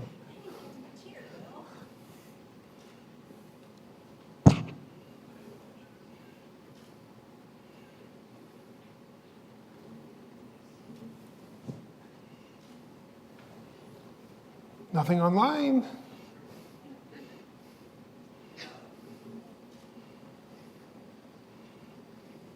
All right side microphone. Hello, Namra, fellow newcomer from Columbia University, New York. It's a general question. I have been looking at the policy processes, and there is this point about staff training. So I'm just wondering what that process looks like when there is a change that has been adopted or approved. What does the staff have to do to come for the implementation purposes? What does that look like? Sure. Can there be a conflict maybe or what? Yeah, actually, John Sweeney. John Sweeting, ARIN CCO. So it really depends. If the policy changes our system, the ARIN Online, there has to be training to all those changes that happen in the code and how it appears. If it's just, it changes how we review the policies, then we have to have the training on how to review the policy and what that means now. Make sure that we don't follow an old policy and they follow new. So it can be a long range of things. It can be very simple, or it can be very complicated. Have to have the engineering team, the development team develops the new interface to support that policy, and then we have to have training on that whole interface and all those changes. So it can be a long time, or it can be a very short time. When we do the staff and legal review of a policy, proposed policy, at the bottom, there's a note regarding implementation that says how many months and what steps that involves. And for the briefest policy, it will say something like updated staff documentation, update the website, update internal training, that's it. For a lengthy policy, it might have all of that plus software development, plus rollout, testing, legal, billing changes, system changes. So we'll assess that when we're asked by the AC to do a staff and legal review, we include the implementation impact at the bottom. Makes sense. Thank you. Yep. Anything online? Go ahead. Lawrence Flock from Lawrence Technologies, LLC. Love the idea of the training academy. Happy to see this become a thing and see a huge potential in improve the overall knowledge in regards to ARIN services. My question, just to confirm, is this training platform, would it be free of charge? and enabling free and open access to this knowledge? Okay, that's an interesting question because we haven't yet actually come out and proposed anything. There's a certain amount of training that is going to be free by definition. Training to make use of ARIN services, for example. There's absolutely no reason to charge you to learn how to use our services when use of our services that is done in an informed manner makes it easier for you and us. So there will be significant amounts of free training. I think the more interesting question is, will we move beyond that to some training that is paid? And I can't predict that. What it really comes down to is, if we find training that only a small subset of the users both strongly is interested in, is valuable to ARIN to offer, and we don't want to burden the rest of the community, then we'll look at that. But that's a pretty narrow window. When you do the Venn diagram, we're a fairly simple organization. Nearly all of our services are used by nearly all of the members. RPKI may not be used by everyone, but it may eventually be used by a lot of people. I wouldn't want to preclude that.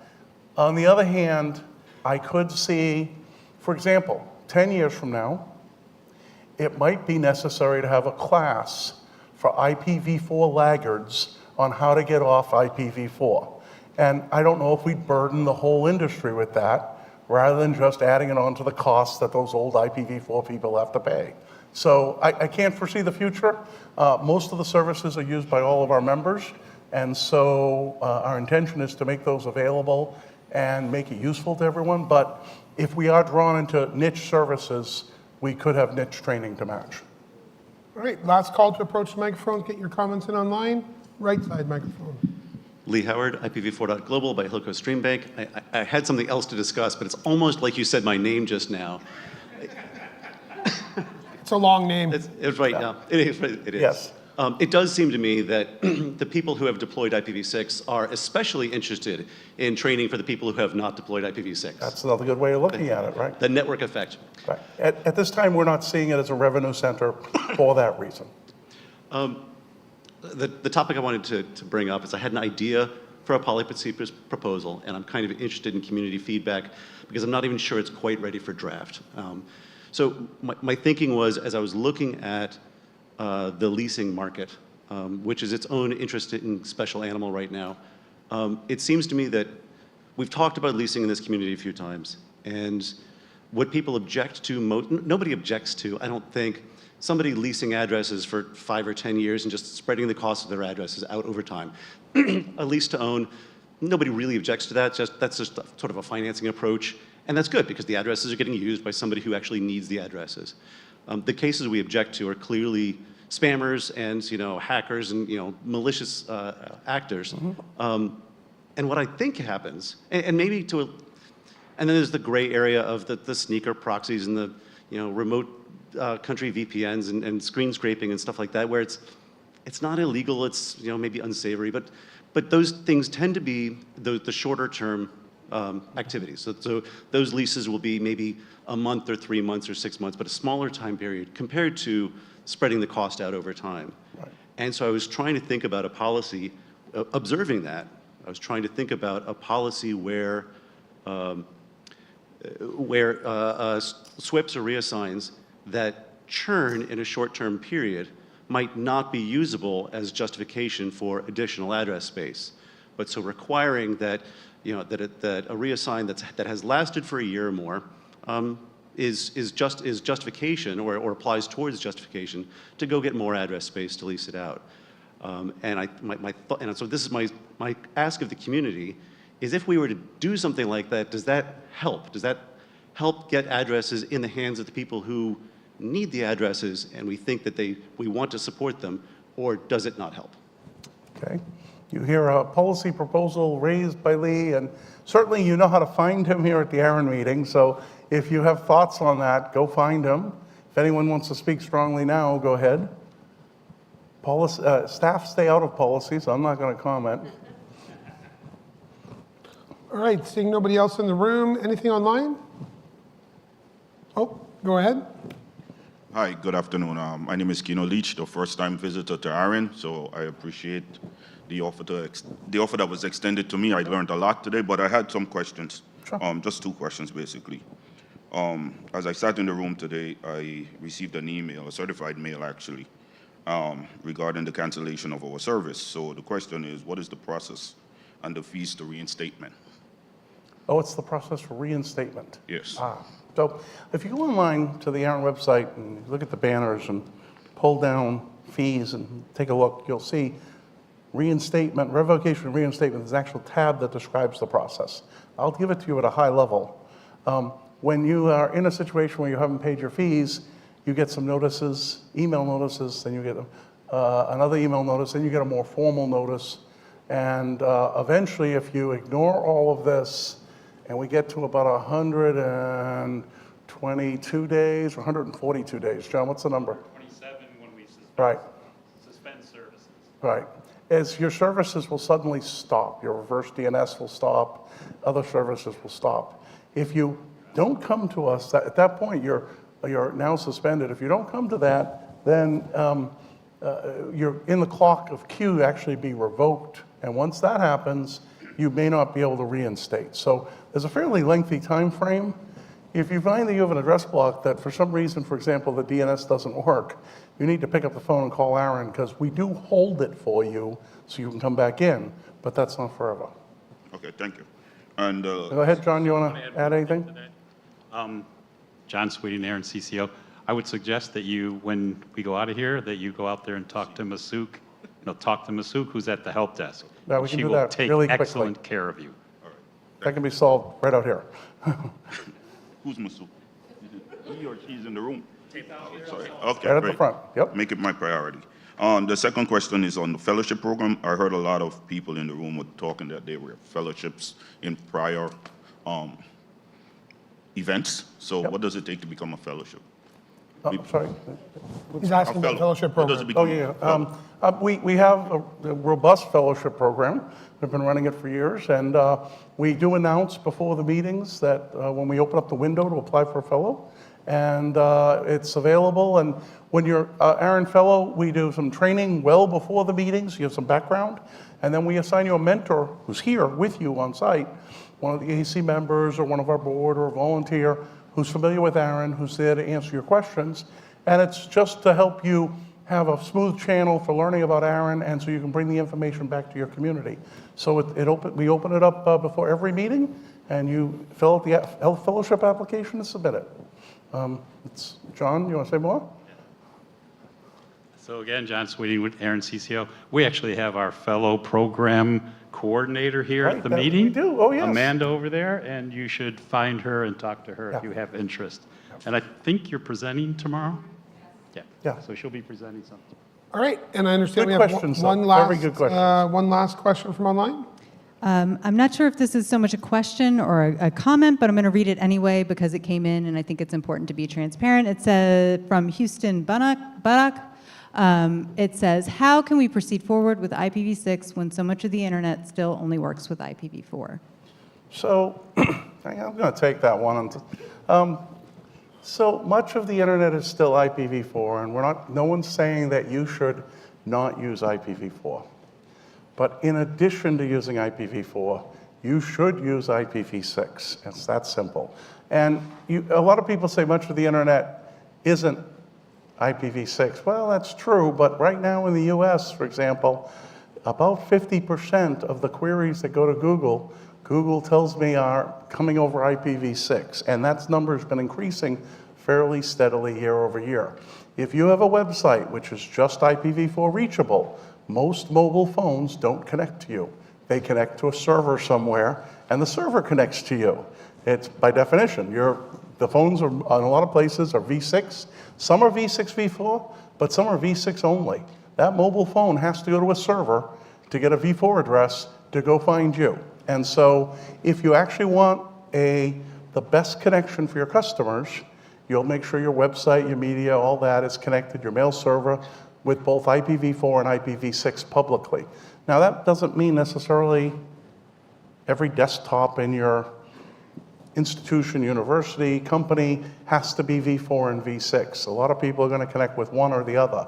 But if you're serving data to the internet, very much become familiar with V6, make sure the information you put on the internet is also V6 connectivity.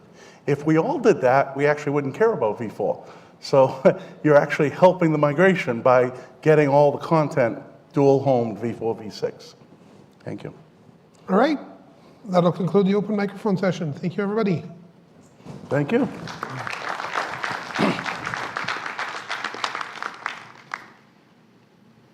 All right, before everybody runs away, I'll go through these last things quickly. Thank you, everyone, for joining us today. Another shout out to our sponsors, C&W Business, IPv4.global by Hilco Stream Bank, and Google. Just a reminder that the ARIN 53 meeting survey is open. You will get a link to that in your, is it a reminder email? Yep. You'll be getting a reminder email that'll have the link in it. Please go ahead and complete that. You'll stand a chance of winning a Bose Quiet Comfort set of Bose Quiet Comfort Ultra headphones. Whew, got to think before we start to talk. Okay. We just got to get through one more day, guys. We will be back tomorrow. Breakfast for folks here will begin at 8. The meeting will begin at 9. Stick around. At 10:30, our RPKI Deploy-a-thon will be available for on-site only. Unfortunately, with some of the work that's happening with that, we're not able to live stream it. But for folks who are local, stick around. And we thank you for being here and being part of ARIN 53. Have a great day.